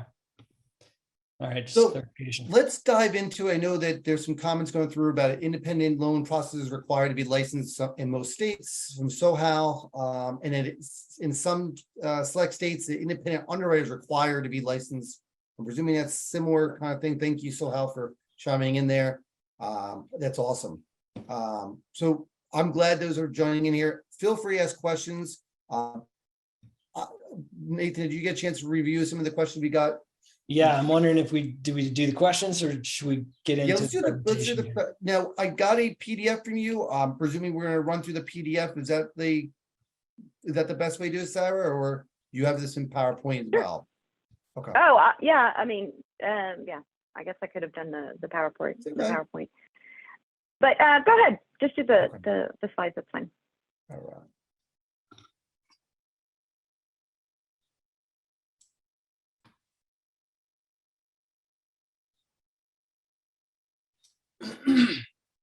All right.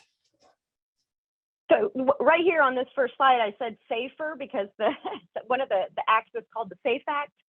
Yeah. So just if anybody's wondering why safe, what? So it relates to the SAFE Act. Got it.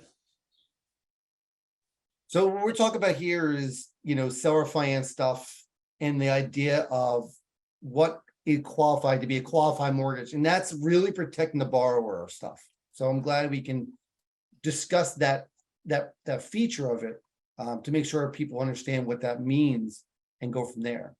And again, as note buyers, this is a huge plus, huge.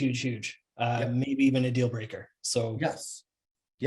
So if you're looking to get out of your loan for whatever reason, I highly encourage you to kind of stay compliant.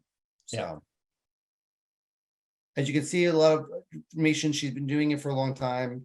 Texas Pride has been in Texas for a long time doing all this stuff. And most loans that are being originated are in Texas. So Texas is the reason we're really focused on Texas RMLOs at this time. I know Ellis asked about RMLO in California.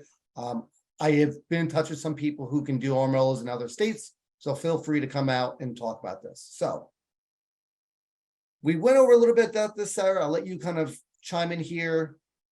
Can you explain a little bit more about this process? Sure, yes. So a lot of the big question is why use an RMLO?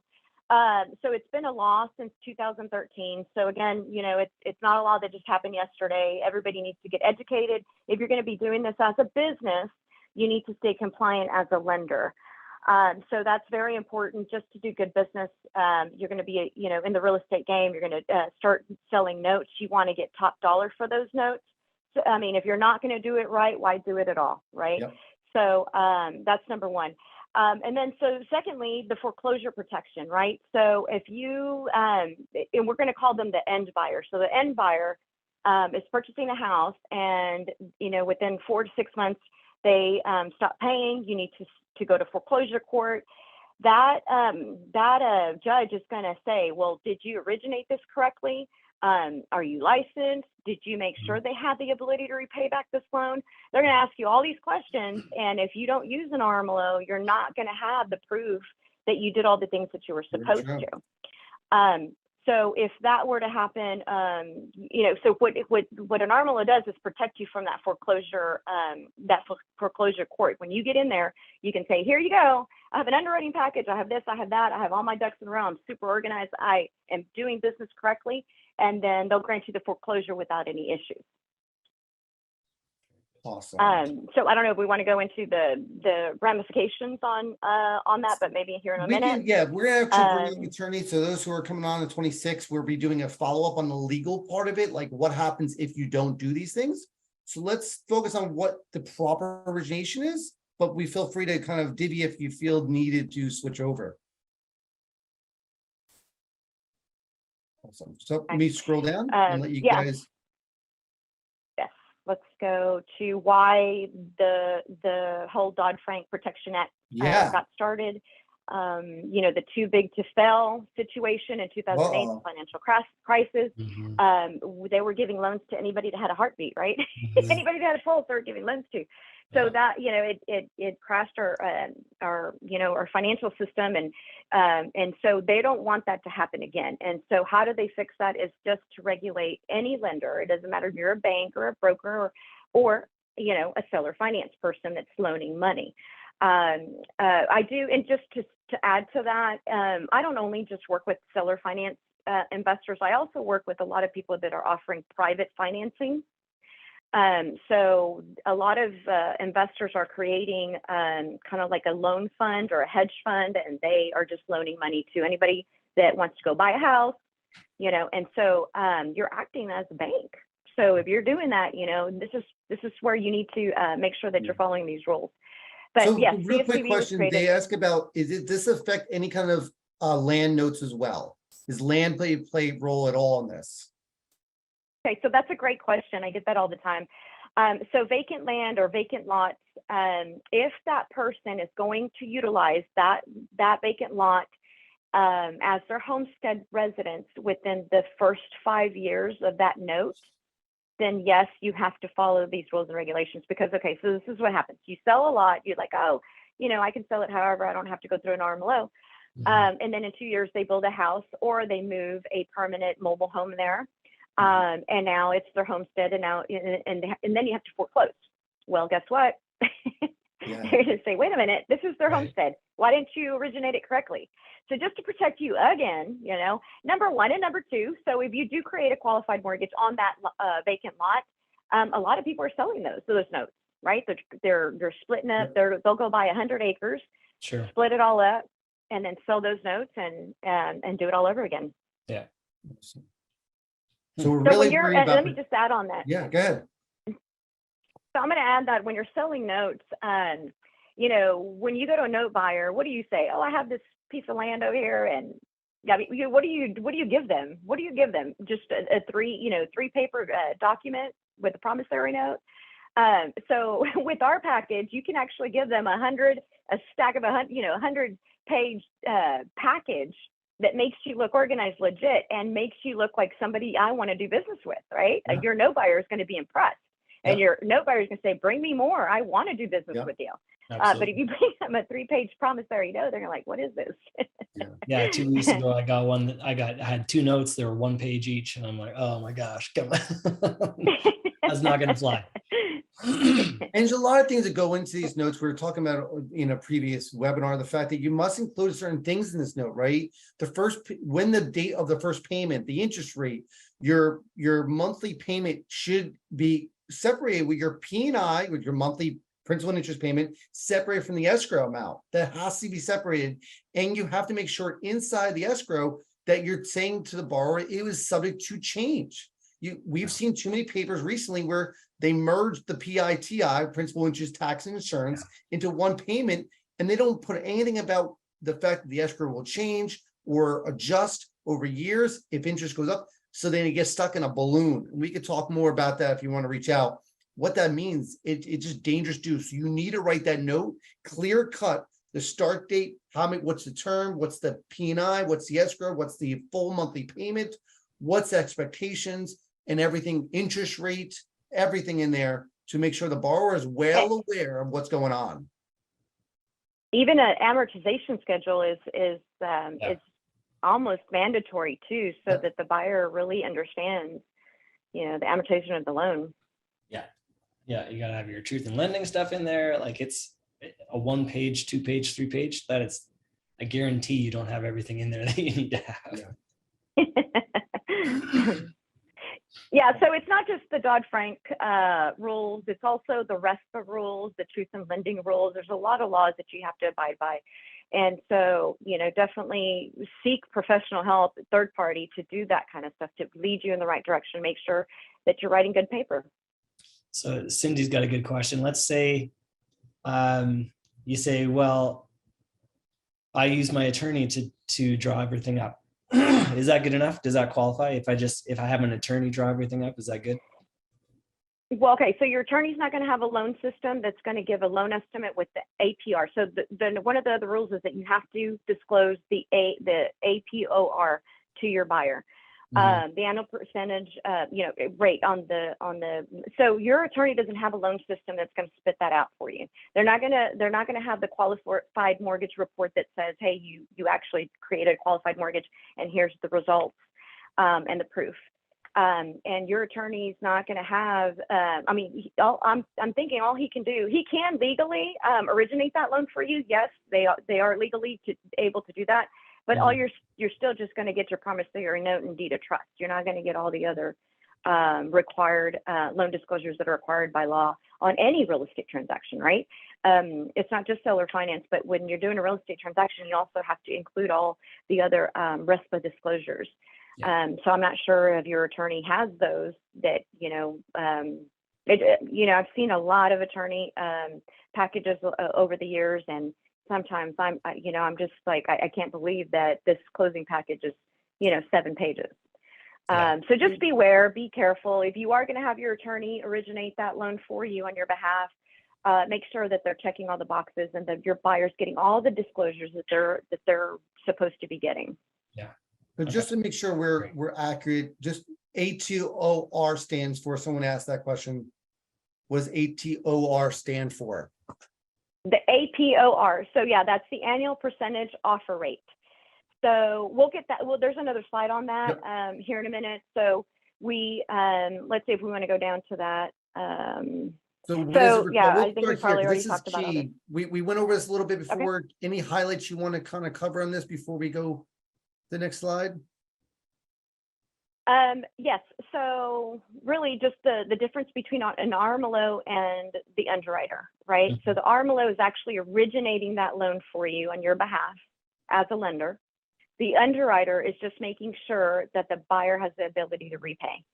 So I know that there's this big company out there that says call the underwriter, mm-hmm. But all they're doing is just doing what you could probably do yourself and say, okay, these are your debt. This is the buyer's debts and this is their income, and do the math, right? That's all pretty much what they're doing. They're going to just look at all the proof of income that you're providing to them, because they don't go out and get that directly from the buyer.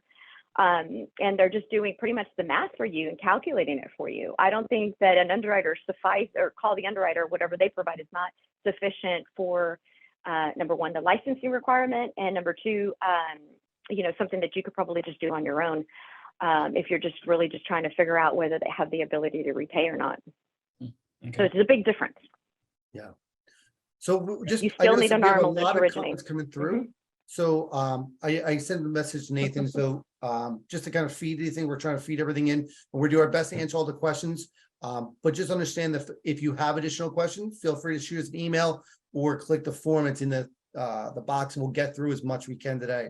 I know that one of the things we're focusing on here is the borrower, right? This is all about the borrower. Make sure they have the ability to repay, make sure the rate's not too high, make sure it's a legitimate loan, and we're passing all the legal Dodd-Frank rulings and stuff like that. So, and we have some really great people in the chat going back and forth. I see Mark, I see Sohal, I see Nick on, of course. And we're gonna get as much questions as we possibly can in the process of doing all this stuff. So cool. Okay. Yeah, we can go to the next slide and Yep, try to absolutely. So get I'm to, juggling get a to the little few good things. stuff. So, all right. So ATR, before we get there, what does ATR stand for again? For those who may not know, Ability to repay. ability to repay. Again, folks and the borrower. Cool. Thank you much. Okay. So Dodd-Frank does not set any kind of specific rule on the DTI, because I know that's a huge question for everybody. Well, what DTI are they supposed to be under? Debt to so income, they by the don't way, for have those a- who don't know. Oh, sorry. It's okay. No, that's This is good. the, And the just- loan officer side. And just the The FYI, industry loan officer. yeah, APOR, correct. So if you made a mistake and you did this incorrectly, we're gonna get to that. So bear with us. We may be a little longer than an hour. We expected an hour and a half, but we're gonna get to as much as we can. So go ahead. Sorry, go ahead. It's okay. So just to touch on the DTI, you verify, consider the DTI that they're going to provide. We do pull credit and we don't look at credit scores. All we're looking at is the liabilities. And so we take their proof of income, we take their liabilities, and then that's how we come up with the DTI. So that's the debt to income ratios. So when we do that, you get a percentage. And so we just like to stay under 48% DTI. Again, there's no set number. It's going to be each investor's, whatever they choose to do and how to set their underwriting guidelines for themselves and for their buyers. But what I like to do is I just kind of go based off of what the guidelines are in for FHA or for Freddie Mac. I just try to follow those. I think FHA went all the way up to 50% this past year. So I'm not too familiar with the conventional financing, but I do like to stay up on if there's any changes on DTI thresholds, so that we can kind of mirror those thresholds for you. Okay. So I'm gonna scroll down here. And again, so for the underwriting too, it's just really just makes sense underwriting. You just need to make sure that you're looking at everything. And we have a lot of people, a lot of our end buyers are cash buyers or self-employed buyers. So a lot of the questions that I get, what if they get paid cash? So you really just have to do an analysis. We'll take 6 months of their bank statements and we'll average out 6 months of whatever they're depositing every month, and come up with that monthly income for them. Yeah. So. Okay. And for those, idea about the DTI, it's all about the borrower. So the lower, the better you are, because then you just have a better quality note in the eyes of the law. So yeah, so Al, absolutely. Kevin Cordell also asked a question, is that made a comment, which is really key, that MLO is the only person allowed to discuss the consumer, right? They're negotiating the loan per se, right? They're talking to the consumer. Because if you do any kind of conversation with that borrower, you're not licensed to have that conversation. Is that correct? That is correct, yes. So that's why you hire the RMLO, is to do those negotiations with you or disclose those loan terms to the buyer and kind of speak on your behalf, right? Of what your interest rate requirements are, down payment requirements, all of that. Yeah, awesome. Great. So qualified mortgage, we have 5 points we're focused on. Yep. So the qualified mortgage, pretty much you can't go over your points and fees. So that's going to be loan origination fees. Not a lot of people charge loan origination fees, but some do. So, we just need to be careful to stay under the threshold of 3%, or else you're not going to have a qualified mortgage. Your loan terms must be 30 years or less. So you can't do a 40-year amortized loan. Right. Balloon payments, they don't want to see balloon payment terms. What I suggest in lieu of a balloon is to do an adjustable rate mortgage. So do an ARM. You do have to have it fixed for 5 years. That's one of the rules. But after 5 years, if you do like a 5-year ARM, then you can aggressively increase that interest rate. So it helps them kind of get encouraged to refinance or pay off the loan. That's another avenue. Instead of doing a balloon, you can do an ARM. That's a good idea. And then the no negative amortization really is just if you're going to try to do like an interest only type of loan, you're putting that buyer kind of in a bad position. At the end of the term, you know, you don't want them to be upside down on their loan. And so no risky features on these loans that you're writing, or these notes that you're writing. Okay. And the APOR, I guess, I'm sorry, average prime offer rate. So we also just let you know, whenever we get your transaction and we're going to originate your transaction, we check what that week's APOR is, what the prime rate is, and we calculate that for you. And we say, okay, whether you're good or maybe you're just a little bit over that threshold. So we just make sure that you're under it in order for you to have a qualified mortgage. So that would be prime rate plus 6.5%. Yeah. So if today's prime rate is 7.25, then you're going to add the 6.5% to that, and that's your max interest rate that you can charge that end buyer. See, and I always thought that was makes a sense. state-specific thing, but that's a national qualification. This is national, right, national. So the state-specific interest rate thresholds, those are when you're getting into like the 20%, you know, interest rates. When you're going way above these thresholds here. So it's not, I don't think that you can really compare the same thing, because we, as professionals or, you know, originators, we're not going to let you get to that usury rate. Right. Okay. Interesting. So what's this So high that price being versus said- high cost? So that being said, the higher price versus the high cost, this is where today, if you go 6.5 plus prime, you're going to be considered a higher priced mortgage.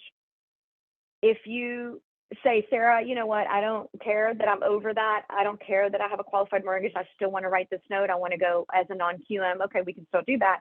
But now you're going over onto the high cost mortgage. So if you go over that interest rate threshold of 6.5 plus prime, then you're going to be considered a high cost mortgage, and you can still do it and you're still okay. You're not breaking any laws.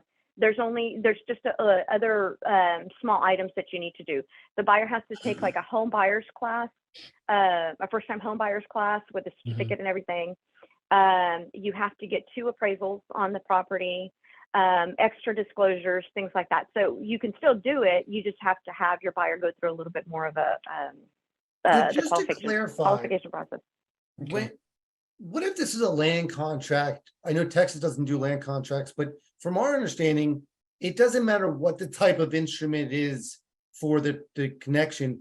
It's the fact that the note itself, it doesn't mortgage, land contracts, CFDs, all come in the same bucket, that if you're creating a note backed by some kind of security instrument, this needs to be in place, correct? Correct, because it's all about the origination of that mortgage note. Yeah. So if you can just think about that, it's the origination piece of it. What about a lease with an option to purchase sometime in the future? Is that the loophole? So yeah, I think every state has their own laws on that. Texas has 6 months, so you can only do a lease to own for 6 months. After that, you have to transfer the deed. So, or you have to actually do the actual closing with them. So for people that are listening that are in Texas and don't know that, that's a big one. You need to make sure that if you're doing lease to own, that you're actually selling the property to them month 6. Okay. Very good. Interesting. So we already talked about the foreclosure court a little bit. So if you do have to foreclose on a property and you go to foreclosure court and you don't have an RMLO involved, or your package or your underwriting or ability to repay or anything that says that, hey, I did what I was supposed to do to originate this loan, then you're going to be required. They're still going to give you the foreclosure, but you're going to have to pay back any interest that you've earned on that loan and any closing costs, attorney costs, court costs from the time of origination. That's really stiff. This is getting scary, guys. For those who are Yeah. originating loans and watching this, and Yeah. you didn't do any of this stuff, this is your business, this is your livelihood, this is food on your table kind of Yeah, stuff. it's just not worth it. Yeah. Yeah. So So yeah, just getting a little bit, more serious there with the fees and fines, the fines and fees. and we'll go into that But deeper. We'll do it deeper with our attorney. We're gonna have Jeff Watson come on next, our next webinar on the 26th for those who are tuning in, and that will be just before DME. So we're gonna take a break to DME week, because hopefully we'll see everyone there.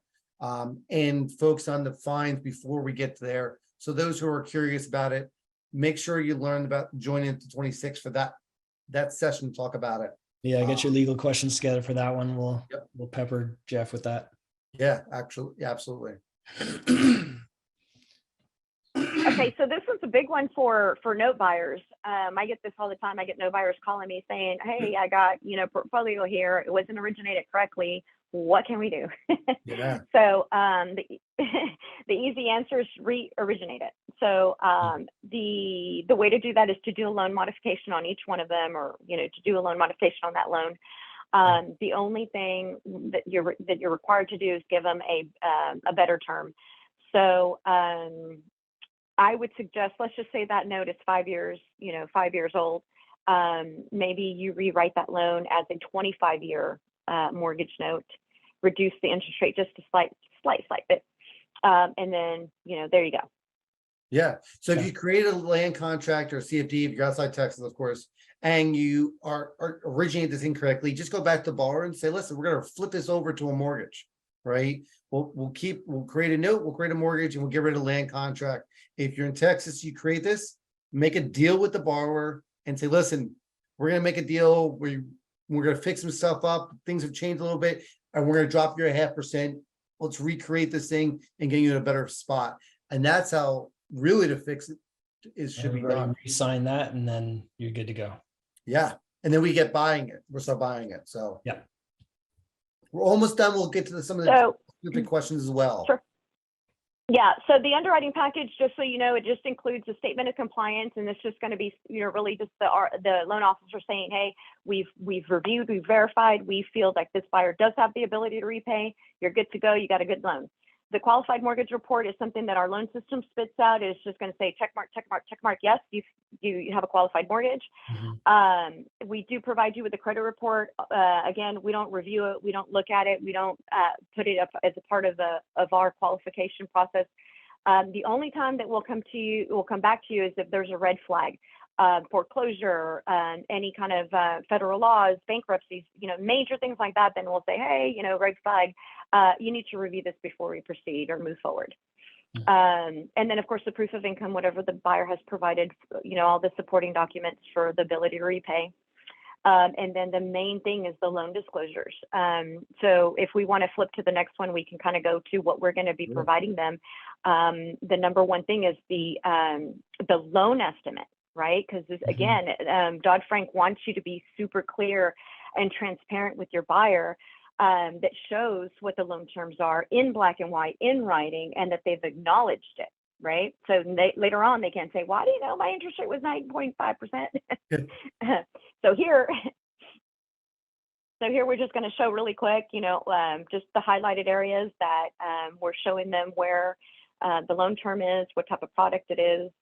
One of the big things on here is going to be the monthly payment. And that there's no balloon penalties, prepayment penalties. Oh, we didn't even go over that one. So prepayment penalties is a big one too. So a lot of investors think that they're allowed to charge their end buyer a prepayment penalty, but because they're used to being charged a prepayment penalty, a lot of hard money out there, you have prepayment penalties. So they say, well, my loan has a prepayment penalty. I need to pass that on to the end buyer. But you can't, because again, you're not a protected class. They're a protected class. So they can pay off their loan whenever they want, and you can't stop them from doing that. That's amazing. And you shouldn't, quite frankly. And this was a discussion on Facebook here this week. I saw. No, of course we want to get paid off early. Are you kidding me? Yes. that shoots our returns through the roof. So yeah, we had all my buyers. We had a whole thing about how do you determine your return, right? And the faster I get my money back, the better it is. However, you don't get the interest for that time period. But if I collected interest for 3, 4, 5 years, and then I get my money back, I reinvest it. So I'm going to get a quick return and be boom. And if I bought it at a discount, I'm going to get, for those note buyers, right? If you bought it at a discount, you're going to get the entire UPB and be singing to the bank the whole way there. So absolutely. It's almost always, that's one of your best exits. So yes, you want them to repay quickly. Yeah, refinance out, whatever however they do it, is golden when they get Yeah. out. So. Yeah. So again, we talked about this. You have to disclose your total payment, break it down, what's principal and interest, and what's your taxes and insurance. You do have to escrow on an owner finance loan within the first 5 years, or at least for 5 years. After 5 years, if they want to remove the escrow, they can pay that on their own. But it's just really, again, you don't want to set your buyer up for failure. So if you were to separate it in the beginning and they don't pay their taxes, you're going to go foreclose on them because they haven't paid their taxes. So that's not a good thing. So it's better to just say, hey, this is what the total monthly payment is going to be, and you need to be able to afford the total monthly payment every month. Yeah. So on the loan estimate, we also give them the estimated cash to close so that they know exactly what they're going to be bringing to closing. That's important, so that they're prepared. And they all, the other thing is just to provide proof that they have the funds to close. Awesome. And then the next slide will show kind of a breakdown of what the fees. So this is like an old slide here, but we have an estimate of what the closing costs are going to be. We've worked with a ton of title companies and everything, so we kind of know what everything's going to cost. So we just do an estimate of all the fees. The other thing is that we suggest is to always collect 2 months of escrow reserves. Again, this is just our suggestion. It's not something that you have to do. The other thing too that we recommend is for you to have them pay 1 year prepaid home insurance. Reason being is if they don't do that and they don't make their payments to the servicing company for 2 months, that home insurance could lapse, and you might not have insurance on your assets, or what's your collateral protection, right? Right. So you don't want to be in that position where your buyer's not making their payments and the insurance is not getting paid. So that's a big one. So we recommend that you have them pay it 1 year in advance. That way, no matter what, they're always going to be covered within that first year, and so forth and so on forever. And all of these things added in here, that as a note buyer, that's all warm and fuzzy. And when we see that kind of stuff written in there, oh my goodness, yes, I'll pay you an extra, percentage of whatever. Yeah. As long as I can still hit my numbers, but So- this is a very sellable The note. only thing I didn't see in here, right, and what makes us even more excited, I'm going to say probably the highest, even above interest being high, Yeah. is the ability, and for note buyers, you're probably going to say, is this legal? And it is, including servicing fees inside the note, meaning the right. borrower can pay the servicing fees that we typically net out when we make an offer, that if the servicing fee is 20 or 35, I know Kevin's listening, right? And so Hal, we literally can set this up where we're buying notes, and those originating, if you can include this, great, that the borrower pays outside of their P&I, PITI, the price of the monthly servicing, and make sure you include it, it'll adjust. So that is even more fuzzy, right, Nathan? That if they can pay servicing fees of $20, $35 a month, whatever the fee is, it's golden. Yeah. Like you say, we're always netting that out. So if that can be included in there, oh my goodness. Yeah. So instead of collecting Well, $330 a month, we're collecting $350. Yeah. Right. So we always encourage every single person that comes to us. We are always going to encourage to hire your loan servicing company to make sure that they're doing all of the reporting on your behalf, making sure that they're collecting those payments and paying all the taxes at the end of the year. It's such a headache. Just with my own personal portfolio. Yeah. I mean, servicing is a lot. So if somebody can do it for $35 a month, please be my guest. Yeah, absolutely. And Absolutely. also make sure they're licensed. Okay, don't get a loan servicing Yes. company that's not licensed. So licensing is a big thing, and MLS. So the fact that what states servicers are licensed. I know Kevin and so Hal are on right now on the broadcast. And also on LinkedIn, you can definitely talk about this stuff. But the idea that when the servicer is licensed in certain states, they can collect on your behalf. So hopefully that makes sense to you guys. Kevin made the comment that as long as it's on the contract and they agree to pay the fees, we're good to go on that. Yeah. So include it in there because man, Oh, that's a And fantastic. we do we always do on the loan disclosures also, just right off the bat, just we just add it on there for every loan disclosure that we send out, regardless if you're going to use a servicing company or not. Just because, you know, we want to be sure, right? Hey, you know, this is where how you should go. This is the path you should take. Yeah. So we had a ton of questions on this, which is great. There's been a lot of questions on this, both for the note buyers and for the note creators. Let's go back to this one. Allie, she's asking if she has a property that she wants to do owner financing on, and then she gets 2 or 3 different applicants. They all look relatively good.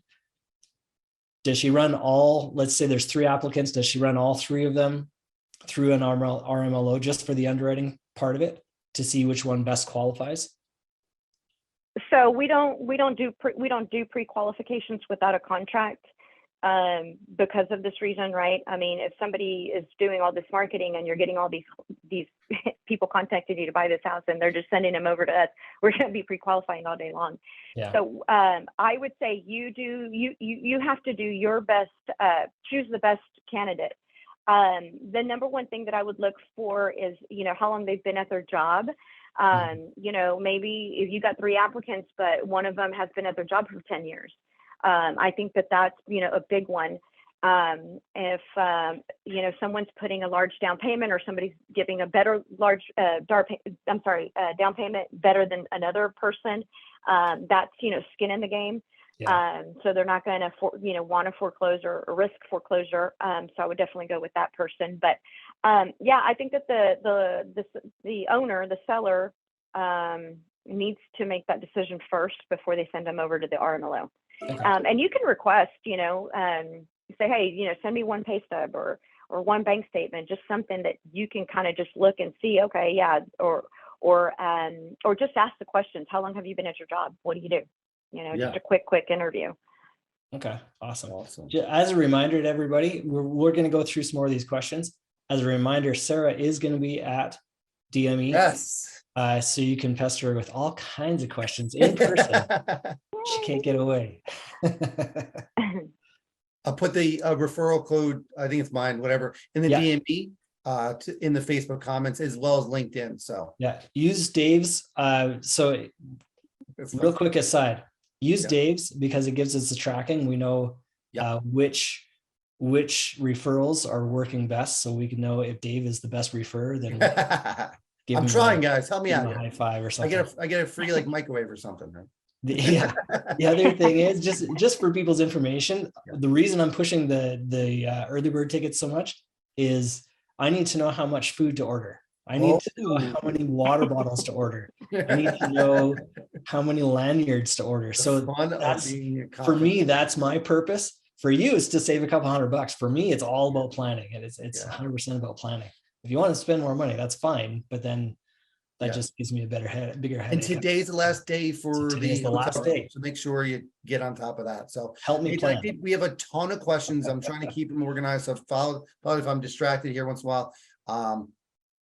Let's try wrapping some of these questions in and basically be like shooting Grouping them arrows at the together, sound. We feel bad. So I apologize. Go ahead, Nathan. Which one you could jump off the page for you? Let's go.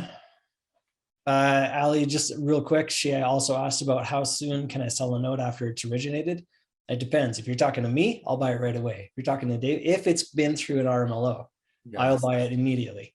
Dave wants a little bit of seasoning on his, which is 3-6 months. Yeah, We'll buy a table, but we're going to give you a huge discount on the note itself because of just the risk level. Yeah. But that's a good I'm question. gonna put a really quick suggestion there. If you actually establish a relationship with your note buyer, you could probably have no seasoning on your notes with maybe like a buyback clause, you know, that says, hey, if this doesn't perform within the next 3 to 6 months or something happens, I'll buy it back from you. And it's just kind of that, you know, you establishing that relationship and that note buyer knows that you're going to be sending them good paper. And so just as a suggestion. Yeah. And if the borrower has been a tenant for a year, that's still seasoning. That tells me the fact they've been able to repay. Yeah. Cool. Yeah. Okay. Good question. Cool. If it defaults, Allie, then yes, you got to go through a foreclosure. That's just how the process goes. Yep. Um, Sorry. Good job, Sohal. Hal made the comment that he used Nathan's referral. Good job. There you go. Good. Sorry, guys. Just reading through the questions here. Yeah. Make sure nothing Seneca, I sold a piece of land which the buyer has placed on mobile home on. Now what can I do in retrospect to protect myself? Yeah, so if they're living on that mobile home, Yeah. then it would be a good thing to just re-originate it. Yeah. We had a question from the note pusher on LinkedIn that can you do that modification with only land contracts or existing notes too? Anything you've originated can be newly Adjusted. originated. You can't modify it if the terms of that not done correctly. So you have to create a whole new process, a whole new note, because that original note can't be modified from my knowledge. We'll ask Jeff on the next call. You have to create a brand new note and make sure it's legit and underwritten and RMLO'd for that state. Now, that being said, Yes. if you're going to a note buyer, most private note buyers will look at whatever pay history that you had and count that towards the history of the note most of the time. You'll get some banks or somebody that they won't qualify that. Most private buyers, they'll look at whatever pay history you had beforehand and they'll say, yeah, that counts. Just FYI. Awesome. So you haven't lost anything. So I'm just grabbing some questions for Nathan. Yeah, Keep going here. We have Mark's a lot of asking about questions. what about the self-employed people that may not keep the best records of their income? So we always work with, obviously, 90% of our end buyers are going to be self-employed or paid cash. So we're very used to working with that clientele. So we help them in any way, shape, or form to come up with that proof of income. So for instance, you have your landscaper that has maybe 5 houses and 1 commercial property that he gets money from, and they pay him cash. So we would kind of help him out by saying, okay, let's go get a 1099 from each one of your employers. Let's do a verification, actual written verification of employment from each employer, just start getting, building that proof of income with additional documentation. So that's something that we're used to. So that's something that we'll work directly with the buyer to obtain. Again, we're very used to doing that. We have that all the time. Now, the only people we cannot help, is somebody who says, I'm flat out, I'm not employed. I don't have a job. And trust me, I've had those. I'm not employed. Wow. Okay, well, those are the only people we cannot help. Unemployed, but somehow they're receiving mysterious income. You probably want to run away anyway, so that's fine.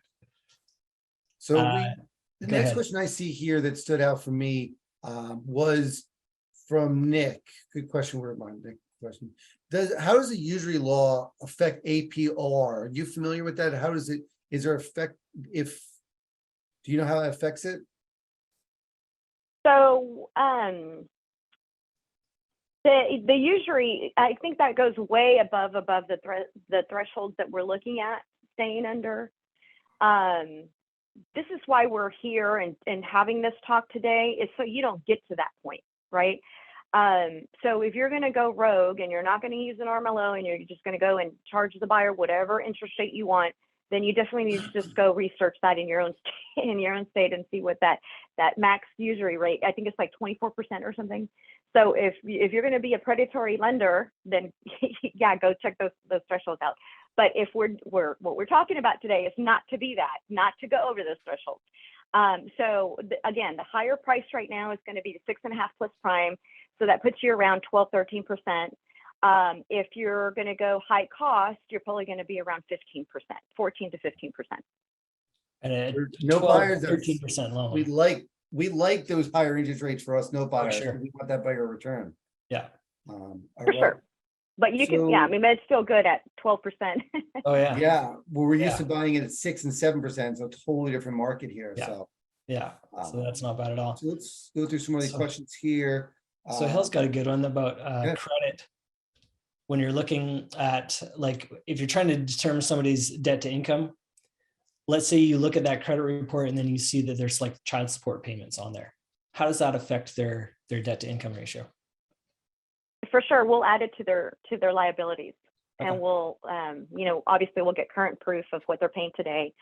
That's definitely something that we'll add to their liabilities. Yeah, good question. Edgar, the question was regarding a situation where the market value of the property is 150. They asked 160 with 10% down. Would that be compliant with situation? Regarding the fact that they basically sold it for more than the market value says it is. That's a very common thing with seller finance.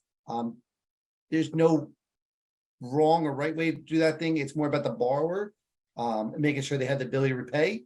So they basically would, you're saying is you would sell for 160, they put 10% down, and then your finance a rest. I hope that correct on your question there. Yes, and I mean, there is no, that's the whole benefit of doing owner finance, right? Is that you can mark up your property as much as you want, Yep, versus going retail and having to get, a lot of these notes they don't have an appraisal. So even if they did, okay, so one of my personal properties, I'll get an appraisal. It'll say, hey, your property's, this is the appraised value. But as an owner finance seller, I'm going to sell this property at XYZ. And that's my prerogative to do that. And if you want the house with owner finance, you're going to pay the higher premium. Right. And typically I tell everybody stay under 10%, right? 10% is probably 10 to 15% is probably average. It's probably good. But anything over that, then yeah. So, and maybe a clarification for those that are doing seller finance, the fact that you are offering financing means that you don't have to compete with the bank on a rate. I was talking to somebody in Utah a couple of weeks ago, and he was showing me that he's got this property that he wants to sell on terms, and he was offering 5%. I'm going, why? Why are you trying to undercut the bank? Like you're shooting yourself in the foot. There's no reason to offer that at a cheaper rate. They're coming to you because they can't qualify for the bank, which means you can charge a premium. So go ahead and ask for that 10% because that's the way they can. Especially if you're thinking of selling that note, the number one thing, recommendation that I'm going to give you guys or advice is you would have to have a conversation with your note buyer. Ask him what he wants, right? What DTI are you looking for? What LTV are you looking for? And the interest rate is a big one. I had someone call me too, and they said, "Oh, I'm going to write this note at 8%. Do you have any note buyers?" I said, "Nope, I don't." I mean, no, you can't. If you're going to do this as a business, you're going to want to sell that note at the end of the day. It has to be attractive to your note buyers. Absolutely. So talk to your note buyers first before you go create and that note. I'll put the blog in the comment section of what makes a note valuable, right? It's all about the term. The lower the term, the quicker payback, the higher all the interest rates, right? Balloon's okay and all that stuff. It's a matter of how fast I can get my money back and how much money I might get on the money. So those two pieces are a principal thing. Forget the UPB. I know we've talked about this immensely, and I'll talk about DME, that get over this idea of percentage of UPB because it doesn't take into account the fact that the interest rate, the term, everything there is missing. So hopefully we drive that home some more at DME, but the interest rates, the UPB is only one part of it, and really is not a big part. It's the interest rate as well as the term. It's a mathematical financial calculation to go through that. So I see Ray asked a bunch of good questions too regarding is a higher price code for predatory, or what is the current threshold to stay under to stay away from being a predatory lender? I presume it's everything we talked about today, correct? Yeah. Yeah, so it's you don't want to go into the high cost. So high cost is where you don't want to be. That's the threshold. You still can. Like I said, the buyer just has to go through a little bit of more loops. But so again, 6.5 plus prime. That's your max interest rate to stay under that threshold. And you can go bankrate.com and go look up what the prime rate is for the week. I think it adjusts every Tuesday. So you can go there, check it out, do your, just add your 6.5. That's on a first lien mortgage, by the way. So if you are going to be writing a wrap note or a sub 2, and it's going to be considered a second lien, then you can go 8.5 plus prime.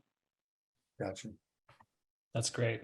And I can see Mark's wheels turning on this other question where he says, if you're going to do an ARM, where we talked about like instead of a balloon, you do an adjustable rate, and after 5 years, you increase it. He's asking, is there a cap on that? And how do you determine how much you can increase it? Right. That's a tough one because, I'm going to say, so we're always going to have a floor. So if you're going to write an ARM, we're going to have your floor. You're going to start at 10%. Let's just say your floor, it'll never go under 10% no matter what. And then, so you say after 5 years, we're going to go 2 points above the APR plus prime. Sure. So then, that's how you're going to write this promissory note to say, hey, after 5 years, whatever the interest rate is of that in that moment, it's going to be 6.5 plus 2 points on top of that. So that's a bit of a gamble. So remember, interest rates drop, then. Remember these thresholds and everything that you're doing. Mm-hmm. Yeah. Yeah, if you have a specific question, Sarah, in the chat box, there's a link for, should be pinned for a webinar thing. Just fill it out and you'll get Sarah's direct information and she'll get yours as well. So, yeah. Yep. This has been really good. Very interesting. So Hal asked, or made a comment that on ARMs, I would have a cap of 2% per adjustment. That's well said. So Hal, appreciate that. Okay. Very So good. those are doing late. Again, this is being recorded. This will be on YouTube, our podcasts, all that good stuff.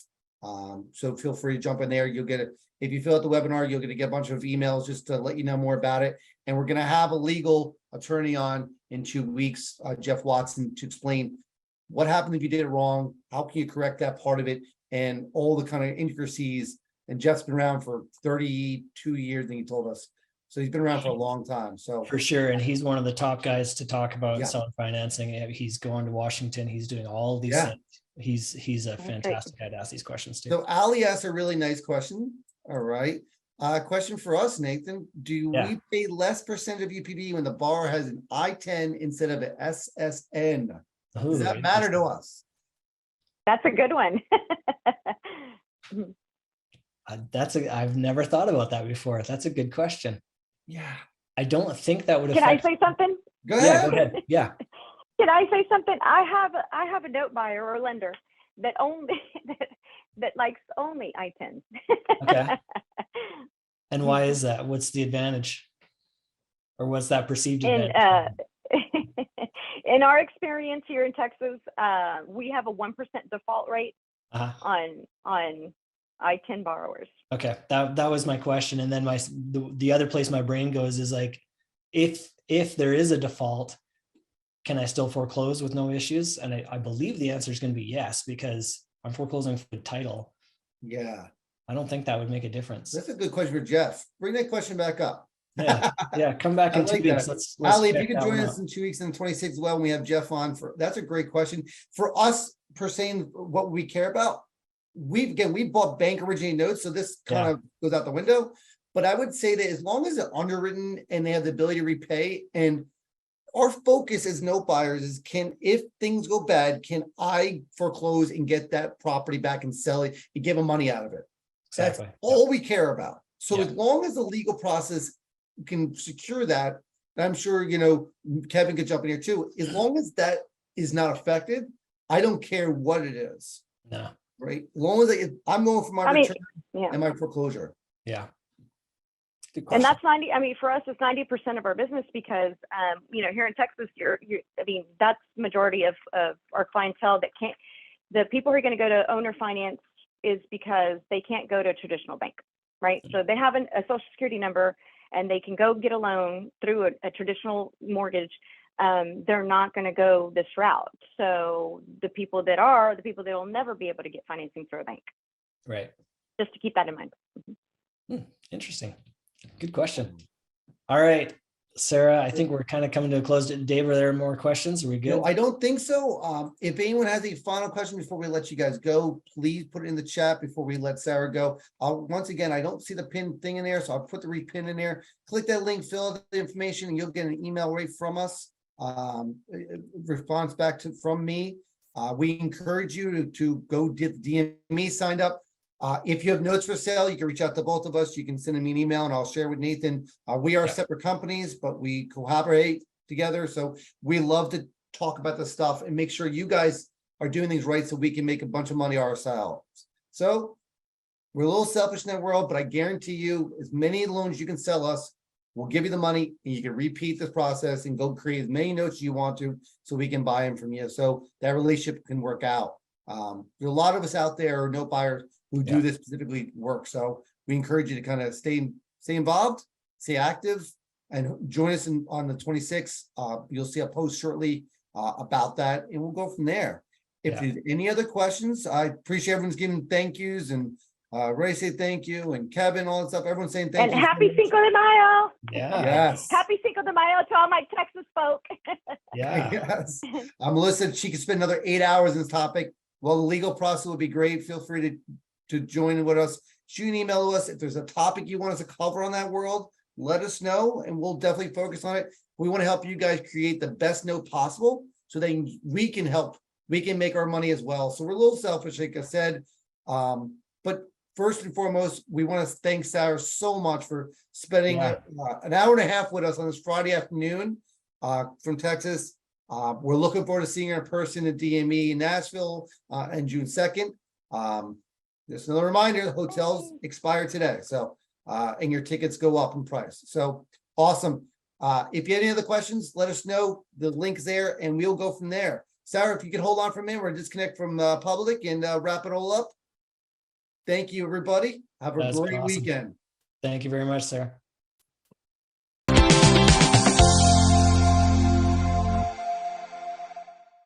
Is there a legal ramification, or what could happen to them if they don't do this correctly?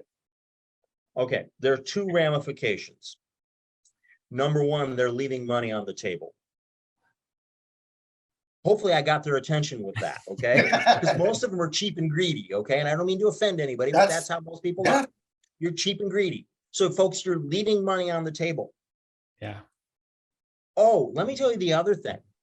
You're preventing the whole portfolio from being ripped away from you by an angry, aggressive trial lawyer at Morgan & Morgan, or some overeager enforcement agency officer from CFPB or the Federal Trade Commission or somewhere else, because you didn't comply with Dodd-Frank. Because we've not even talked about the most essential component to these deals.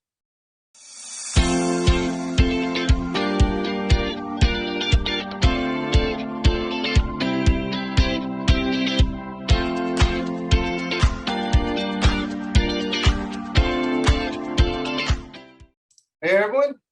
Good afternoon. Hope all is well. I'm Dave Butch from JKP Holdings. Alongside me is Nathan Turner. How are you, man? Very good. Very good. Happy Friday. Happy Friday. Hopefully everyone's holiday weekend's getting excitingly fun, and hope you have some good plans and spend some time with family. Lots of good stuff happening this weekend. Before we jump into all the excitement that we got going on today, which is a big event for those who are jumping in, we appreciate it. This will be recorded. It'll be on our podcast, be on YouTube, be on Facebook. We're streaming live on LinkedIn as well as Facebook Live. So, Mr. Nathan, how you been? Not at all busy. Not at all, things going on. Nothing like that. Everything's been just like super cool, boring. Yeah. So No, for we those who are not are aware, Nathan and I will be seeing each other for the first time in a while live. And I encourage all those who are watching us and tuning in to please join us in Nashville. So tell us a little bit more about the conference we got coming up that we're being excited for a few months about. Yeah, I am so pumped about this whole conference thing. So we are 1 week out today, 7 days from today. We will be doing DME live in Nashville. We will have already, by this point next week, we've already had our axe throwing championship tournament. We'll see who is the champion axe thrower in the note world, and you will hold on to that title for at least a year until next time that we do that again. We've got so much good stuff, so many good speakers, and such great content. I'm really excited for that. Just looking forward to hearing from everybody and seeing what they've got to say. Some people that I've never heard speak before, and new information for me. And so I'm really excited to get to be a part of that. Yeah. It's going to be so much fun, on top of great learning. we've been going to conferences for a long time, and for a little bit, it kind of getting stale, because we just wanted that new information. We've heard some of the speakers speak 100 times, and every time is great content. This time is a lot different, I feel, because what we're finding out is that we have a lot of note buyers who want assets, and we have a lot of note originators who are probably tuning in today who are excited about, hey, wait, I can cash out my deal, and these note buyers are not buying it. And what Nathan's doing is kind of marrying the two. I'm sure a lot of people who watch us regularly, we do this every 2 weeks, have heard us say, but the marriage is awesome. It's just the fact we got to communicate better. We can do a ton of business together. I'm really excited about meeting some of these seller finance people and just getting to know them, because you can meet online, you can do a Zoom meeting, you can do all that stuff. That's all great, but there's no substitute for in-person, shaking hands, looking them in the eye, dinner together, whatever it is. We encourage you guys out there, if you are a note originator or note buyer, I put in the Facebook chat, I can put in LinkedIn if you guys need it too. I'm managing multiple screens, so if I look distracted, I apologize. We're just managing all the comments coming through. So what we've developed or talked about last 4 or 5 months now is we've been talking to a lot of the big time note originators. Some of those people are probably tribe members of those people tuning in right now with us. We're following the Nicks and the Marks and the Bryans and everything else, and Dan's out there who are running very large Facebook and social media groups, talk about subject to, wrap notes, seller finance, and learning that aspect. What we're doing now is saying, hey, we'd like to buy your notes as soon as you create them or a few months after, and we'll cash you out, and you can redo that and do what you do well over and over again. It's awesome. And the more correctly they're written, the sooner we can buy them and the more money we can pay. And what we're talking today is the fact that if they're not written correctly at all, we're never going to buy the notes. And we would hope that you would correct it, because you can get into legal as well as morality, as well as business issues. You can lose all your assets if you don't do it right.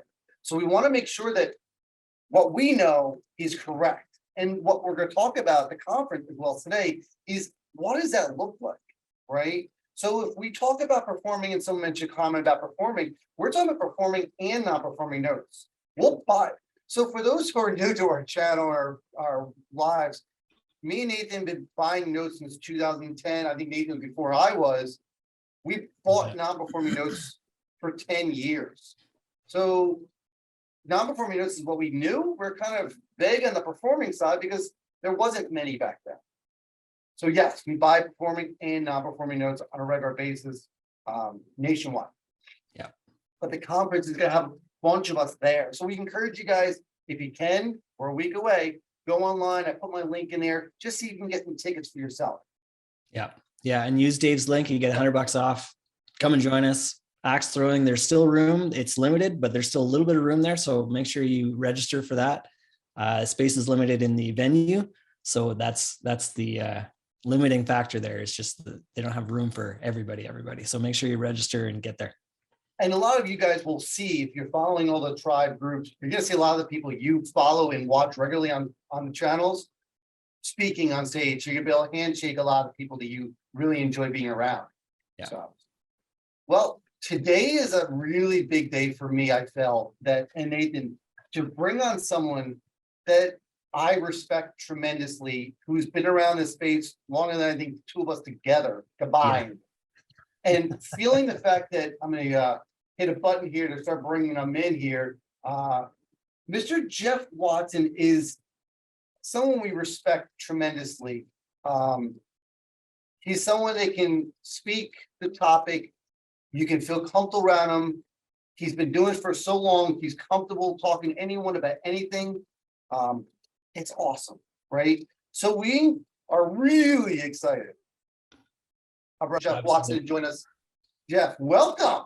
Just a wealth of knowledge. Here he comes. It is fun to be here with y'all. It really is. I'm just looking to see how well the stain on my t-shirt shows up. It's there. Hey folks, if you're wondering, I'm real. I am not a stuffed shirt. I am just an average, ordinary guy. Okay. So yeah. So Jeff, we usually ask people when they get on here, how'd you begin? How'd you get started with this thing? It's a story. How did I get started? How did I get started as an investor? How did I fall in love with notes? Yeah. Which one do you want? Were you a landlord before? Were you a plumber? What were you? Okay.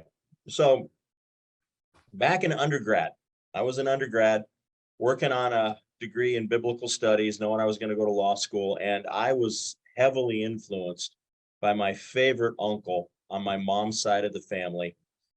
He had never gotten past the 8th grade. He had a little bit of a speech impairment, dyslexic. Today, we would label him special needs and so on, but brilliant man, alive and well to this day. He and his wife, my favorite aunt and uncle, they had made their first couple million in residential real estate as landlords in Southern California. And then they had moved to Dhahran, Saudi Arabia, because he was a brilliant air conditioning refrigeration man. And he heavily recruited to go over there and run the huge chillers and freezers that they needed there in Saudi Arabia. And he just one day sat down and just shared what was going on. And it was 1983, 1984. And he had to write a check to the IRS for $37,000. And he was on a campaign to get his money back. And I listened intently to what he had to say. And at the same time that he's talking about it, my stepdad, the man that my mom was married to all my formative life, he made the company, says 37,000. That's how much I made last year. And this is 1983. So, okay. So I had a quick, moment of which guy do I want to listen to? The uncle that never got past the 8th grade, that has a little bit of a stutter, but is obviously pretty successful as an investor, or do I want to listen to somebody else? Well, I chose to listen to my uncle. And it started with understanding how taxes impact investing. That's where I got started. And it just kind of sat there, just quiet, until I got out of law school, had a decent job, had some income. And then we bought our first house. And it was an up and down duplex in Cleveland, Ohio on the west side. Still own that house to this day. And started to add other houses to the portfolio, realized that I needed to get some education. I could not do this all by myself. Being a one-man band, being a lawyer, it was just a bad idea. So I started getting some education, and I sampled from lots of different troughs, lots of different funnels. And I found the ones that really work and the ones that really don't. And, so fast forward, I'm doing this from, bought my first property in 94. Okay. So 10 years later, I'm sitting in an event in Nashville, Tennessee, and my then spouse elbows me in the ribs saying, "Hey, go buy this course on short sales. That's something I think we can do together."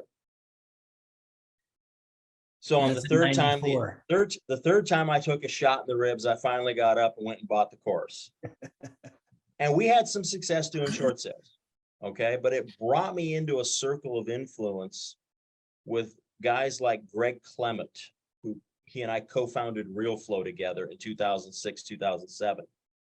And I recognized that there had to be a completely different way of doing short sales for the back-to-back closings.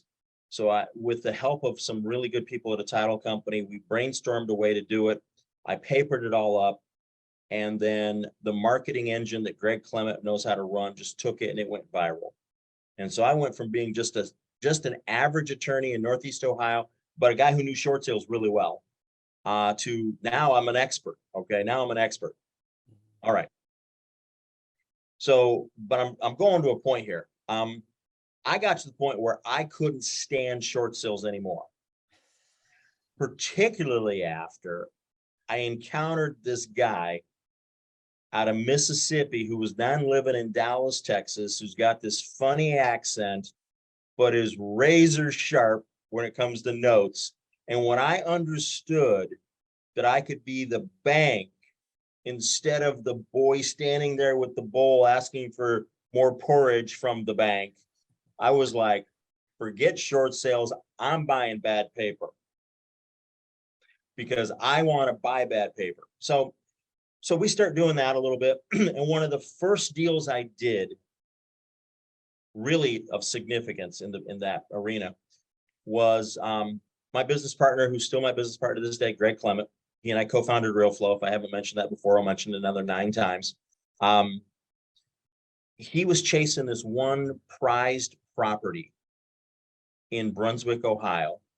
And all of a sudden, the bank, which had it in foreclosure, decided they had to hit the gas because bank regulators were on them. They needed to get this thing sold. It'd been with a receiver for a year. There wasn't enough time to do a short sale. So I just approached the attorney representing the bank about buying the notes. Buy the notes, buy the default, buy the judgments, buy everything. We negotiated a price where we bought it at probably a number that would make everybody jealous today. We bought about $6.5 million for less than 1.7. Oof. Okay. We did this in 2011. Okay. He has turned that property around because I orchestrated it, and I orchestrated the paperwork and the strategies, and Greg executes. And Greg is just a great communicator with people. Today, we shortly backed our way into a favorable deed in lieu of foreclosure that I could get insured. And then that let him 6 months later get an SBA loan in place. The SBA attorneys were like, how in the world did you do this? We don't know how you did it, but we're impressed. We can fund this thing. And Greg has now taken this thing that he put 1.7 into, and it's probably worth about 15 million today. And it is a cash cow. And we've done it since then on other stuff. So that's a little bit about how I got into notes. And then it gets a little more complicated because short sales were getting harder and harder to do. And I don't know if anybody on this call ever remembers countrywide number 10 in the short sale approval letters. And that was the beginning of me starting to have to work on policy at the national level. And so number of trips to Capitol Hill, number of meetings with members of Congress. Finally, we got FHFA, which was then chaired by a Republican member of Congress, to put the weight on Freddie Mac, Fannie Mae, and everybody else says, hey, listen, these 90-day, these 180-day short sale restrictions, deed restrictions, verboten, no way. We'll let you restrict it for 30 days, then we can resell, and after 90 days, unlimited. So we got that pushed through. Took a few years to get that done.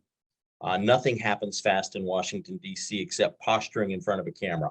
Man, they're in a hurry to do that, okay? So, yeah, and I mean, and I got a lot of guys that I think are friends, good friends of mine on both sides of the aisle, members of Congress, but whatever.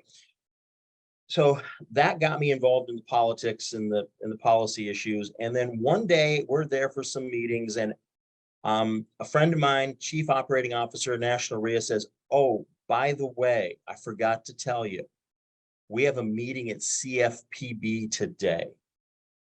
They want to talk about land installment contracts. Okay. You're coming because you're the expert. And I looked at him and I smiled and I said, well, thanks for the notice. Let's go. So we show up at CFPB, and it's a room of like 18 people. There's myself, my friend from National RIA, and one other individual I can't remember. And then there's 15 people from CFPB, and they start hammering on all the things they don't like about land contract. Who don't know, what is land installment contracts and what is CFPB? Because some people have no clue what we're talking about. Okay. And what year was this that you sat down with those guys? 2015, 2014. I don't remember. So it's after Dodd-Frank has been brought in. Is as Dodd-Frank is showing up. Yes. Yeah. Yes. Okay. Yeah. Just for some context. All right. Yep. Yeah. Land contract, contract for deed, land contracts, land installment contract, bond for deed, contract for deed, all of these different terms where it's, hey, we have a written agreement that you make the payments, and at the end, I give you the deed to the property. Yep. Okay. And what is CFPB in Consumer Financial Protection Bureau? Created out of the housing meltdown. Yeah. Completely woke, progressive organization, been operated pretty much by some very powerful liberals. At the time I was there, Richard Cordray, former Attorney General of the state of Ohio, was running it, and anyhow, but at the end of the day, with this day-long meeting at CFPB on land contracts, I felt like we walked out of there having shown them that they did not have the regulatory authority that they thought they would have. Okay. Because they ran into this thing that I had to remind them called the 10th Amendment, where every state has the right to regulate things within their own jurisdiction, and every state has laws on their books regarding how real estate is bought and sold in their state. Mhm. And land installment contracts, land contracts, bond for deed, whatever you call it, is regulated in every state. There's a statute in there.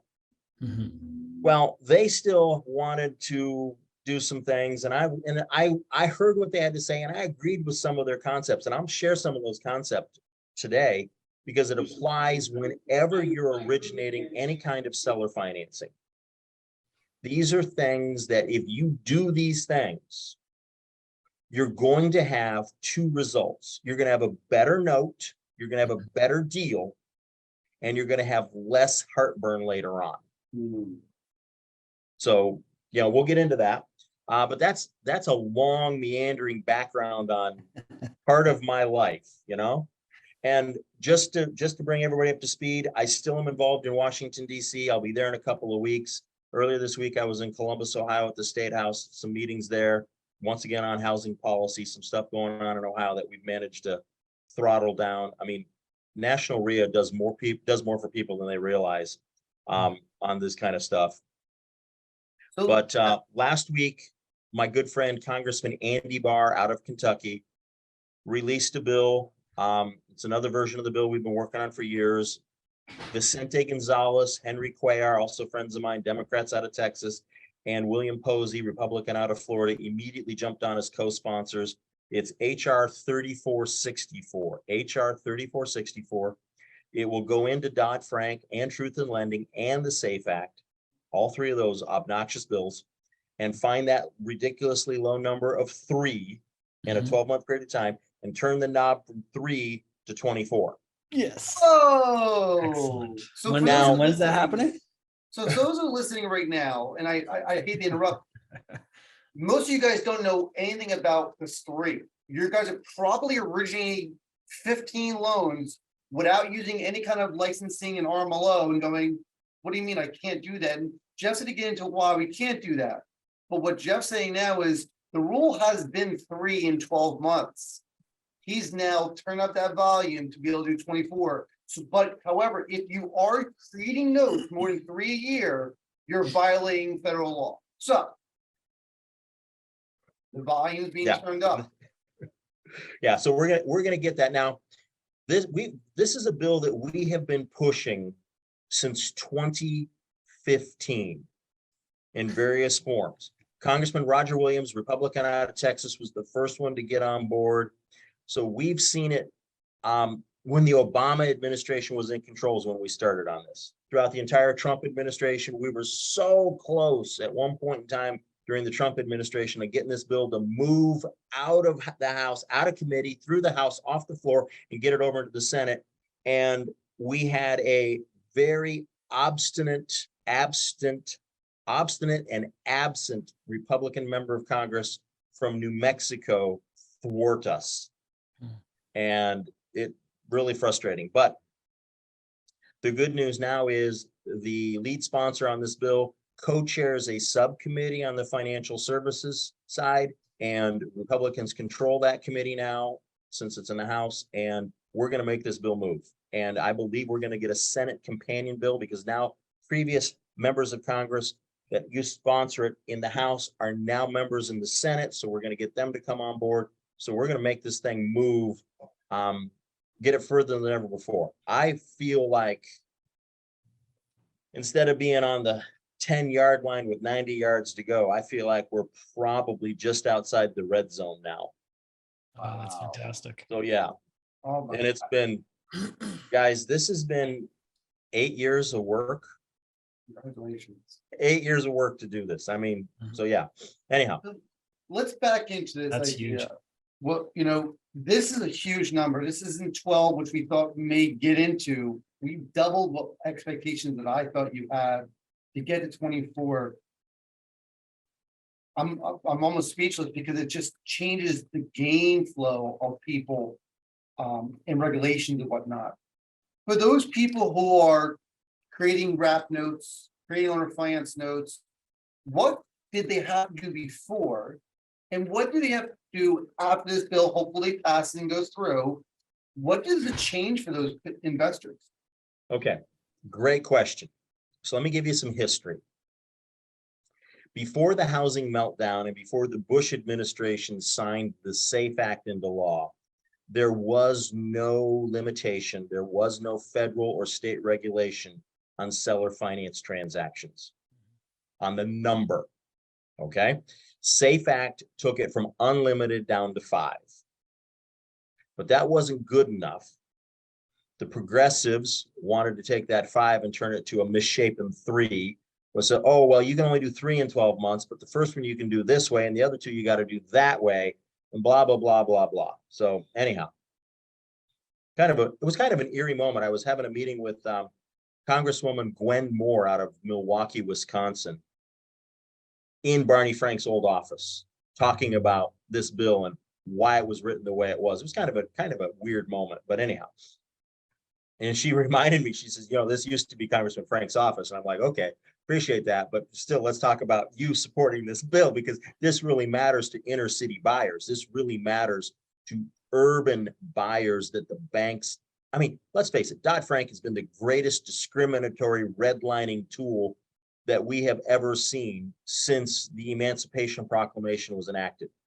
If you can do in 30 seconds, what was Dodd-Frank for those people who, we've run into a lot of people, me and Nathan, in the last 6-7 months who are creating 80 loans with a checkbook at a local diner, signing it off and going, here, we're going to make a deal with you. They have a mortgage and note, and they have an owner finance. I know they have an owner occupied member going in, and they've created tens and hundreds in loans.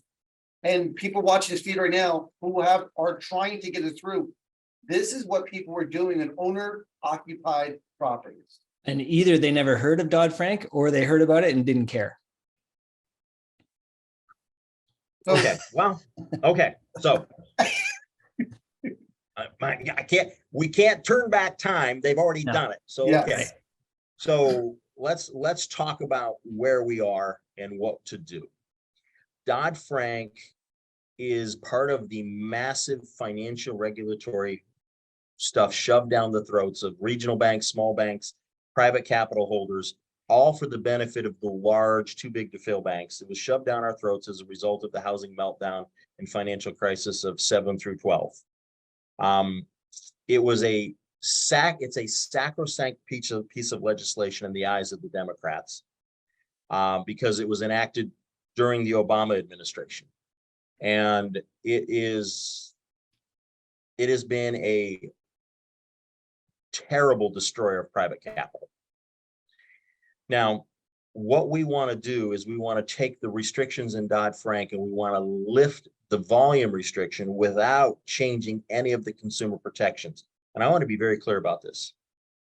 If you are a predator, a financial predator, where you do what I call yo-yo loans on yo-yo houses, put it out there knowing you're going to get it back, put it out there knowing you're going to get it back, and in the meantime, you're just grabbing people's down payments and deposits and so on, and you're just basically stealing from them.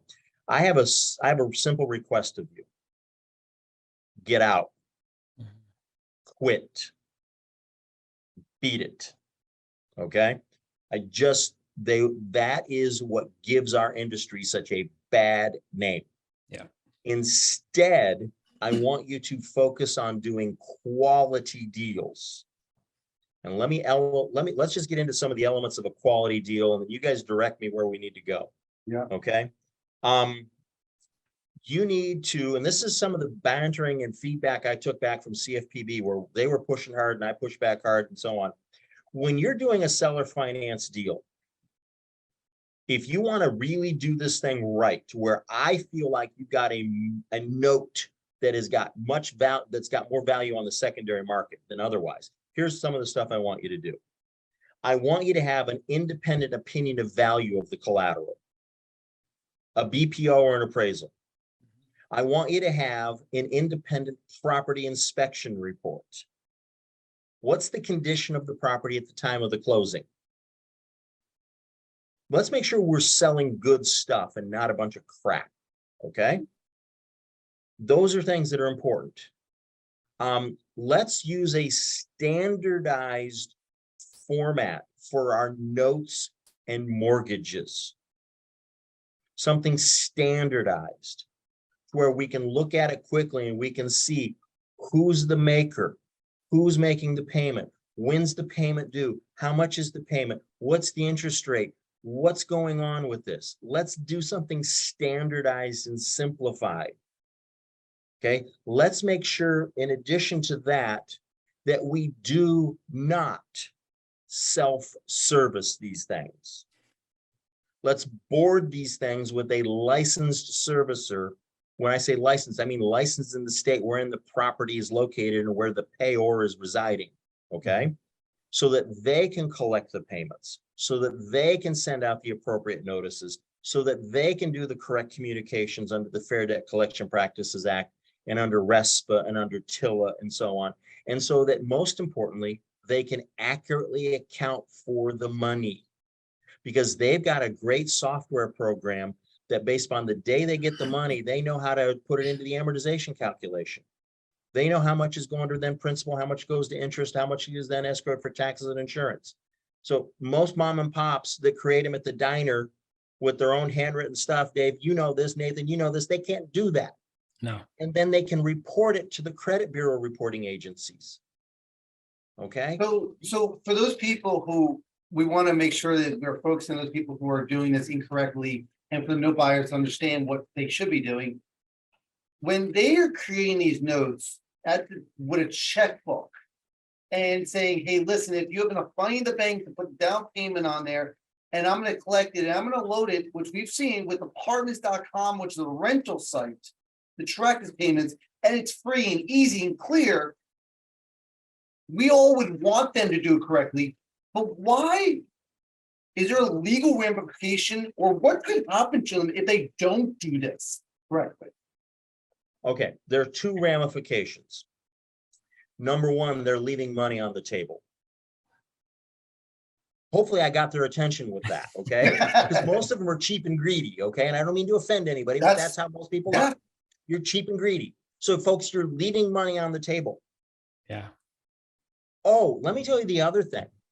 You're preventing the whole portfolio from being ripped away from you by an angry, aggressive trial lawyer at Morgan & Morgan or some overeager enforcement agency officer from CFPB or the Federal Trade Commission or somewhere else because you didn't comply with Dodd-Frank.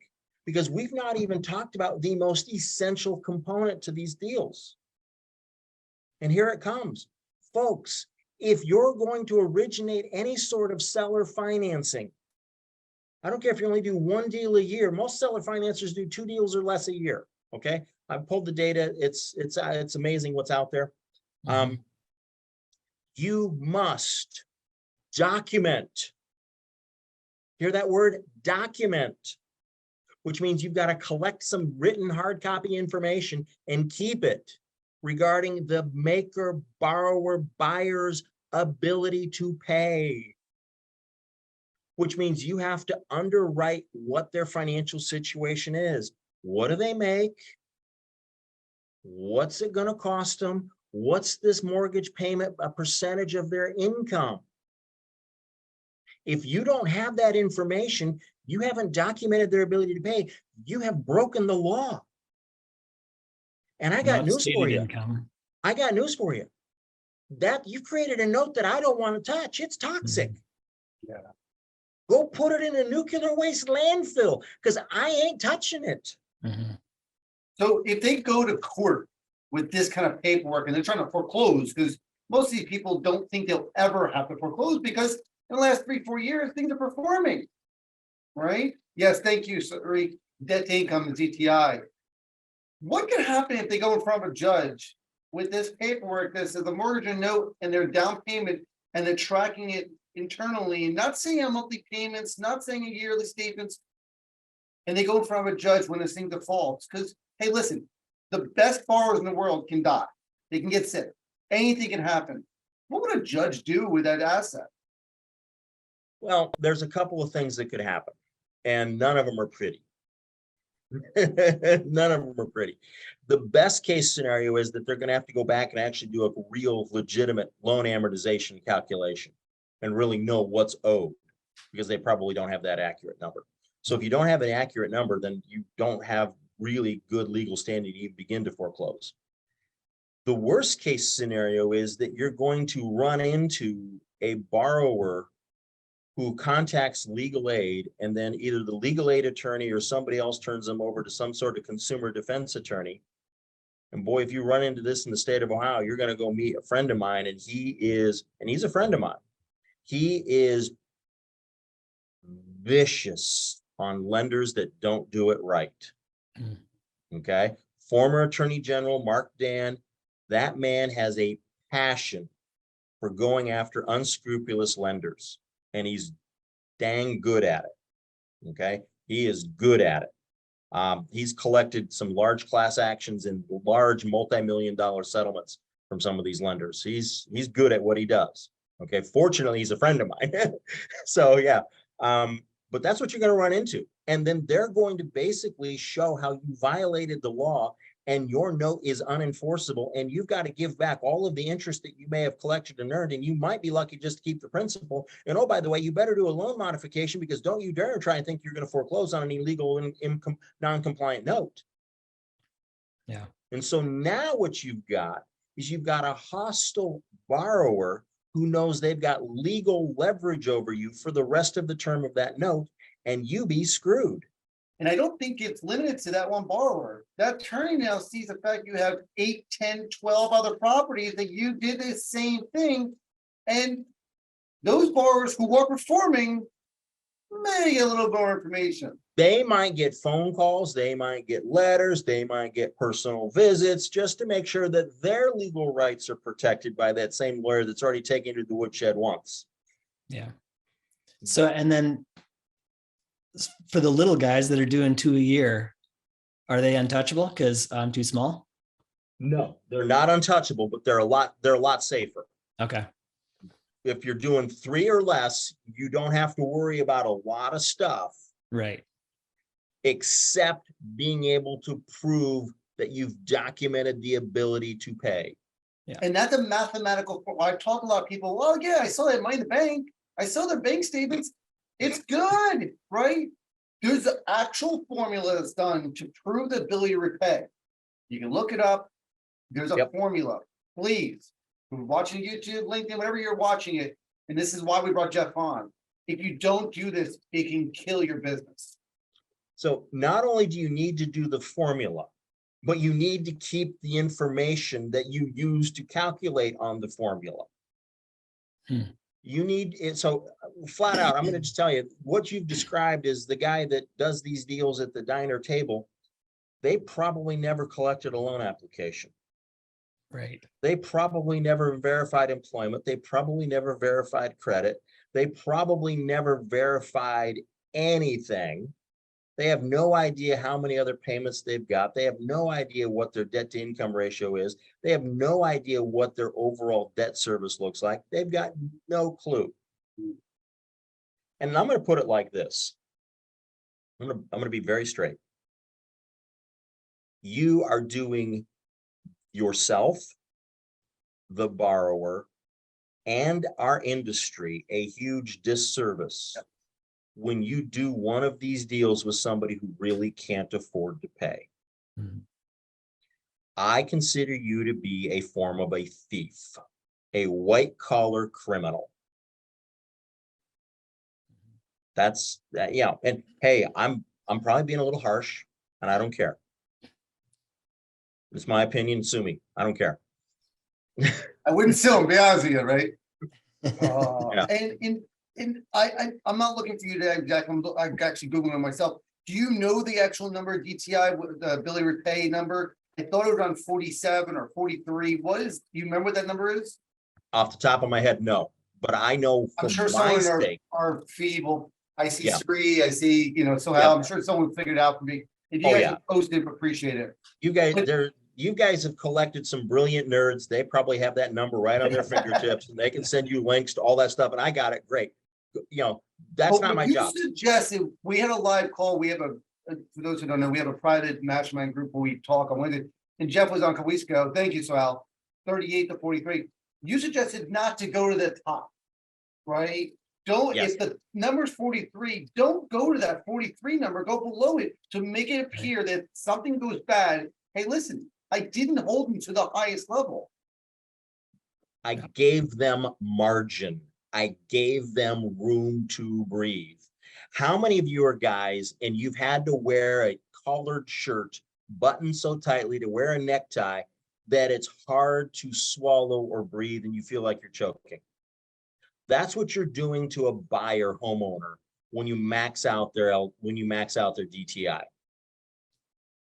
Right. Okay. And here's the thing. This is one of these things that gets me a little fired up because there's a little bit of truth to it, but then it gets contorted. And let me explain. When you offer seller financing on a quality property, did I say quality property? Yes, I did. And I meant it. Not some piece of junk that you wouldn't live in. Okay. But when you offer seller financing on a quality property, yes, it has a greater value to some extent, but don't get greedy and stretch it all the way out because it doesn't have that. Okay. Or sell it Don't above get greedy. market value.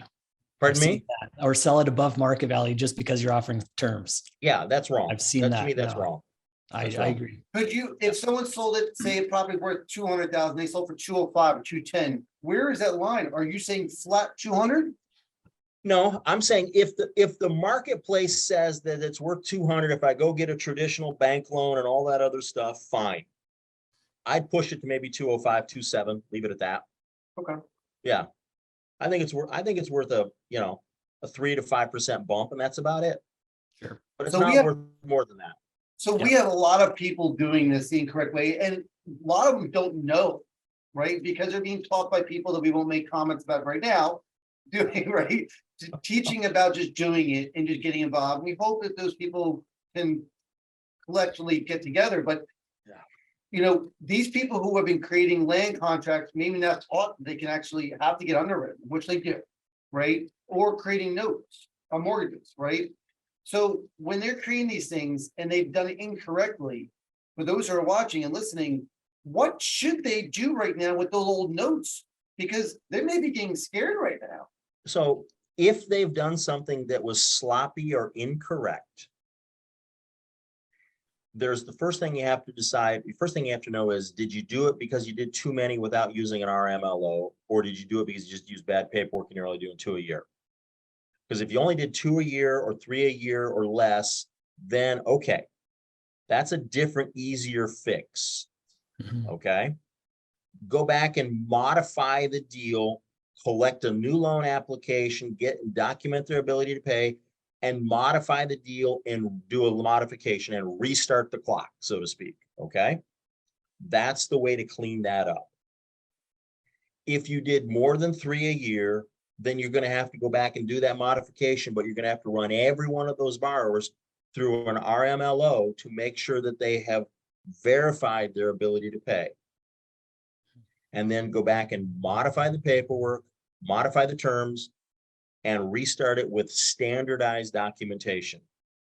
And I would tell you, if it was me and I was representing you, I would say, give them a couple $1,000s off principal in exchange for them signing a release and waiver for any previous discrepancies or errors in the earlier version of the deal you did with them.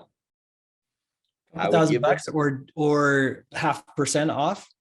I'd give them something that's Something. material consideration. Right. Okay. Something not $20 and Right. not 20,000. Yeah. Okay. Somewhere it's a couple $1,000s that's like, hey, you weren't harmed. You didn't miss a payment. I've not cheated you, but Yeah. thank you for your cooperation. This is one of the other documents we need to sign, is a release and hold harmless for anything in the past. I'm going to not chase you for anything. You're not going to chase me for anything. We're going to start with a fresh slate. because I'm aware that now I've got to do this a little bit better and I've got to prove that you're making the payments. And oh, by the way, now I've got to ship this note over to a servicing company Mhm. and they're going to be the ones now collecting your payments because now they're going to be timely, correctly calculating the payment and the amortization, and they're going to be the one reporting your timely payments to the credit bureau. Yeah.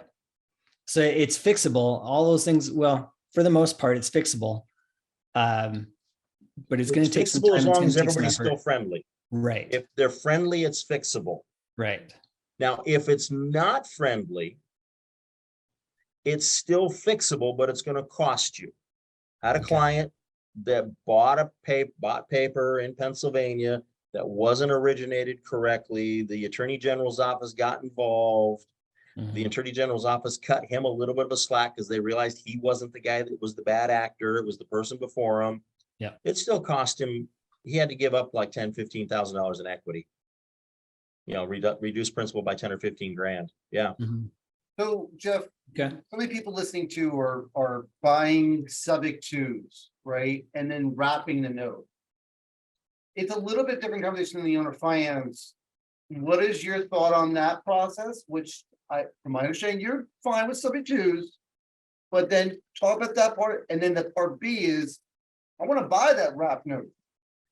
Can I do it? And what would you suggest me buying it as a legal point of view, what I should or should not be doing? Wow. We have 15 minutes. We have how much time? 15 minutes, right? Okay, So- yeah, because I've got a lunch date with my daughter in like 18 minutes, so I got Yes. Okay. okay. So first of all, I'm a fan of subject to done correctly. Okay, I'm a big fan of it done correctly. I'm not a fan of the way it's being taught by other people out there. And there's some people that are, I'm just going to say this, there's one guy running around that did it in the past and let 108 of them go to foreclosure and screwed up 108 different families' lives because he wasn't a person of his word. Okay. That person should not be teaching subject to ever again, in my opinion, until he makes all 108 people correct, makes them whole. There's other people who are brilliant marketers that have not got the experience in the industry to really understand what they're doing. And I watch them, they parrot what some of the experts who are clients of mine say. My client says it on Monday, they're parroting it, you know, repeating it on Thursday. So let's get into this. There's something I like being done in the subject to space, and there's something I really despise in the subject to space. I'm going to talk about what I despise first. When you get a property under contract and then you sell it or assign it to somebody else for them to step in your shoes as the sub to buyer, and they pay you some money and then walk away, and you walk away. Okay. Ixnay, I don't like it. You have taken a struggling homeowner, put them in contact with somebody else that doesn't have the same depth, experience, and knowledge that you should have. And now you're the only one that's profited out of the deal and you're out. Bad.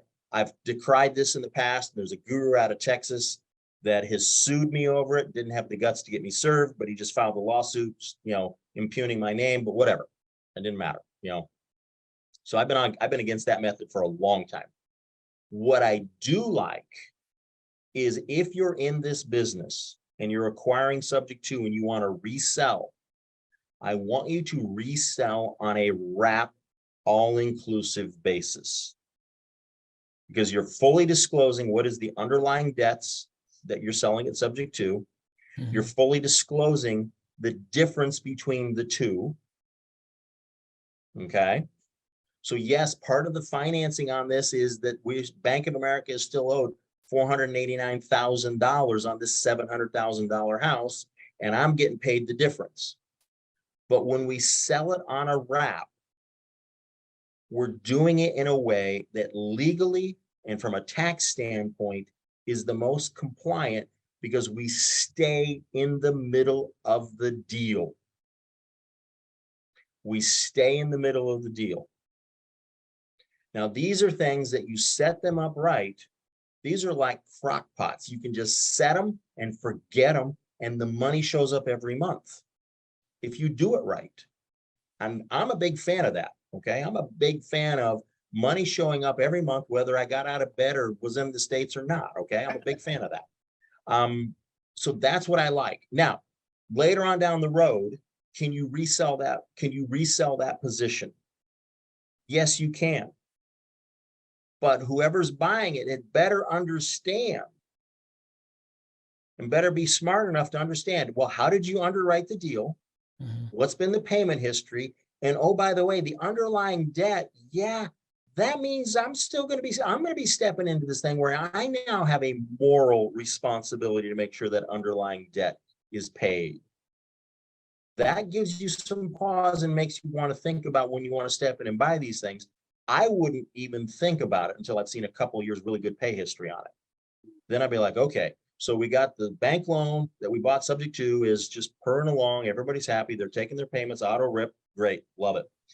And my end buyer who's occupying the property, who I underwrote, who qualified, clearly can make the payments. We're good there. They've got a pay history of 24 months. Okay, great. Now let's talk about, maybe I'm going to sell a partial off of it. Maybe I'm going to sell the whole thing. But boy, I better be prepared to fully disclose everything in the deal.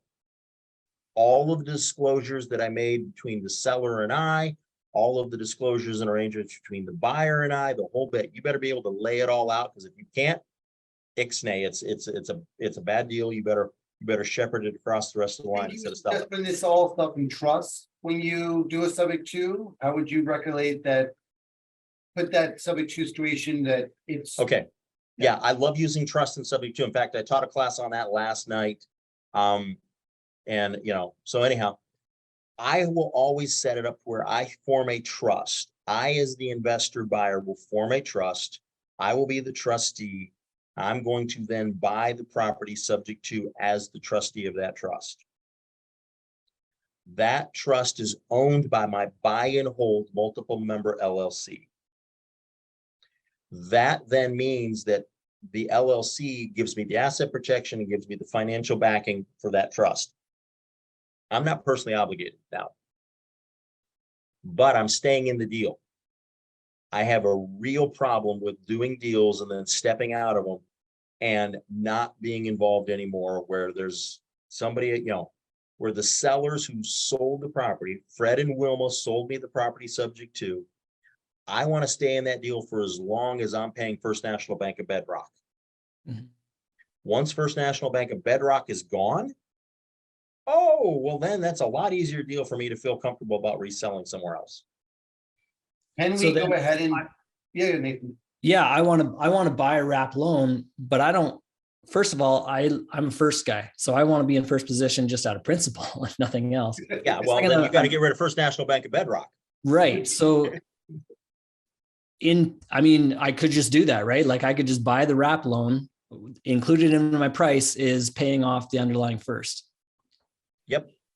And then You that can do puts that. me in the first position. Everybody's, it's just a far simpler structure. And I know a lot of people we talked to our call Wednesday was why you to give up a great situation where the First National Bank is at 3%, 2%, 4%, and you want to pay it off. Can you talk about the legal side? I don't know if it's legal, more morality, but I'm with Nathan, like may not make financial sense to give up 3% cash, right? However, we didn't make that agreement with the subject to borrower at that time. Can you speak a little bit about that? So and besides, it's 3% plus I'm paying my investor. So it really doesn't make sense. If it's my own money, maybe. But if I'm borrowing money to go and buy notes in the first place, then the borrowed money plus what I'm paying to the underlying Bank of Bedrock, then it doesn't make sense. Maybe math-wise, it doesn't make a lot of sense, but otherwise it does. Okay. So I took down some subject to stuff about 1.5 years ago. And one of the underlying debts was a loan being serviced by Wells Fargo. Now, I'm doing well right now to say the name and not have a nervous tick because I just despise that institution. One of the first things I did is I just found the extra cash and I got rid of them. Yeah. Because I just don't like them. I don't trust them. I believe that Wells Fargo lies every time they move their mouth. Okay. I just want nothing to do with them. Yeah. So was it from an arbitrage math sense, did it make sense? No. From avoiding a hassle and headache sense, from limiting people that can yap at me and dogs that can bite me, it made a lot of sense. Okay. And so this is one of the things that I love some of you note nerds, but you only look at the math and you only look at your calculator and you don't look at the human dynamics, and you got to look at both.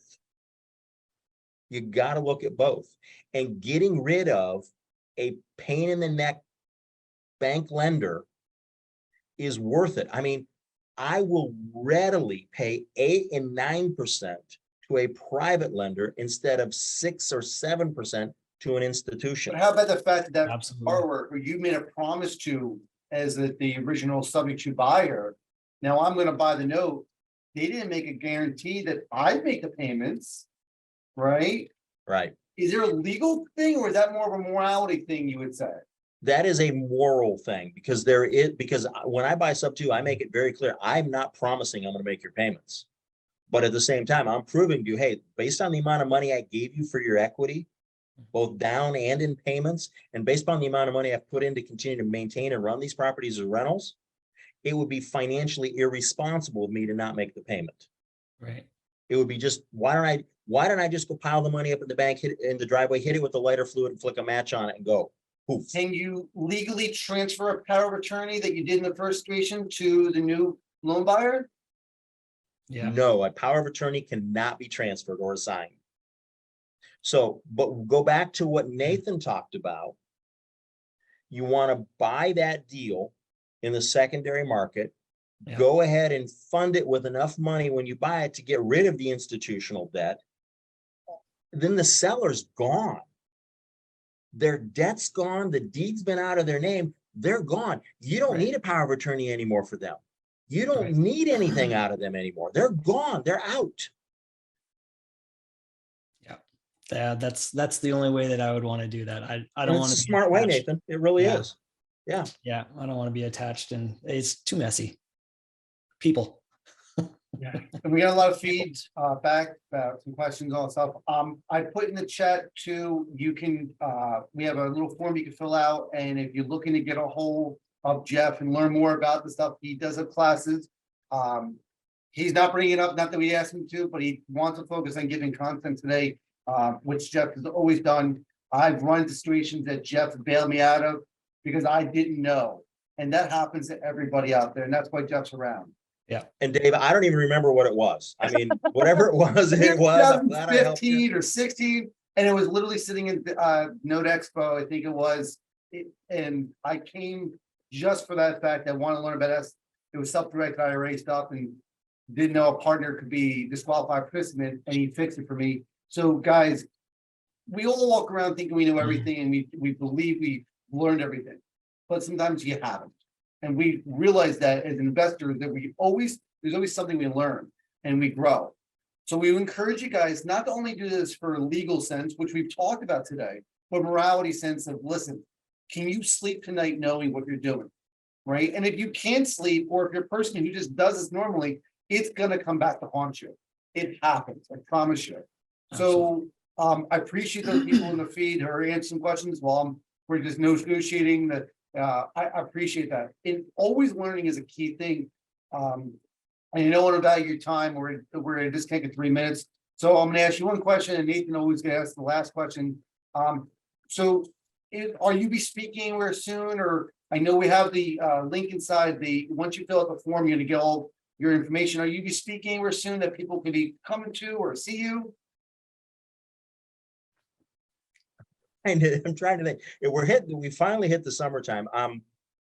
My brain is a little numb because I just got done with a 40-day stretch of pretty much constant travel, where I couldn't even remember some days what day of the week it was, or what city I was in, or what I was supposed to talk about that day.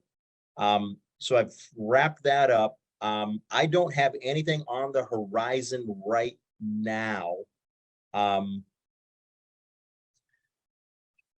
I know where I'm going to be next. I know the next events I'm going to be at as an attendee learning is going to be an acquisitions class in Tampa, Florida, being taught by Pete Fortunato. Cool. If I'm no gonna one be knows there who for Pete is, that. please look him up. Pardon me? If no one knows who Pete is or John Hire is, please look them both up. You better look them up. I mean, Yeah. both those guys are good friends of mine. They're brilliant men, brilliant men.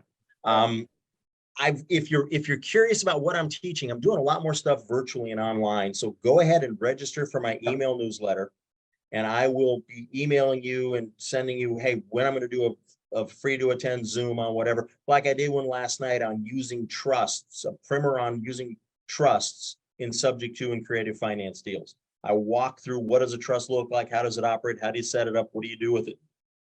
And so on. I walked through all that last night for about an hour and just, go for that. And I do that maybe once a month, stuff We have like about that. a minute left before you have lunch for your daughter, my man. So I'm gonna let Nathan ask the last question, and we'll wrap up with live, and we'll just cover a few minutes with you. Go ahead, Nathan. What's your? So, well, first I'll suggest that a little bit further out in the horizon, we missed out on having you at DME this year, but we'd love to have you next year. For those who don't know, real Send me an quick, invite. make sure you check out Absolutely. DME. It's a note investing conference for note originators and buyers, happening next week. It's in the comment thread. I'll put it back up there. Who in Nashville next week? If you Next can week. join it, Be great. there. Where in Nashville? Where in Nashville? It's the Hilton by the airport. Okay. Yeah. Okay. Yeah. Nashville's a great place. I really like Yeah. the city of Nashville. I really do.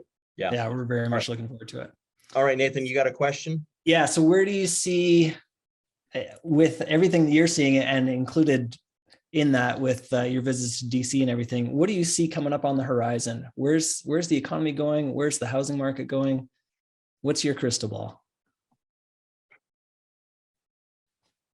I'm going to give you some stuff that probably no one else will say. Okay. We have a war being waged against private capital, Mhm. and it's very hard for small mom and pop institutions to compete in this market. It's making it hard on community banks and regional banks.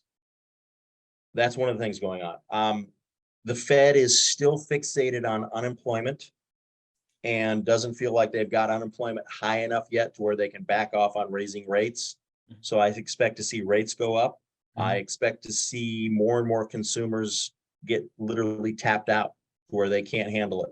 So keep an eye on credit card delinquencies, keep an eye on auto repossessions. When those start to move up higher, then we know we're really going to go into a bad problem. I would tell people keep some powder dry because there's going to be some great deals. In fact, I'm working on a great deal right now because the market's freezing. We've got a bunch of investors standing around like deer in the headlights. And now is one of those times. This is one of those key times to buy, is when no one else knows what to do. Act decisively. If it's a great deal, if it underwrites well, grab it. Okay. I think we're going to see a very interesting situation. We're still dealing with what happened 3 years ago when the federal government began jamming trillions of dollars out of thin air into the economy. We're Agreed. still dealing with the ramifications of that when it relates to the labor force, supply chains, inflation, housing costs, stock market, the whole bit. I mean, everything got distorted by the trillions of dollars that got shoved in there. Yeah. We're trying to figure out how that's going to sort itself out. The Fed has no clue what it's doing, in my humble opinion. But that's just my humble opinion because they're using a bad system based upon faulty demographics. I would tell you that we're going into a very interesting period of time where we're now going to find out who really is an investor and who was just a tag along enjoying the falling interest rate rising market. Were you a buy and breather or were you an investor? And the area that's going to get hammered the hardest, the fastest is going to be the wholesaling industry. Is just, it's going to its knees right now. Residential apartments, they're freezing up. There's some great deals out there. I'm going after one right now, but there's a lot of people who are scared to death and don't know what they're doing. And that Wall Street Journal article earlier this week was not a kind article. Okay. Just perpetuating fear. Yeah. The next thing out there is if you've got good deals with good people on your seller finance stuff, be prepared to work with them on modifications if they get in trouble. Stay in touch with them. Make sure that they know that they can reach out to you because it's going to be relationships that are going to get us through this bumpy spot. Old houses too, because it's going to trickle down eventually. Oh, Even with the great underwriting we've been doing for 10, 12 years now, it's still people are going to default. and people are not going to default because we made bad loans. People are going to default because the economy pulled the rug out from underneath their feet. Because Congress spent way too much money in the last 3 years. And that includes not one, but two different presidents in that time frame, by the way, folks. So don't think I'm being a bad on one guy, okay? This debt ceiling issue is going to be an interesting thing to watch. I think that's going to give us a big clue as to who really is going to control things going forward. I pray that Speaker McCarthy stands firm. He's got the House majority behind him that's going to not back down. He's got some moderate Democrats that are going to come with him on this stuff. The question is, will reality sink in the administration and the people like Pelosi and Schumer? That's where we've got to see. Will reality sink into their heads that we cannot continue to spend like drunken sailors? Yeah. Wow. Well, Jeff, we're gonna let go of the live feed right now. We'll wrap up with you for 30 seconds and let you go do your lunch. We appreciate you having you on our live feed here. It's my pleasure. I've enjoyed this conversation and time flew, man. Time flew. Thank you so much. Thank you.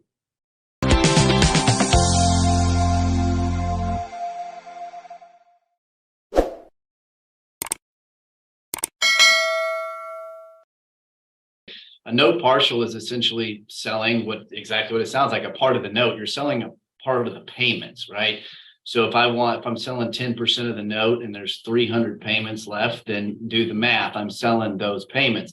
In a note partial, I'm assigning not only the note and the lien in Texas, but that's the ownership, right? So that's the point of a note partial, whether you're doing a full sale or a partial sale, I'm taking over ownership of those portion of the payments, which is different than a hypothecation, which we can chat about here.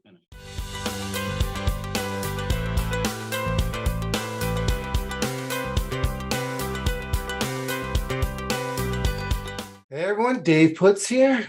Good afternoon. I'm joined, as always, with Mr. Turner. How are you, Nathan? Hello. How are you this Friday afternoon? It's been a fun week. I think things have been progressively forward with some of the stuff we're doing internally. I'm looking forward to the coming weeks. Some stuff's been really happening on our side. And I haven't even told you yet about, since you've been off the grid hiding from me for the last couple of days. Tell us about that. Where were you at for the last couple of days? I've been haunting you down. I had a great time. So I get to take advantage of Canadian holidays and US holidays. So it was great. So Friday was normal, but then anyway, we went out on Tuesday. So July 4th, started out with a camping trip, started with whitewater rafting in the Canadian Rockies. And man, that's fun. If you've never been, I highly recommend it. It's just a ton of fun. Went out with our church group and did that first, and then just in the mountains, no cell service, no anything. So just completely off the grid, gorgeous surroundings, really, really nice. I got a little bit of color, I think. So looking good. Oh man, I'm a little jealous of you. We've been having about 90-degree weather here in Jersey for the last week. Oh yeah, with just random scattered thunderstorms out of nowhere, like Florida weather. Yeah, we just skipped the rain, so we're okay. Oh, that you're lucky. So it's amazing that, what we've been talking about lately has incorporated more and more of this idea of having owner finance people and note buyers merging. We're doing this more and more. So if you guys haven't tuned in recently to us, please go back, listen to the podcast, watch YouTube videos, because everything we've been doing lately has been outside the typical note buying space of the hedge funds. These hedge funds are buying and selling assets, great, but it's hard to play with these assets that are at 3 and 4, 5% interest rates. We want to get into the 9s and 10s and 11s. And a lot of people reach out to me, even this past week, saying, I'm buying these seller finance lists and doing mailers and got 0 results. Yeah. And I challenge them to start talking to people. More and more, I think what we're finding is, seller financing has been around forever and ever. But I think we've seen in the last year, especially, is there's more and more people that are doing seller financing as a business, where they're going out and acquiring properties and then selling them on terms.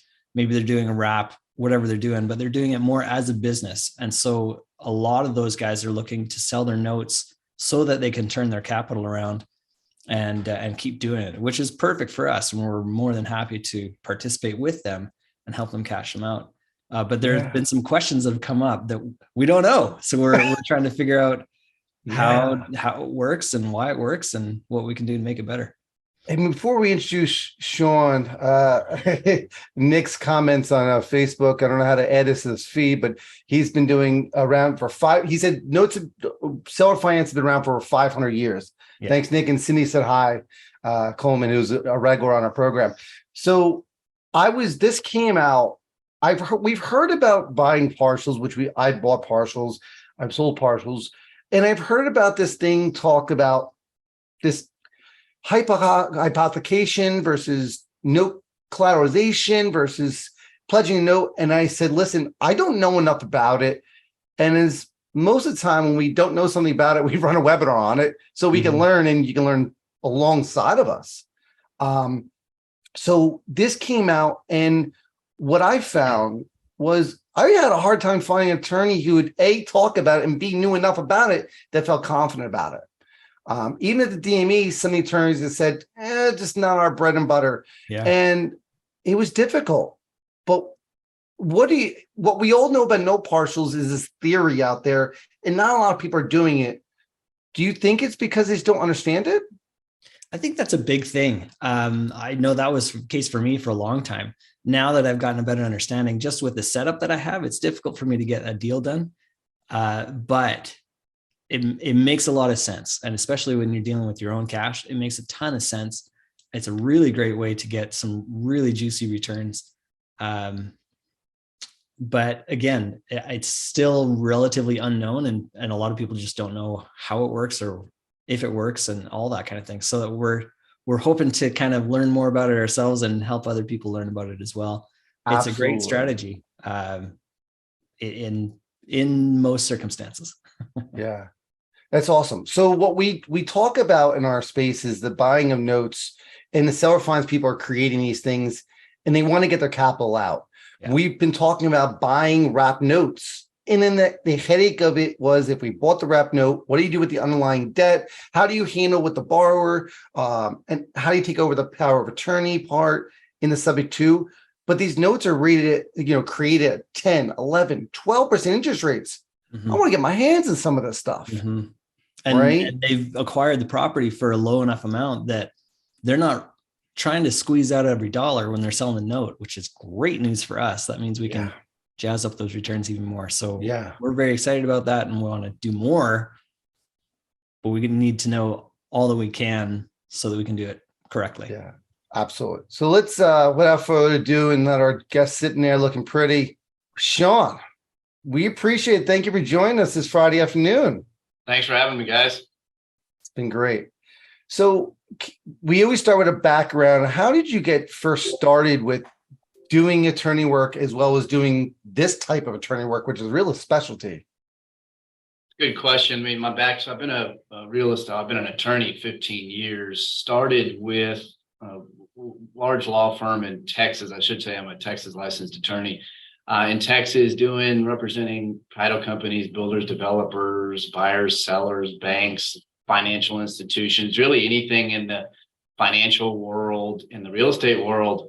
After a few years, I thought, I'm just going to go out on my own and do this myself. So I ended up starting a title company, and I ended up starting my own law firm that specializes in real estate, finance, and corporate legal work. And so years ago, probably 10 years ago, started really getting into this. I mean, as you guys noted, owner finance has been around a long time, subject tos, wraps. It just wasn't understood. And to be candid, it had a pretty negative stereotype for a pretty long time. But I've been doing them for at least 10 years. And then sort of that just evolved into note sales and assignments and hypothecations and you name it. And I touch it, so to speak. Yeah, good. Interesting. It's funny you say all that, right? Because there's very few attorneys who A, do this type of work, and B, understand the work confidently enough to talk about it. Now, we'll preface this with saying not everything we're going to ask today, we're going to get an answer on, right? There are some things that depends on your specific situation. And we don't want to try to get into specific deal structures today because it just, with everyone on the feed and watching it and everything else. And then this will be recorded, put on YouTube, and it'll be on our podcast. So please go to the website and find the information. But we want to go over some of the generalities as best we can. Even on our private call, we've been having our weekly Wednesday call privately. The conversation about what the terms mean has been a little bit confusing, right? We all pretty much know what a note partial is, but for those who don't know, can you give a kind of a 30-second, what is a note partial? What happens in that kind of process? Who takes ownership of the note in that deal? Yeah, I mean, this will be sort of the generalized version today. As you noted, everything is pretty specific. And my answers today are going to be specific to Texas law, since that's where I practice. But a note partial is essentially selling exactly what it sounds like, a part of the note. You're selling a part of the payments, right? So if I'm selling 10% of the note and there's 300 payments left, then do the math. I'm selling those payments. In a note partial, I'm assigning not only the note and the lien in Texas, but that's the ownership, right? So that's the point of a note partial. Whether you're doing a full sale or a partial sale, I'm taking over ownership of those portion of the payments, which is different than a hypothecation, which we can chat about here in a few minutes. But I'm selling a portion of the payments that are remaining on the loan itself. And usually in the note purchase world, in the partial world, you usually see that be from anywhere from 3 years to 5 years, but it just depends. And you said this, so that was an important thing you said in there. You're taking ownership of those payments for that amount of time. Yeah, you're managing the note, right? So you're taking ownership of it and managing the note. And whereas a hypothecation, I'm just merely taking out a loan and using the note as collateral, and I'm not taking ownership of the note. Okay. And that's an important distinction, because that's one of the first things that comes up is like, okay, who owns that note during that partial time? Is it, the original note holder, or is it this new partial note holder? And, who's in charge and what happens if there's a default is usually how that question comes out. Then what? Yeah, I mean, and that's where you start to get really specific in any actual note sale or assignment of the note and the lien itself, right? Because you get into the types of representations. How limited are the representations and warranties in the assignment? What's the scale of them? Is it with recourse? Is it without recourse? So there's a lot of really, really specific things that need to occur in a note sale that an experienced attorney needs to address, or somebody that's experienced in note sales need to address, because you can really tailor them however you want. Yeah, and that's one thing actually. So from what I've seen, and again, I haven't bought or sold any partials, but I've been around them a lot. This it can vary from sale to sale. So in this case, you're taking over and the new partial owner is in charge of whatever. If something goes wrong, then they're in charge. I've seen it the other way as well, where it flips back to the original note holder in case of default. I mean, you can kind of tailor it, like you said, right? You can really tailor it just about any way you want. I mean, there are certain statutory warranties under the Texas Business and Commerce Code that are included unless you disclaim those warranties in an assignment of the note and the lien itself. So outside those statutory warranties, which there's only about 5, you can create or disclaim or modify it however you wish. And that's where it becomes, that's where you see a change in the value in the purchase price of notes, right? If I'm purchasing with an indemnity provision because the assignor or the seller of the note wants an indemnity provision, if I'm the note buyer, the assignee or the assignee, and I want multiple representations and warranties, it's going to affect the price of the note. And that's why I think note purchases, note sales are so hyper specific that they're going to depend on your transaction, because ultimately the representations, the warranties are tied to, in my opinion, the price. Right. So if you have a unsecured note, or if you have in Texas, we have negotiable instruments and we have non-negotiable instruments. So I can have a note that's not a negotiable instrument under the Texas Business and Commerce Code. Those are going to be deeply discounted notes.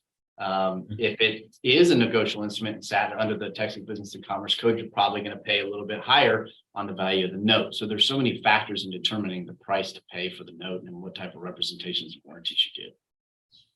So when we talk about these note partials, I love Nathan pointed out the fact that the ownership is what is everything in a note partial, but it's also the negative for a lot of people, right? They don't want to deal with the situation where they have to do the foreclosure process. Mhm. Some sellers will buy you out, some won't. It depends on the structure of the contract. And if it don't buy you out, even if you understand the note space and you've done foreclosures like me and Nathan have done for years, if I'm doing with a Roth IRA and I got $6,000, I buy $6,000 worth of a note partial from Nathan, and anything starts foreclosure and he didn't agree to buy it back, I'm in a bad spot now. I got to either lend money to my IRA or do some finagling where that becomes a problem. And if I'm a note seller and Nathan, sells to his grandmother who doesn't want to deal with anything, he has to either jump in or sell to a friend, and then he has to jump in. It becomes kind of troublesome. But some people say, listen, I want to take the control of it. Newer investors, IRA investors, typically want to be more passive and learn that process. So we're going to flip the script now. And we've heard words such as hypothecation, pledging a note, collateral assignment. Are they the same? Are they different? I mean, hypothecation is just a fancy word that people throw out for saying using your note as collateral for a loan. I mean, right? It's just a fancy way of saying I'm going to use this performing asset, this asset that's hopefully not in monetary or non-monetary default, and I'm going to go out and get an investor and get in a loan to use that note as collateral. And then I'm going to take the cash or the loan. I'm going to start making the payments to the lender. And I'm still going to keep ownership of the note, and I'm going to keep getting payments. And you hope that the payments are relatively even, right? In this traditional hypothecation, they're pretty close. But you can have a higher payment on your hypothecation or your loan, or a lesser payment in the actual income stream that you're bringing in for the note. So it really just depends on what you work out with the investor that's going to use your note as collateral. Would you say hypothecation is similar to saying pledging your note and collateralization and all that is the same? It's words? all really lumped together. I mean, Okay. And it's all similar. I mean, the concept is the same. I mean, the underlying concept is that I'm using a performing asset, the note, as collateral to secure a loan. That's what I'm doing. Yeah. So when we talk about the differences, right? And then the pros of doing hypothecation side of this space is you don't own the note, right? If Nathan sells to me and I'm a new investor and he doesn't really want to deal with that problem going bad, he can sell me the payment string. It could be a year, could be 10 years. And it's really a loan against the note versus buying the note. And if it goes bad, Nathan can replace the note with a different note. He can keep paying you while he's foreclosing. It's really an IOU. Would that be accurate? Yeah, I mean, IOU is a legal term, David. Note on the note. But you're right though. In a typical hypothecation or a loan, you have a few different ways that they're taken, but one of them would be substituting collateral, right? So I could go out in theory, substitute additional collateral or new collateral with the lender on the note that was originally pledged if it ends up being non-performing. It's And then so what interesting. are the pitfalls then? Like why doesn't everybody do hypothecation versus just selling a partial? At the end of the day, right? I mean, it's all a numbers game, right? I mean, what is the interest rate that you're going to pay for the lender, the investor that's going to collateralize against your note versus what's the sale? When, how much money are you getting up front on the sale? Are you keeping the asset? I mean, it's all boils down to to numbers, because legally you can structure either one of them. I mean, you can collateralize a note, you can do a partial note sale. Once you get into the nitty gritty of the documents, the assignments, where you start dealing with the representations, the warranties, that's a pretty important thing. That's one of the reasons you need an attorney. But for me, it's always a numbers game. Do you know what the hypothecation of usury law comes into play here, where the maximum you can charge interest rate, does that come into play with the hypothecation where the partials that there isn't any ruling? Well, you always have to be conscious of the usury laws, right? I mean, if you have a note that's usurious, then it could be considered illegal. And so, and certainly in Texas, you've got to pay attention to that. So I would even argue that if I go out and I loan you, I give you a loan and I collateralize your note and I'm charging 25% interest, that could be usurious in my opinion. So you have to be conscious of that in any time an interest rate is taken out, because you don't want the collateralization against the note. That brings up another point as to what's the lender going to ask for, right? What type of documents are they going to have? Are they going to have a note for your note, right? Are they going to have a loan agreement? And if so, what's the interest rate going to be in there? So you still have to comply with the usury laws. So you said loan agreement versus note. I'm presuming that is the same documentation, or is that different? No, they're different. And so I should have said this at the start of the podcast, but the presumption here, and when we talk about note sales, when we talk about hypothecation, everything that I'm talking about is based on the assumption that there is no separate loan agreement that was done with the underlying note. Because, and I'll give you an example, in the commercial world, you have not only notes, but you have loan agreements, right? They're two different documents. And in the loan agreements are rather restrictive on what you can or cannot do. So in the commercial world, you will have loan agreements that lay out items like this note can't be sold, and so you have to read those. So today, for the purposes of this discussion, when we're talking about note partials, note hypothecation, it's on the assumption for me that there is no separate loan agreement that's been signed with the underlying note. It's a standalone note. And generally on owner finance transactions, wraps, a basic note, there isn't a separate loan agreement. You'll see loan agreements signed up for sure on commercial transactions, and possibly if there's been some sort of construction loan that was taken out, but you don't usually see those in wraps, seller finance transactions. You don't have a separate loan agreement. Awesome. So one of the things we wanted to talk about too is, in addition to this, is the idea of, and there's a question about tax repercussions. I would tell you to talk to a CPA about any of the tax part of this. We're going to stay focused on the legal side of it. But I appreciate your question, Susan. When we talk about this stuff too, one of the things that me and Nathan came up with this concern is, could you technically sell me hypothecation on a note and then hypothecate again with Nathan without me knowing?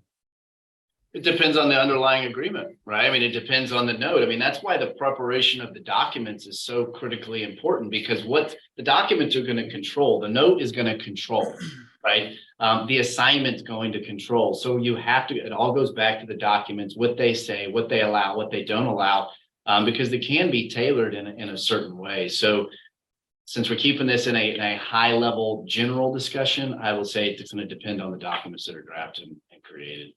And I will add that part of my concern as an attorney has always been the drafting of the documents.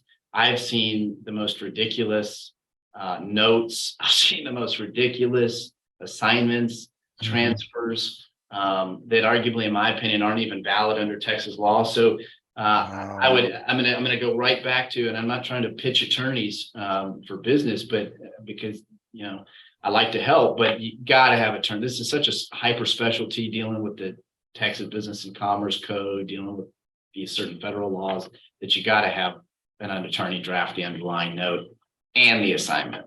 Well, that actually, it goes back to what David was saying at the beginning. Like, we had a hard time finding somebody that could come on and talk about this.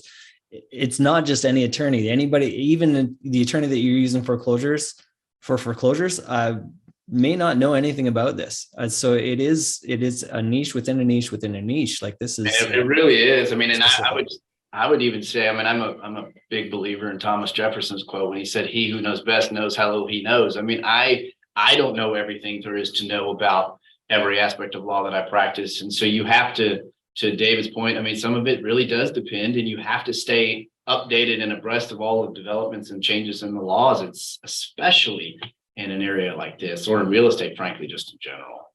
Yeah.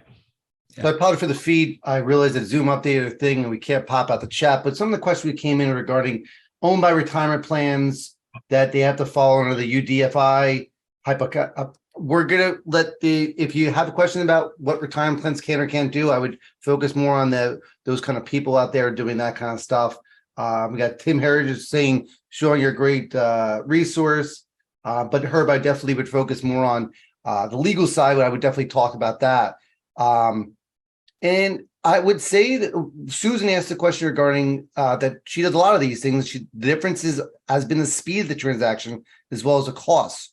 What do you say? You know, I'm going to give you some softball questions too. Is anything part of this collateral assignment recorded in the county records? That's easy. That's easy. An easy softball there. Any assignment is going to need to be recorded in the property records, because you don't just want the note, right? You want the assignment of the lien, and which usually includes two liens: the vendor's lien and the deed of trust. So yes, the assignment is going to be recorded. Needs to be signed by the assignor and the assignee. And there are other items that you need to check off in the assignment. But to go back to my original point, you have to understand what the representations and the warranties are going to be. And if you do a hypothecation, is there any assignment that's recorded on that? And in a hypothecation, no, because I'm not assigning any sort of the ownership interest in the note and the lien. Now there may be a document, and generally there isn't, but there may be a document that the lender or investor wants to file a record, an affidavit of some sort, but it's not required. And on the call, we talked about, protecting the interest in the collateral hypothecation situation. And we mentioned the fact that someone had talked to me about, hey, to protect your interest, why don't you do some title clouding and just put a second lien there for $100? And I said, that sounded good until you said no. No, I mean, there are liens that you can file under the Texas Constitution. And then there are also what we call slander of title actions. And any attorney worth his hourly rate, if I found some $100 bogus second lien filed of record, you could rest assured I could probably sue you for slander of title if it wasn't valid, and I probably would win. So not generally a good idea. It's crazy, but I mean, this is what's people are trying to find ways around it. What do you suggest to those people who want that comfort level of it not being double hypothecated? Because you can sue them, right? That's a good question, David, but it's sort of, it goes back to, I've made this statement for, it'll be probably 15 years that I've been an attorney. The paper that you have, the document, the contract, the assignment, the deed, it's always only worth the paper it's written on unless you're willing to sue, right? So, I mean, unless I'm willing to do something about it, it's not worth anything. So, to your point, when you get in this area, the note sales, the hypothecation, you just have to be comfortable with there is risk associated with this area. And you got to be comfortable with knowing that, okay, this is the document I have. This is what it says. An attorney drafted it. Worst case, I can sue over it. I have several causes of action that I might be able to sue to enforce, and I'll do it. But again, it's only worth the paper it's written on unless I'm willing to do something about it. So. And this goes back to, we say this so many times and over and over and over again. It's all about relationships. Yeah. Know your seller, know your buyer. When you've got that kind of a pre-existing relationship, man, that's going to help so many things. The biggest issue that I see, hopefully this doesn't go off topic, but it's frankly, it's the lack of diligence by note buyers. And when they come to me, they're like, "My God, Jeannie, Sean, I want to sue this person. I want to sue this person." And and then I sort of ask them some basic questions, like when they talk about the note, did the note have a promise? Did you look at the underlying note? Was it signed by the debtor? Did it have clear terms of repayment? Right? Was it demand or was it a fixed time? Did it have a usurious interest rate? Was it an LLC? Did you check the LLC to if it's registered to do business in the state of Texas? If not, it can't do business in the state of Texas. So was it a homestead property of the underlying note? If so, in Texas, the note has to be signed by the husband and the wife if they're married, and the deed of trust, right? These are just diligent, like sort of common basic diligence items that need to be done by any note buyer or assignee in Texas, at least. Well, really, U.S., I would say. But I didn't know Texas had the married couple clause in there. That's good to know. It's a unique thing, and because you have this property, how property is characterized, separate property versus community property. Texas is a community property state, right? Okay. But that's not what necessitates a spouse signing off on any sort of document, deed of trust or note. The deed of trust, certainly, it's the fact that we have what's called the homestead, right? So you're doing it to perfect the homestead interest in the property. You don't want later down the road that the original borrower on the note defaults on the note or files bankruptcy. You get into a bankruptcy and there's a challenge over the validity of the note, and you get a creative attorney that says, hey, by the way, spouse didn't sign off on this deed of trust, therefore the lien itself is invalid and the homestead interest isn't protected, or perfected. So that's what the homestead concept is what requires the spouse to sign off. Yeah, I knew that in other states. I didn't know Texas. Interesting. So Okay. one of the ways we thought about doing this, and I didn't pitch this before to you, is just to protect the people. The risk I find with the hypothecation is due diligence, making sure that if you bought this lien and you took it back, you can foreclose on it, the property's worth the value and everything else, but also the fact of protecting it from a buyer perspective. And my thoughts were put the note, the mortgage, the whole collateral file, as well as the assignment of mortgage and a allonge in escrow with the attorney or servicer to protect it from being resold, and having escrow instructions to protect it. Would that help protect from hypothecating multiple people? Yeah. I mean, I in theory, yes, right? But I mean, it goes back to my statement a few minutes ago. It's only worth the paper it's written on unless you're willing to do something about it, right? Because putting these documents in escrow at a title company or your attorney's office or the servicer may not necessarily stop someone from going and trying to sell it again or hypothecate again, against it or collateralize against the note itself. So while that all helps, I'm not discouraging having escrow instructions. I'm not discouraging having any of that.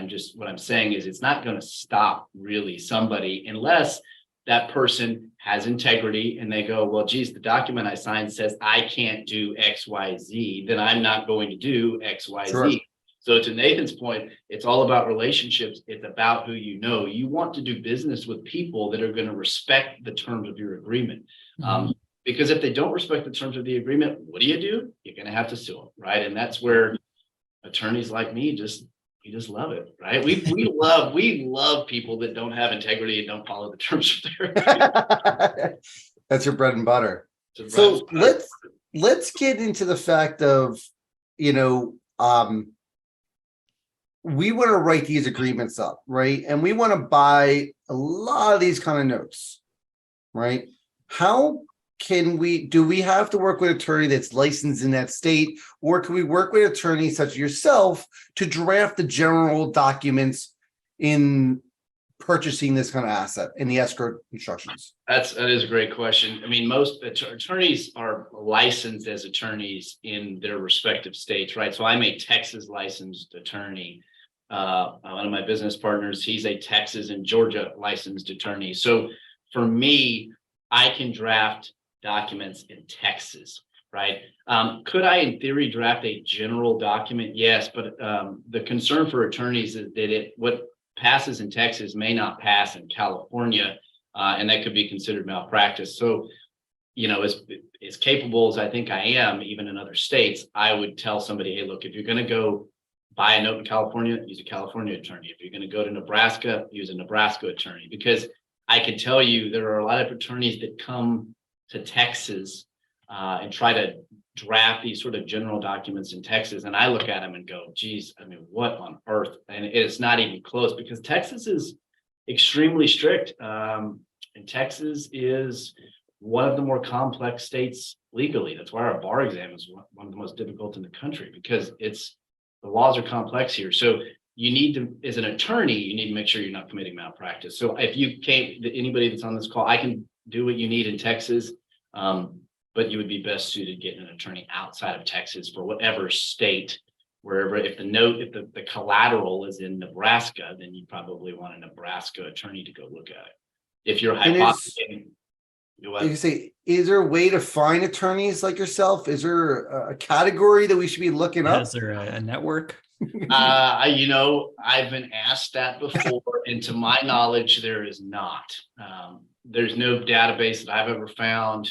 There's no resource that I'm aware of as an attorney that would allow any group of individuals to go find attorneys in other states. And I've not only been asked in this context, I've been asked in the creative financing context. I mean, it's like every week. I mean, every week I'm getting a phone call. Hey, geez, Sean, you're great in Texas, but can you do something in Florida for me? No, I can't draft a deed for you in Florida. Well, do you know anybody? No, I sure don't, right? Because it's such a hyper specific sphere. The note sales, the hypothecations, creative financing, sub-twos, wraps, right? I mean, and every law is different. I mean, Texas, it's more difficult to do a wrap transaction and a subject to transaction than it is in Arizona. I mean, Arizona, it's easy, right? And here, got a few additional laws you got to follow. So unfortunately, Similar to like Texas, land contracts are no in Texas, right? And a lot of the subject twos and the wrap notes that are created have come across as land contracts and CFDs. That's just an example of Texas law that you can't create land contracts in protection of everything.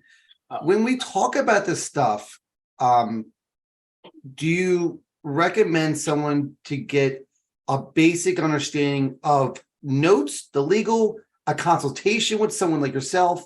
What is the first step to someone that says, I want to buy a hypothecation or sell one, and can I draft it? And would you represent both parties if both parties wanted to use you? Great questions as part of that. The first suggestion I always give to anybody is, go find an expert in your field. Like I mean, I know, for example, that USA Home Partners, Nick is one of the ones we deal with. He does a heck of a lot of business in Texas, right? He's a great resource. So if you're going to do something in Texas, go find somebody that's done the note sales. Go find the investor that does it. I mean, you guys, New Jersey, I don't know anybody in New Jersey. I know you're an expert there. Yep. Right? So go find somebody like yourself that's a resource to go ask the question. Let them be your mentor. The second thing I would say was, to your point, you got to have an attorney that knows what they're doing in this sphere, right? Because I cannot stress enough how bad a poorly drafted note or a poorly drafted assignment could impact the validity, could impact the sale. Monetarily, it's a big deal, right? I mean, if somebody drafts a note and it's not considered a negotiable instrument in Texas and it's considered a non-negotiable note in Texas, you can just rest assured the value of that note's going to drop by an exponential amount, right? So the second piece of the advice I would give is to find an attorney that you can go have a quick consultation with.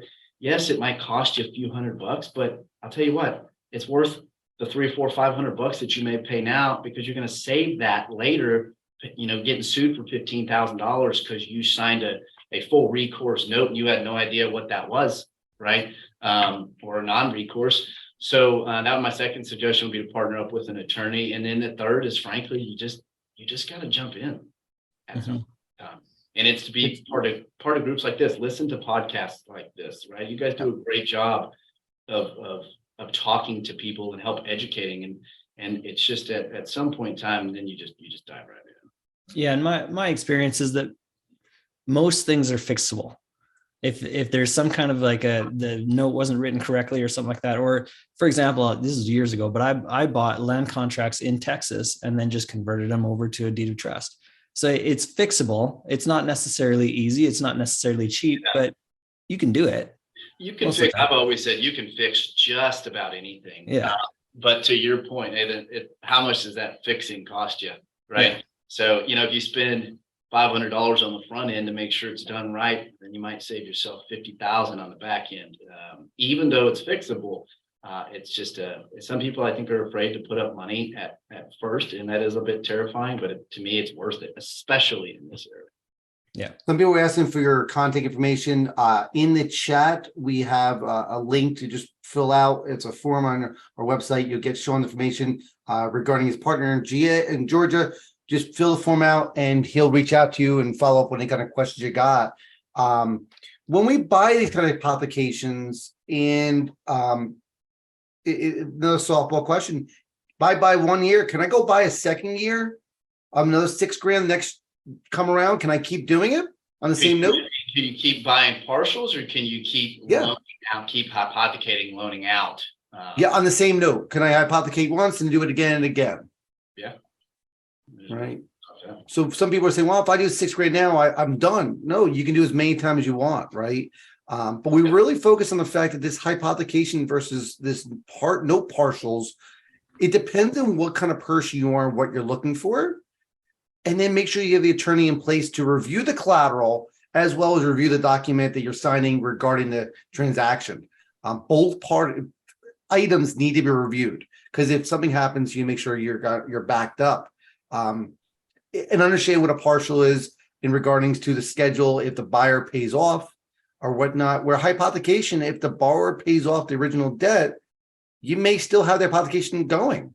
Because if your agreement doesn't say anything about it, they may just keep borrowing your money for X period of time. Yeah, I mean, and I think to your point, David, is part of the thought process has to be, what am I doing this for? Right? Mhm. Am I doing it to scale my business and go buy more notes? At what point do I stop buying notes? At what point do I stop collateralizing against notes? Am I collateralizing against my performing notes so I can go buy 10 more notes, right? So what's your future plan? So I would encourage any newer investor, even seasoned investor, come up with a 1-year plan, a 3-year plan, and a 5-year plan on what you want this business to be, because that's going to dictate whether you sell notes or hypothecate notes, right? I mean, that's how you, and generally both of them can allow you to scale your business.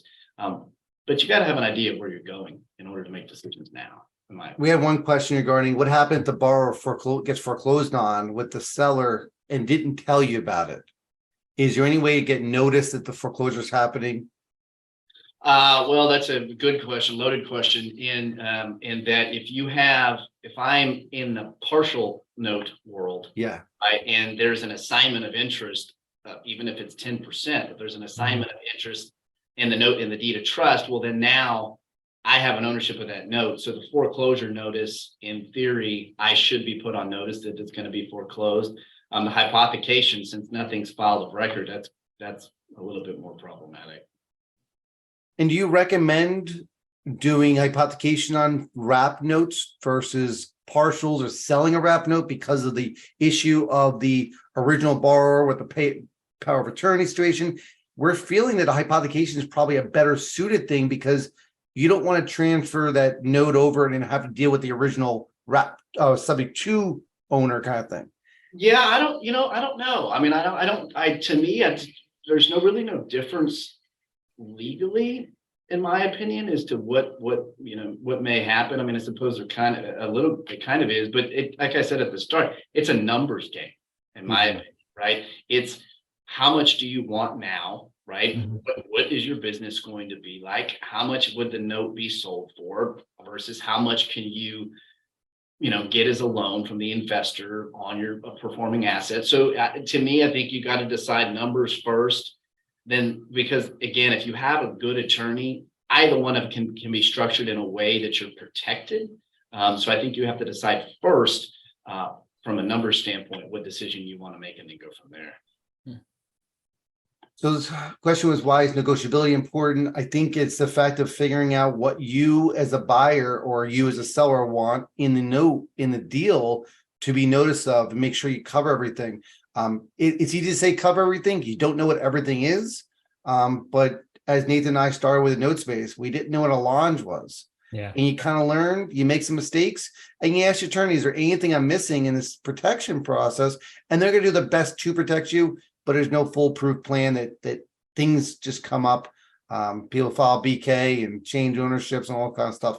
But yes. So when we do this kind of stuff, I was going to, sorry to interrupt, David. I was wondering if that question for you, they meant negotiability as in negotiating on the note sale, or if they meant negotiability as in the legal sense, is it a negotiable note or a non-negotiable note? Stephen, if you can comment back on there, I'll watch the feed for it if there's any question about that. But yeah, so I want to make sure people understand when we're buying and selling notes, we're not going to buy at what we call par. Steve said legal sense. So yeah, that's always negotiable. Whatever agreement Yeah. me and Nathan have is Yeah. what we agree on. Yeah, and I think Stephen, I think it was his name. I mean, in Texas, so in the legal sense, that is a pretty big deal under the section 3.201 of the Texas Business and Commerce Code. In order for it to be considered a negotiable instrument, it's got to be money to be paid to the payor. It's got to be payable for a certain amount of time, and there can't be any other act or undertaking outside the payment of the money. Right. So if you don't satisfy the Texas Business and Commerce Code, then it's not considered a negotiable instrument. If it's not a negotiable instrument, then it's considered a non-negotiable note. A non-negotiable note is then subject to common law rules versus statutory law. Right. So when you're in the non-negotiable note world, the prices of those notes are significantly less. In my personal opinion, I wouldn't be purchasing non-negotiable notes, not really ever. So, but that was a really good question, Stephen. So is that would that be like a HELOC? No, I mean, that's probably still, that's still Probably negotiable. still negotiable. It would be, I'll give you an example of what a non-negotiable note would be.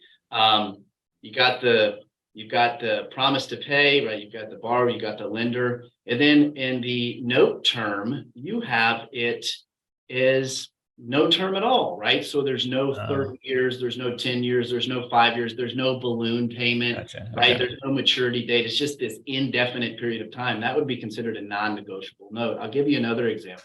It's not a good If you want another one. I've seen some investors put in these notes they put in these notes on like rehab loans and things of that. Well, they'll put in the note, they'll say,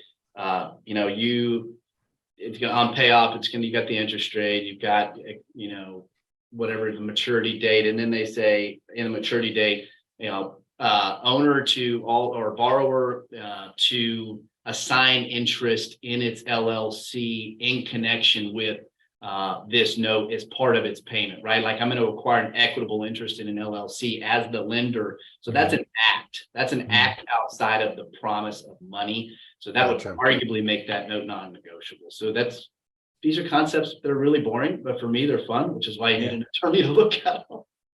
So a couple quick things here. I want to remind everyone, it'd be side comment real quick. The DME recordings, we do have them on our website. So those who did not attend or did attend and want to rewatch the whole event, available on our website. Going back to it also is that when we're buying these notes, Jonathan had a question regarding, can you self-direct your IRA to buy a hypothecation note in your personal LLC? Meaning, sounds like to me he's trying to hypothecate to himself.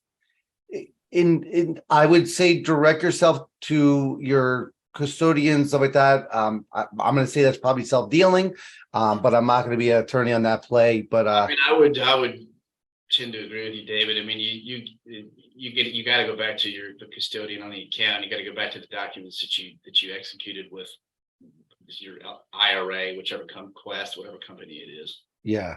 You just can't self-deal. That's the worry I have with that, is that if you're going to borrow money from yourself at 14%, it's kind of dangerous, right? Good question, but probably not legal. A good question. Yeah. Risky. Not Yeah. sure. So I wanted to, for those who are looking to sell these things or buy these things, understand we're not going to buy at par, which is a definition word that we want to make sure you understand. It means 100% of UPB. That if you have a loan at 12%, we're going to ask for a discount because of time value of money. I'll put in the chat also a link to a little chart that we put together to kind of get an understanding of, if you're creating these notes, be sure you don't write these notes at 4, 5, 6, 7, 8% returns. Interest rates, because you literally can't sell them. We have to discount so much. The chart I put in the chat shows you that kind of idea. So on top of making sure the interest rate's high enough, the term, if you can get it lower, that's a great thing to get the most out of your note.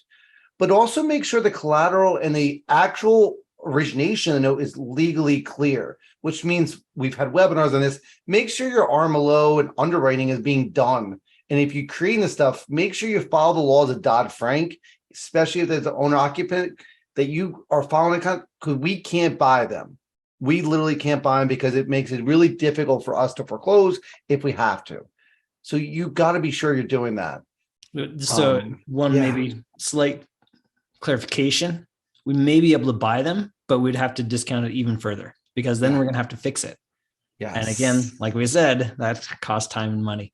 So Yeah. even if we could buy it, it's going to be at a lower price.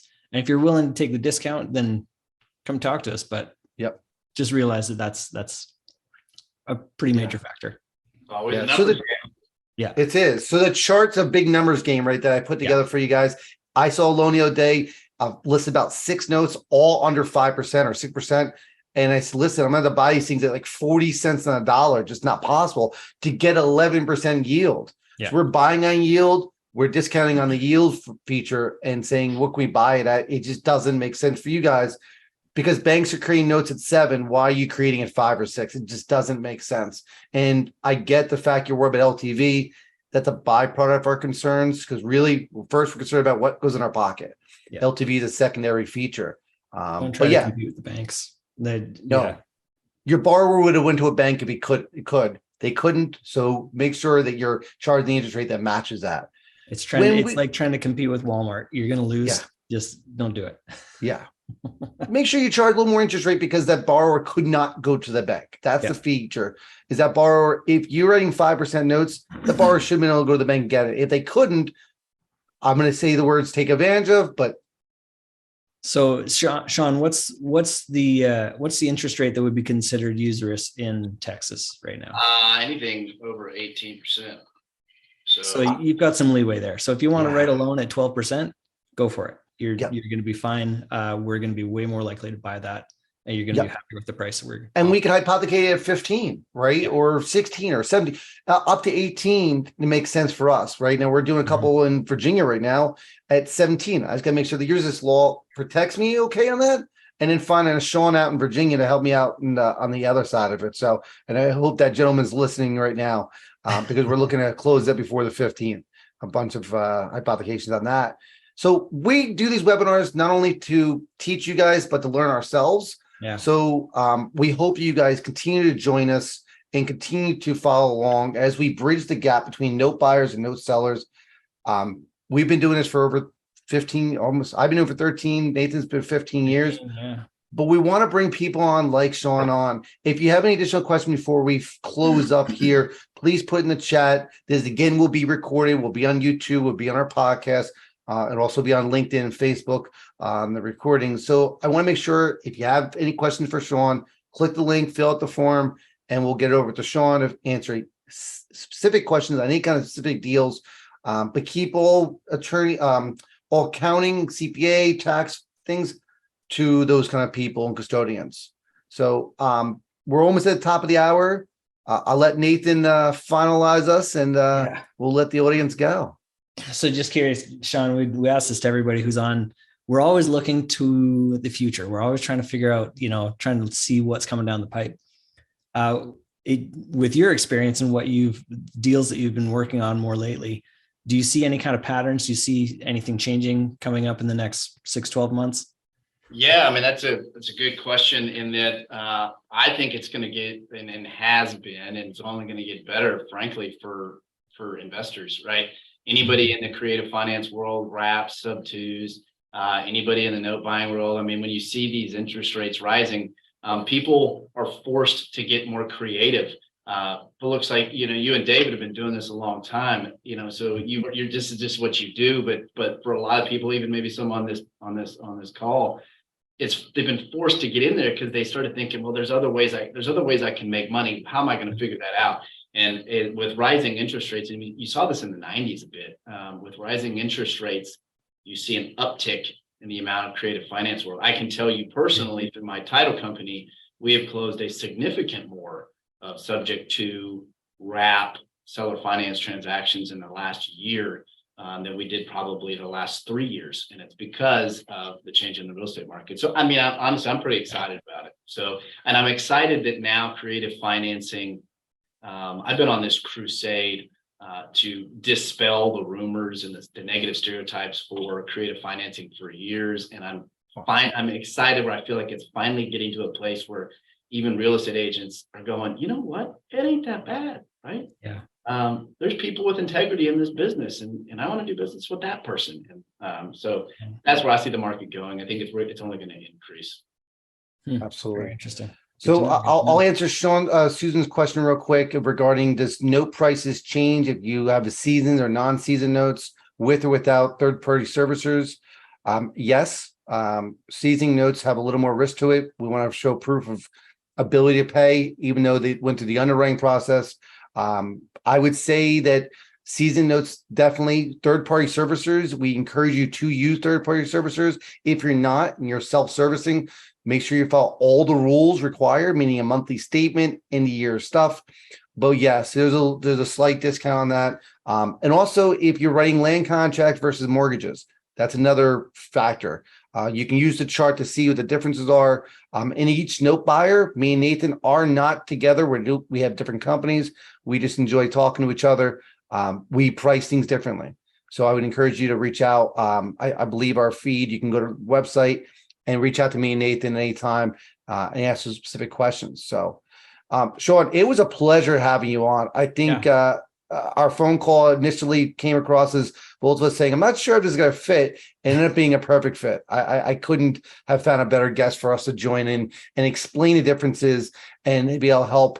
I hope that people reach out to you, Sean, especially in Texas. I know Nick is a big fan of you, and to worry about your wrap notes and stuff like that, owner finance, subject twos, reach out to Sean. He's a great attorney down in Texas. And if you're doing hypothecations, which most notes, I think is 80% of originating notes, owner finance notes is in Texas.